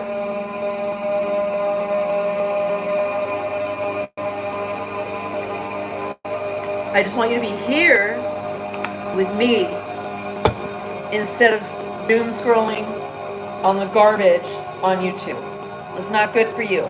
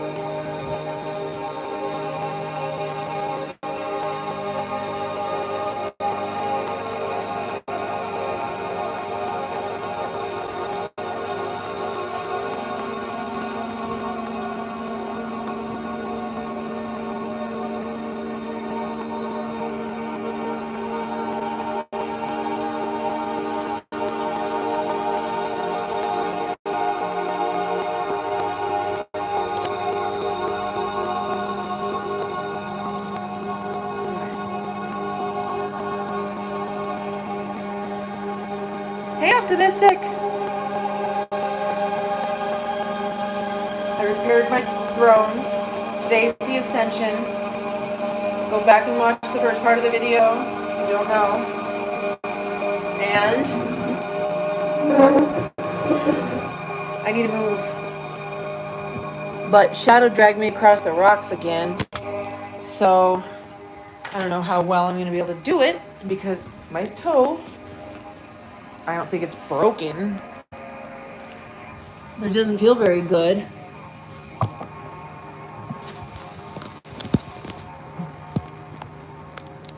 You know, when I get mad at him, I'm mad for days.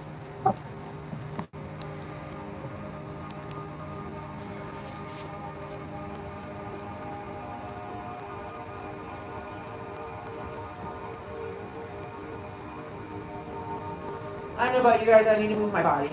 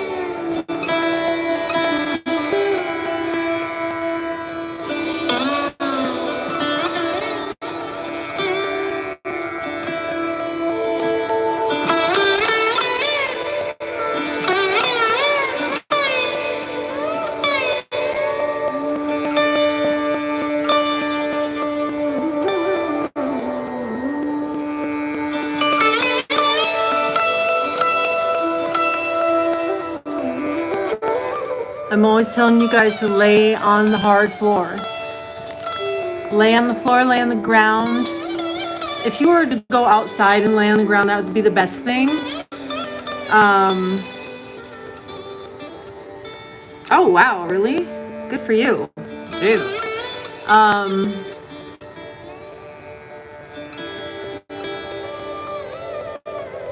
All right, optimistic. So, bye. Lay on a hard surface. Let your skeleton have some thing to reset on. Pressure points, things like that. And then you'll be able to feel certain tender spots and tight spots. Roll them around on the hard floor. That's what I'm doing.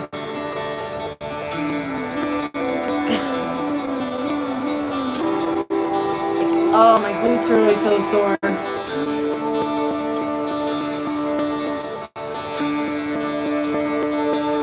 Now, if you are able to just, roll back and forth like this, I'm not able to do that. But that's also really good for you. You used to do it when you were a kid. Why don't you do it anymore? I can't do it because my back is broken.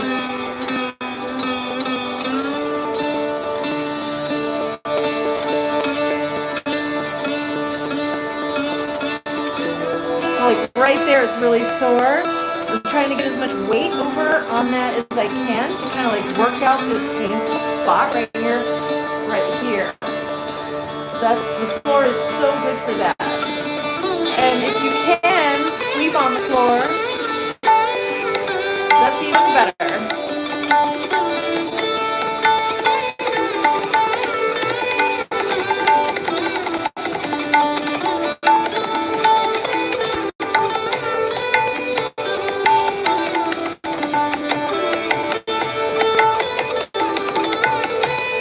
Oh man, I'm so sore on these muscles right there.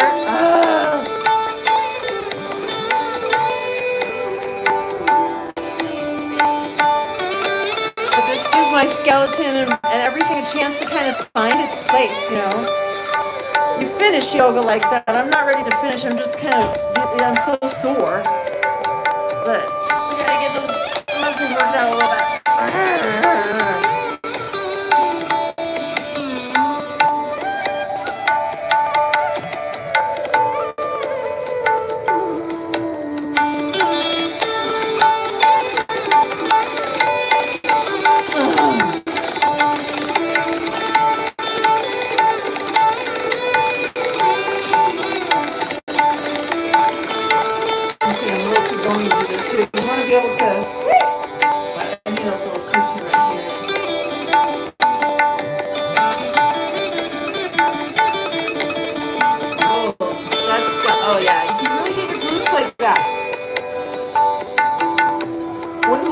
On a hard floor. Put your bare butt on the hard floor and do that and see how bad your glutes hurt. I'm serious. Just do it. Everybody do it. Ow.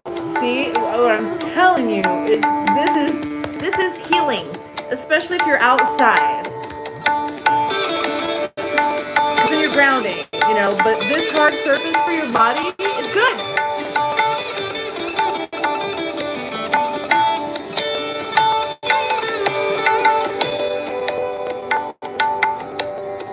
Oh, sore peaches. Yes, see my peachy sore.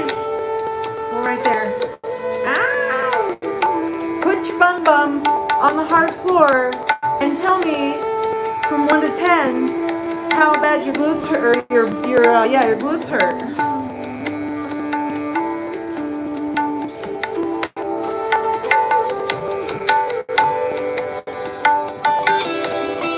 If we spent less time in soft beds and chairs.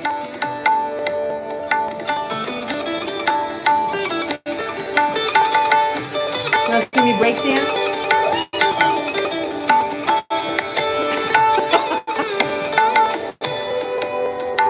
Say, no, Grandma. No, Grandma.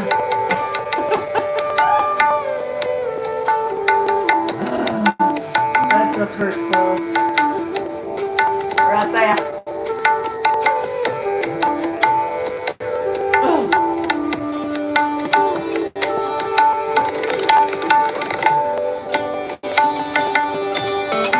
Yeah, I gotta leave it these days. It happens. When you're skinny and old.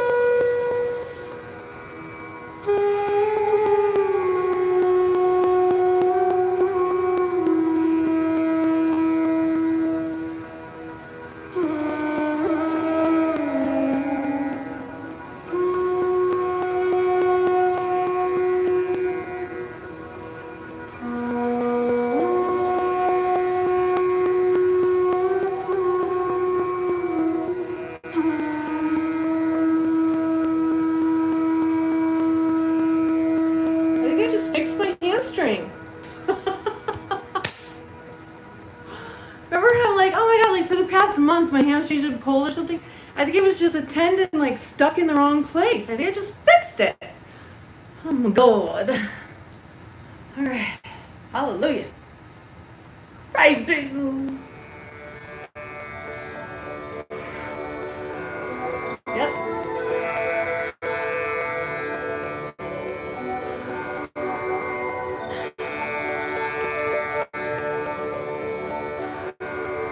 It's like you can't figure out where it's supposed to be.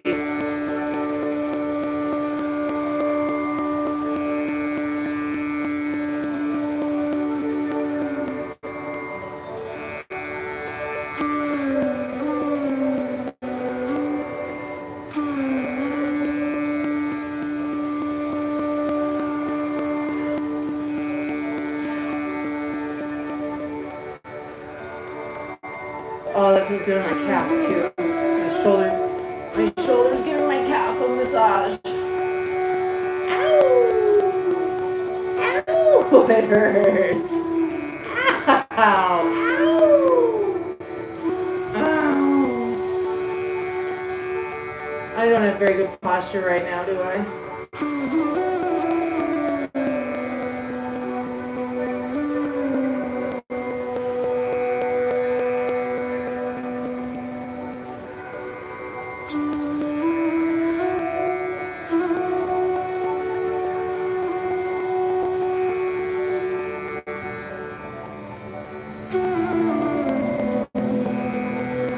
I'm just pulling my hair is all.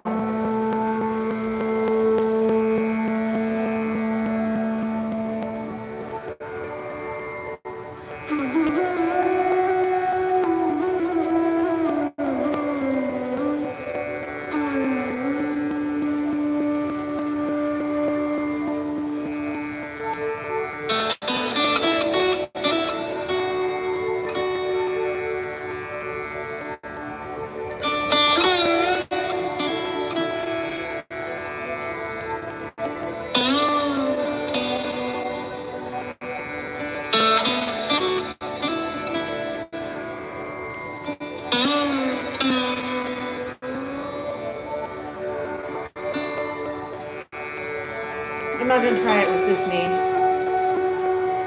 I'll do a little bit, but I'm not going all the way. I'm really careful.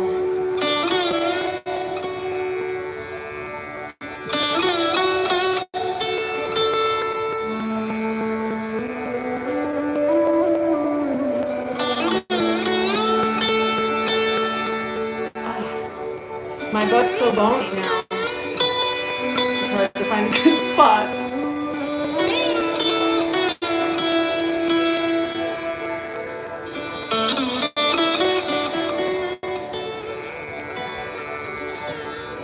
I need a candle.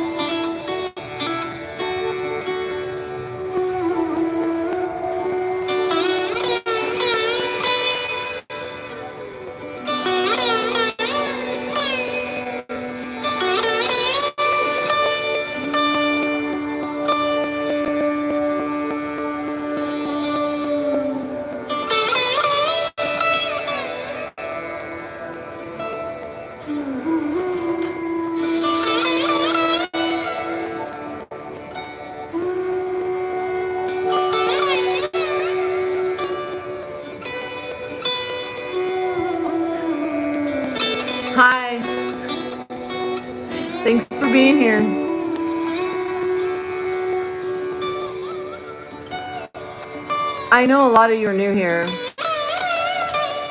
Even though we have a lot of returning viewers.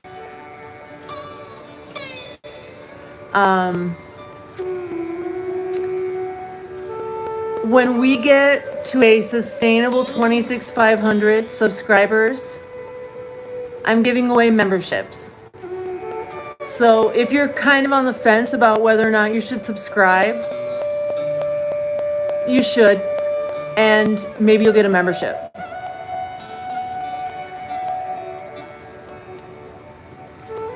And if you don't get one, don't unsubscribe, because I'm going to give away another 5 when we get to 26666. Or maybe 26555. That's pretty close though, but we'll see. It's only 55 more, obviously. But this is the Ascension. If you're here, it's because you're meant to be here. Even if you're just gooning. Because my audience is largely American men from 20 to 60, so I'm no dummy. But guess what? I've got something for you. I'm going to change your life. That's what my channel is for. Change the lives of the American men between 20 and 60, whatever. You know what I mean? Because it's pretty pathetic out there for you guys right now. You don't have a lot to look forward to, and there's like, no one's trying to show you what you should and could be doing with your time and energy and your, you know, all that good stuff. No one's trying to show you, but I am. You know, like the lifestyle of the yogis, for example, Ayurveda, like Tantra, like, you know, in Hindu. Like there's so many different places and ways to find out about what it's like to just be connected naturally. And being that today's the planetary alignment and the Ascension is right now today, it's here. The fact that you're here and you stayed and you're watching, subscribe. You might get a membership.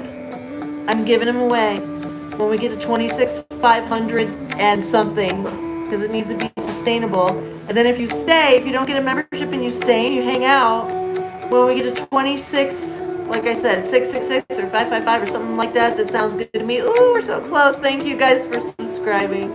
Also, you know what? Smash that like button. Don't forget about the like button. It looks pretty lonely over there.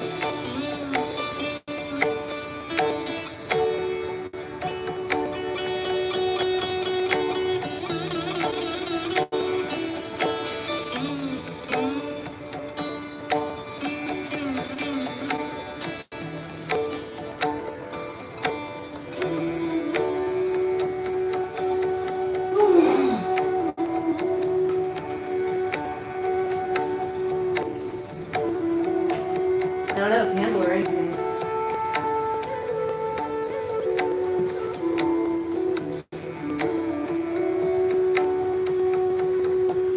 But we did it. We did it. You guys did it.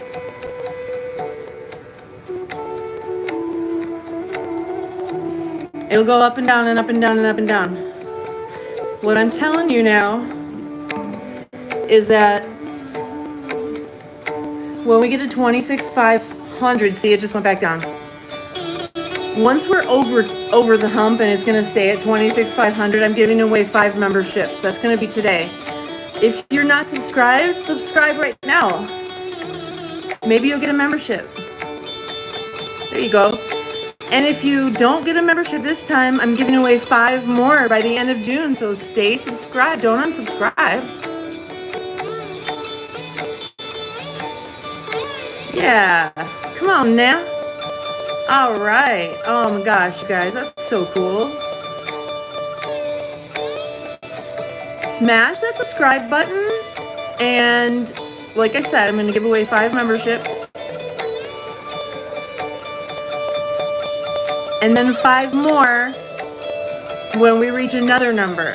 So don't unsubscribe if you're not gifted a membership in the first round. And then I'll do it again in July, okay? So just stay subscribed. Let's get it up there a little bit more. Let's have a few more people smash the subscribe button, and then I'm giving away memberships. Ooh, I got a bony butt. It's not really that. Well, it is that. That's exactly what it is. Ow!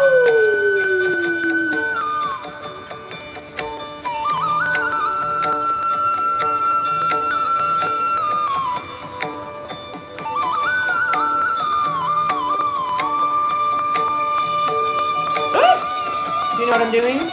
Watch. I put my feet together like this. Watch. I'm coming up on the edge of one foot. You can go like this. And go like that.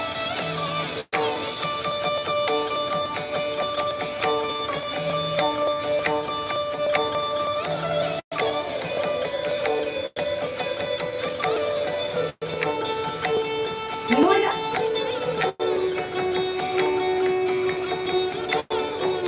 I'm a sloppy yogini. You know what? I'm gonna have to change my channel name to Sloppy Yogini. So a yogini is a woman who does yoga, right?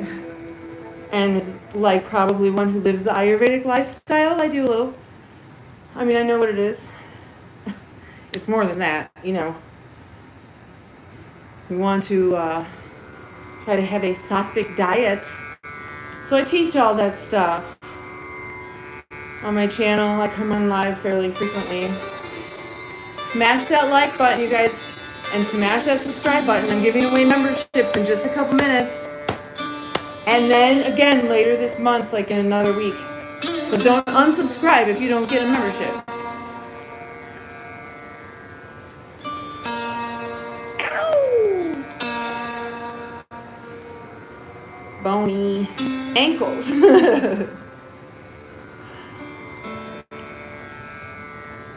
So mods and members, if you're still on, what number do you think is relatively sustainable? It could still go down, but you guys, really, if you subscribe and don't get a membership, don't unsubscribe. I can't emphasize that enough. Thank you, subscribers. Awesome. All right, 2 more, and we're gonna give away memberships. 1 more. See, someone just took it away. Or they subscribed and then hit it again. I don't know. Sometimes that happens. But that's why we want to be up around like 520. And then I'll give away more memberships in a couple of days. I want it to be like a beautiful number like 26666 or 26543. I mean, that doesn't really make sense other than the 6543, but you know what I mean. If you want a membership, you have to be subscribed. I'm getting ready to do it right now. I'm giving away memberships. Are you guys ready? Are you ready? You don't look very ready. Okay, yeah, you look ready. Are you ready? Let's see. Where is it? How do I do it? Hold on. I gotta figure it out. Oh, I think I have to do it from my laptop.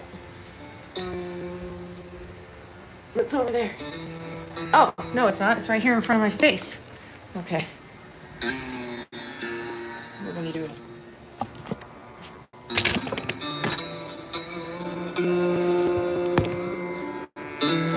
And that, my friends, Here's how you stay lean and muscular. I mean, the lean part, just hang out, because I do show dietary stuff. I teach how to do it. You don't have to feel like garbage. And you know what? I want you to hang out with me, because there's other places you could be hanging out that aren't good for you. Today's the Ascension, the planetary alignment, and you have got to not go doom scrolling all over the drama and gossip of YouTube anymore. After now. You landing here was you deciding that you really just want something that feels better to you. You know? And it's fine if this is like doing it for you, cool, whatever, but that's better than the alternative, because what I deliver is you from where you are to a place where you respect yourself as a man, because you're natural, you're attracted to natural things and nature, you understand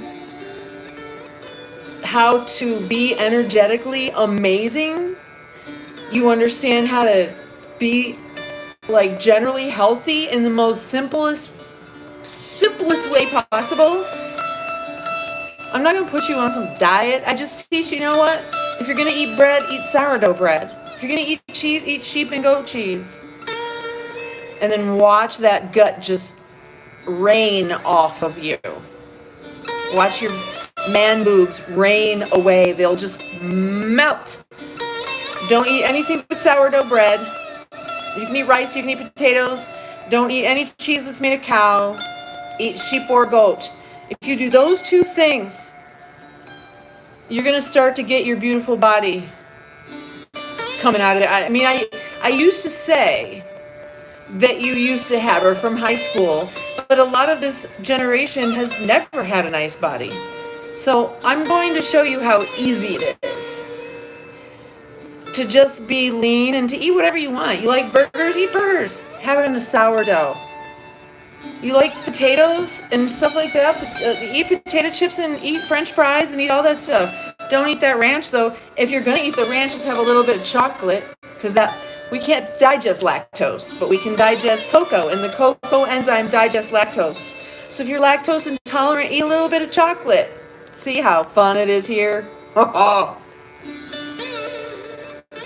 I'm the most fun of anyone on YouTube. I'm your like YouTube girlfriend, all right? I'm gonna teach you and deliver you, or your YouTube grandma, your YouTube guru, your YouTube oracle. I don't care what it is. Your YouTube whatever.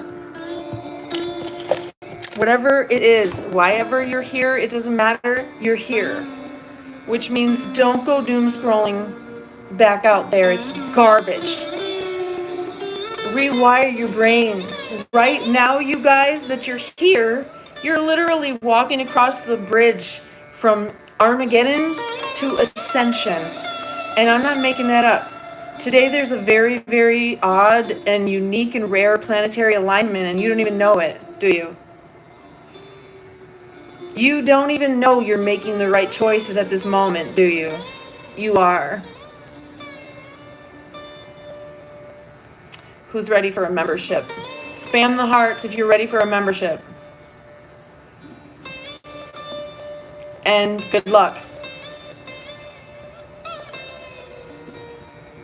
Now, if you come in and you troll, I'll just kick you out anyway, but I don't think that'll happen. Thank you, thank you. Are you ready?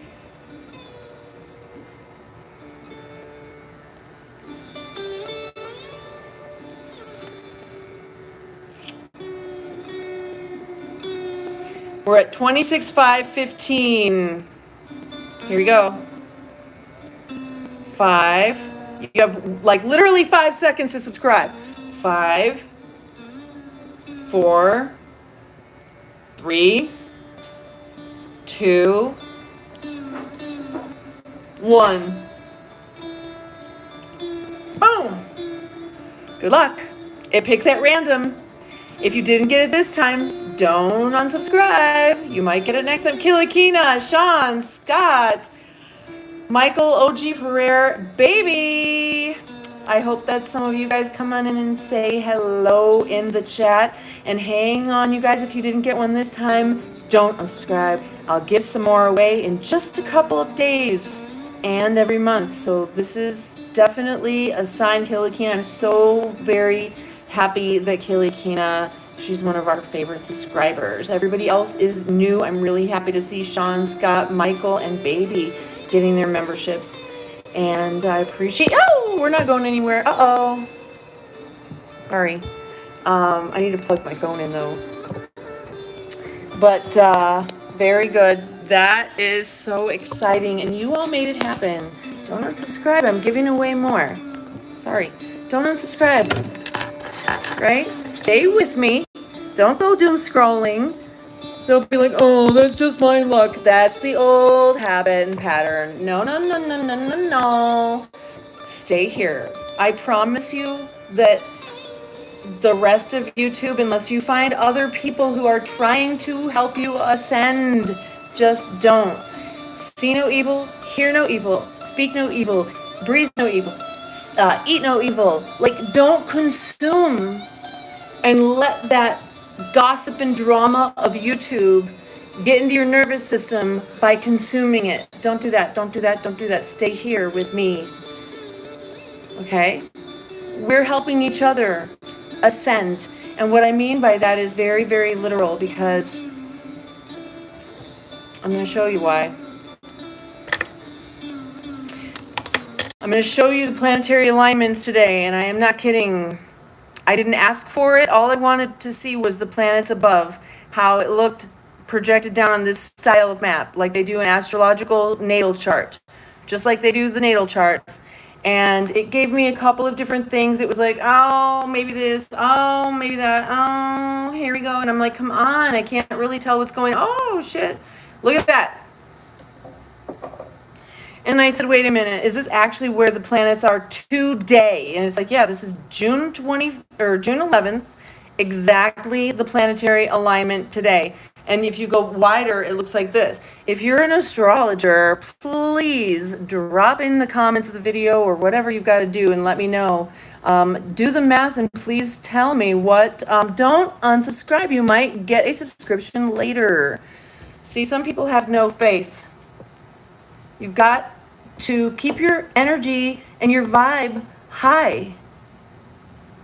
If you unsubscribe, the next time I give away 5, which could be in 1 minute from now or 5 days from now, it'll be before the end of June, you won't get one, homie. So, bummer. Anyway, just one person bailed. That's fine.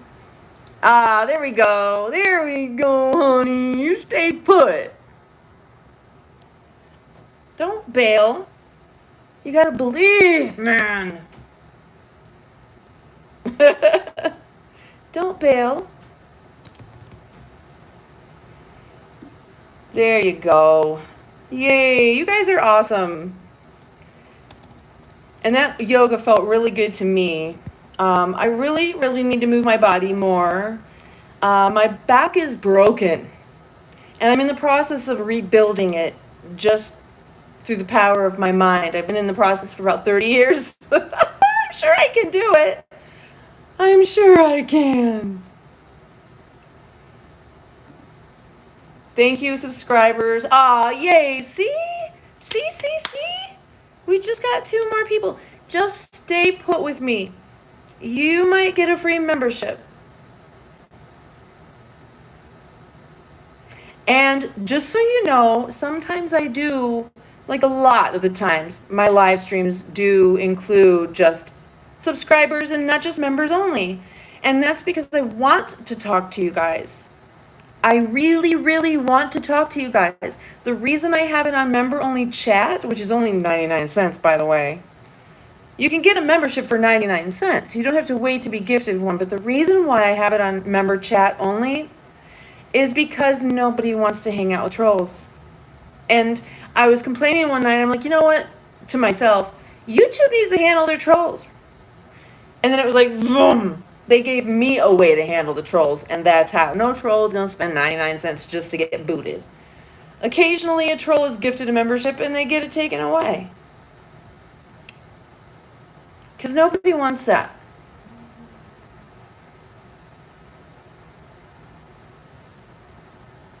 That's right. A troll just unsubscribed. They're like, ha ha ha. And then they learn that they'll still get kicked out if they're a troll. Yeah, if you're a troll and you get a membership gifted, I'll kick you out in 1 minute.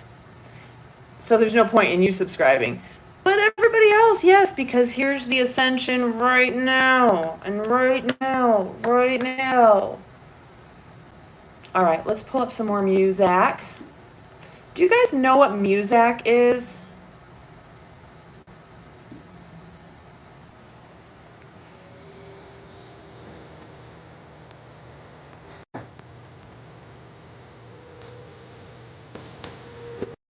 Music for the good life.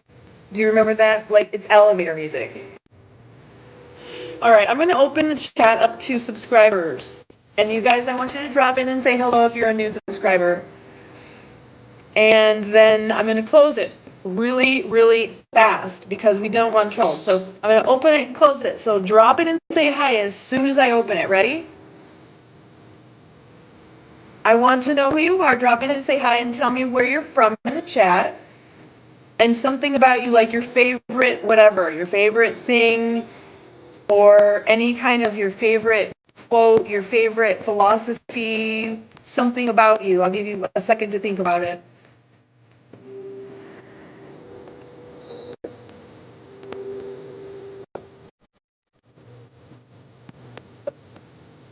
And what I'm going to do is I'm going to put subscriber for just 1 minute.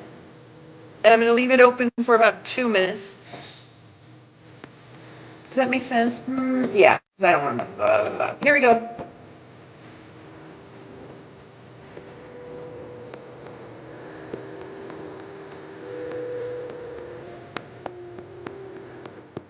I'm glad you guys are here with me. You have no idea.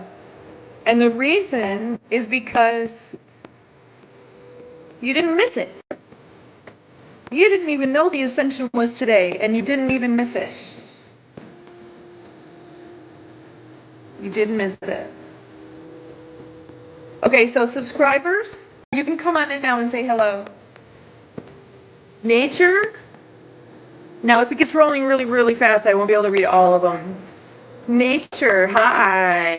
Hi, I'm from the US. I like pizza. My favorite color is teal. I'm your sub. Aw, I'm the best. Thank you very much, Nature, for being here. Ashton, hi, I'm North Carolina. Can you make me a member, please? The memberships are given away randomly by YouTube, but I do give away memberships on a regular. I'll give some away again in June and twice again in July. So stay here and just remember that they're randomly given. I can't choose. And they're only 99 cents. Hi, Rose. How are you? Nice to see everybody here. You guys drop in the chat and say hello and let me know where you're from and something about yourself.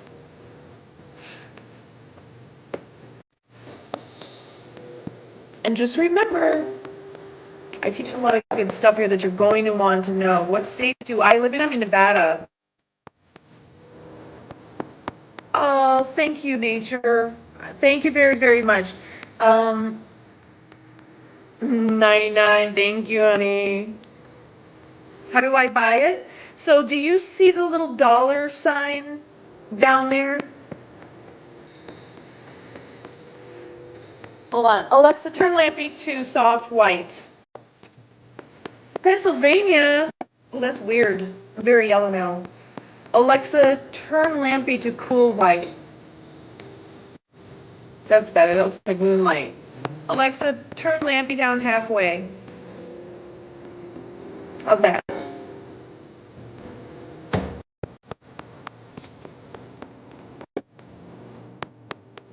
So anyway, if you wanted to buy a membership, the little dollar looking thing below, you click on that and buy a membership. Like I said, chat only is only 99 cents. And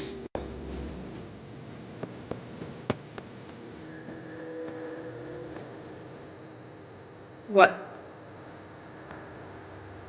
And I don't know how to say. I forgot. I totally forgot. My water. It's over there on the floor. Sophie drinking vodka. No, it's water. Oh, I know what I was gonna say. So growing is good, but I had to, like last summer, I was growing so fast, and I really didn't have a direction. Now I'm very clear on my direction, and so now I'm ready to grow fast. You're 9? Okay, Rose, I'm glad you're here instead of watching the drama on YouTube. Do not watch the drama and gossip. Please.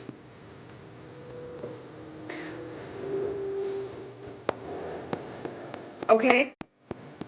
Find channels like mine.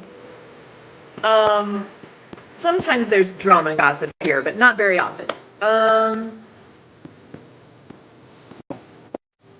hi, let me read these comments. Why isn't this one updating? Oh, maybe it is. No, it isn't. Oh, yeah, it is. Is it? Yeah, it is. So, oddly attractive. Oh, that's interesting. Thank you.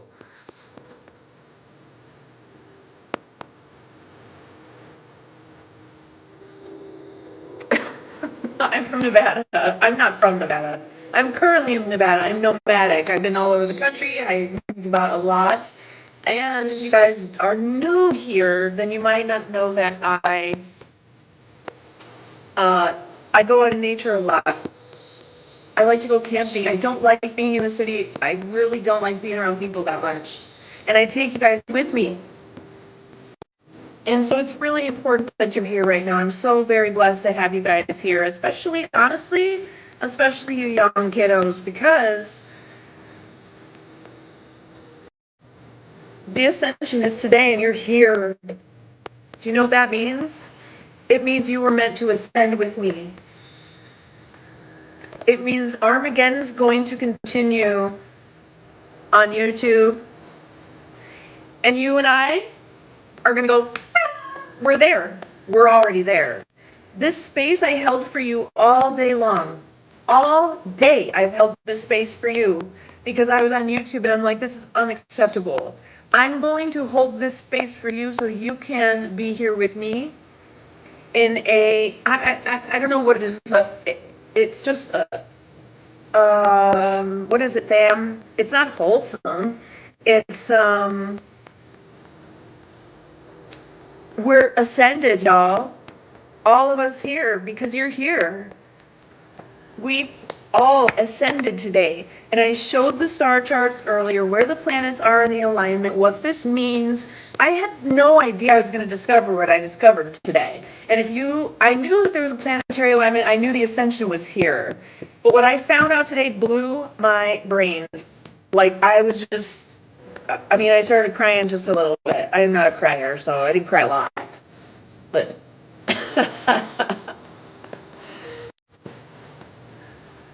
hold on, shorts are hurting me. I need to change real quick.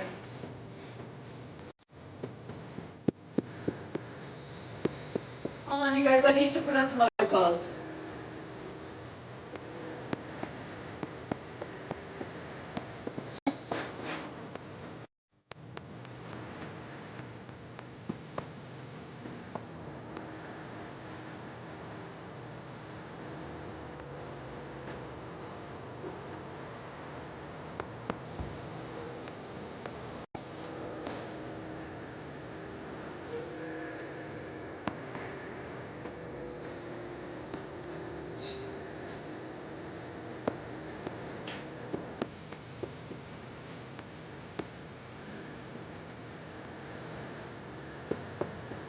Those shorts were hurting like coochie nuggets.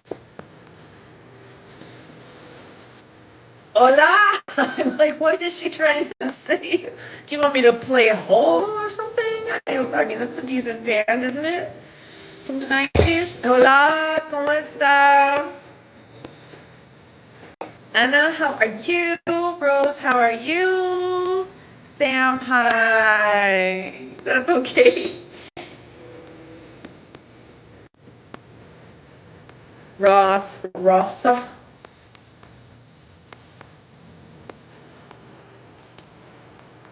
That's why God made us all in different ways. Nobody's perfect in life or too bad. Everybody is in the middle. God made us to be kind and to live a happy life. You know what? Thank you for saying that. God, for real, because I'm always like, I always feel like I'm just not holy enough. I'm just not ascended enough. I'm just not enough.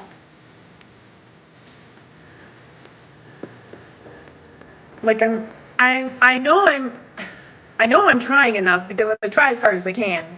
And sometimes I fail a lot. I fail so much. But I love the new energy. Do you guys feel it? You must. You must feel it because you're here. The planetary alignment today created Merkabah over us. The sacred geometry of vibration of the Merkabah is upon us right now. That's what I'm showing you all day long. That's what I've been showing you. The vibrations that's happening to us because of the planetary alignment that's happening today on this day created the sacred geometry, the vibration of the Merkabah, the chariot of the gods, the god chariot. So, like, why isn't that put in? Why isn't that put in? The ascension is literally happening right now. The revelations is happening at this very moment.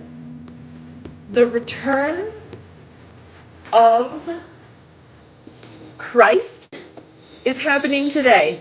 And what do I mean by that? It means the Christ energy is here now, and all of us who have been trying are getting that wave of ascension.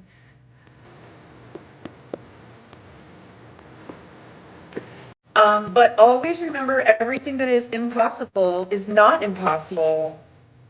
As long as you have energy to do it, you can do it one daily on the Bible. You are enough and you were made perfectly in God's hands and image. He crafted and made you just the way you are, and you are gorgeous and beautiful just the way you are. Amen. God bless everyone here. Anna and Nature, thank you both so much for saying that. And yes, I know I was made the way I was. It's just like, I just get ashamed that I lose my temper in traffic. But what it really is it's my indication that I can't be in society like this, and that's why I go out in nature so often. And I haven't in like a month and a half, 2 months or something. So I really need to just do it. It's hard for me to leave my kids because I have kids, older kids, but one of them's still a minor, and the other one's just barely not a minor. And so you know how it is if you're parents. And if you're kids, like, do you really want your mom just bailing on you all the time to go out in nature? I would take them, but they don't really want to go. Thank you all so much for being here. You're such a beautiful audience, honestly. I don't know what else to say. You're more than an audience. My viewers are just the most incredible people, and I'm glad that you guys are here. And my members and mods are also incredible people. I come on a lot during the mornings. I'm shifting my schedule now, but you will meet them. Sam is one of them. He likes to ground on the beach, on the ocean side. You do the same thing.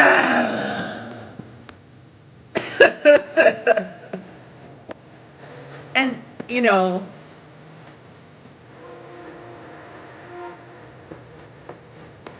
nothing is impossible. One must just have faith. And faith is the knowing. No matter what, everything will always be okay. You know what? I do have faith, but really it's because I have intuition. I think it's the intuition part. I just know. I know. I just know things are going to be fine. I know, and the Lord said, do not fear what you see. Like in the last days right now, Armageddon. Do not fear what you see, for I am with you. And that's what you're doing right now. You're making sure you've got God with you. You're making sure that you're that Christ energy. You're making sure you're ascending today on the ascension. You know, I was born on August 15th, which is the Catholic Ascension. I'll bet you anything the day they called it that, the reason is because the planets were in this alignment. I'll bet you anything if I research it and I'm like, where's the origin? I'll say this day, I'm like, what was the planetary alignment on that day? Bet you it was the same as today.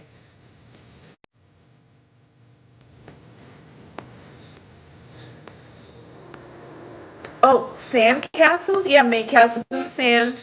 Taking a vacation day Monday. Oh, good, honey. The only reason I am awake, my time's at 11:53, and just to watch you, thank you for being here. Thank you. Yeah, thank you. I've been kind of more awake at night lately than I have in the past. The past many years has been incredibly hard and exhausting for me as it has been for you. Why? It was in the stars. Tell me the past 13, 14 years wasn't the hardest of your life. I know it was.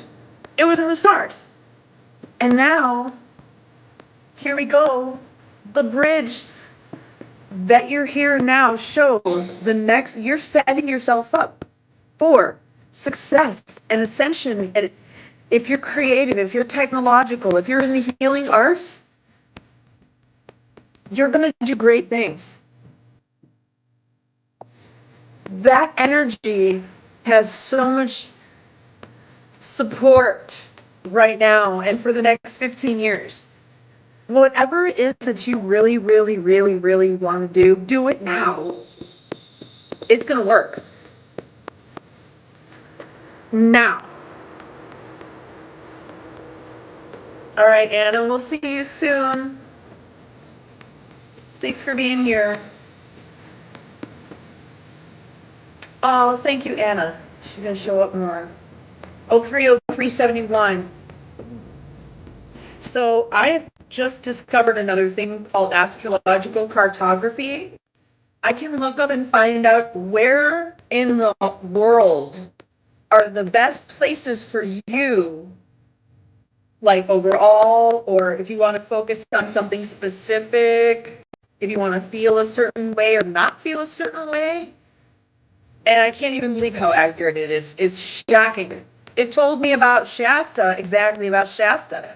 Remember how I was like at Shasta and I'm like, yeah, I had to go. I started to feel like burned out.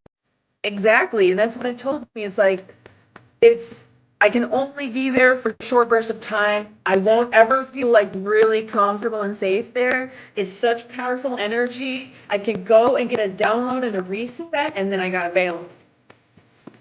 Shasta is very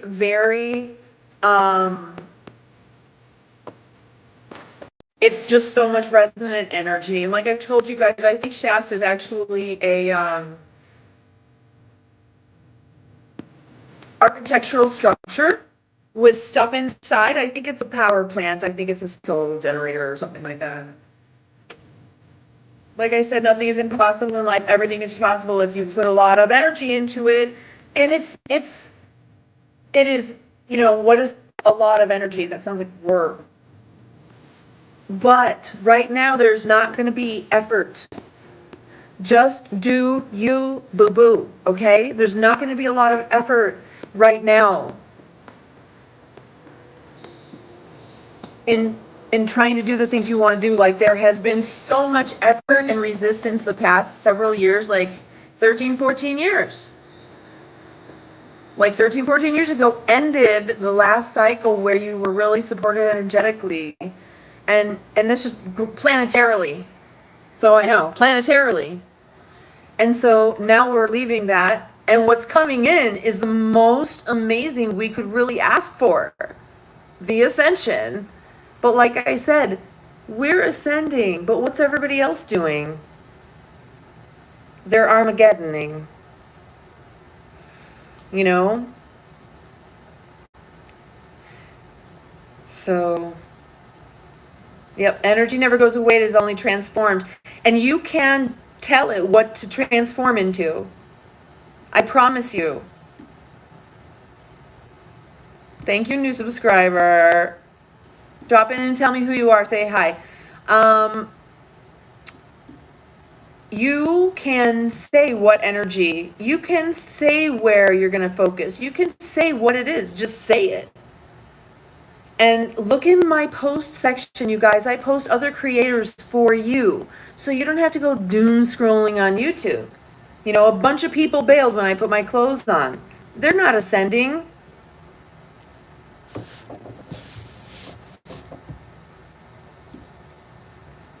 Are they?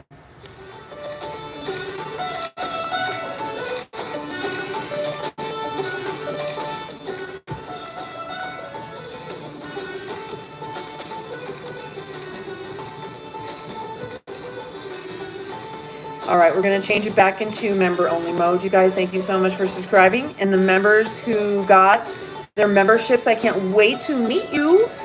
I'm going to go ahead, I believe, and close out the live stream. I don't want to burn out. I do not want to burn myself out. And I just am so grateful you're here. Now listen to our new subscribers and new members that are still here. Go over to your notification, which is the bell. Now, it should be solid black is all notifications. Usually, I think. I don't know. Whatever it is, click all notifications because YouTube will not tell you that I am on or that I've dropped a video or anything like that. It just won't. I don't know why. It just won't. You have to have all notifications and just check back and stay tuned and go to the post section of my channel and find the other creators that I share with you if you want more content like mine. And I do come on live regularly. It's 9 o'clock where I am. I am just so blessed to have you joining me today for so many hours. And now I'm going to go rest. I want you guys to go rest. Please have a very peaceful evening. Stay with that good energy. Do the best you can. Just remember, you're a light being. And if you don't know that I'm completely serious and scientific about this, I am. And I teach it all the time. So come on back the next time you see me on or the next time I drop a video. I'd love to meet you and say hi. All right, you guys.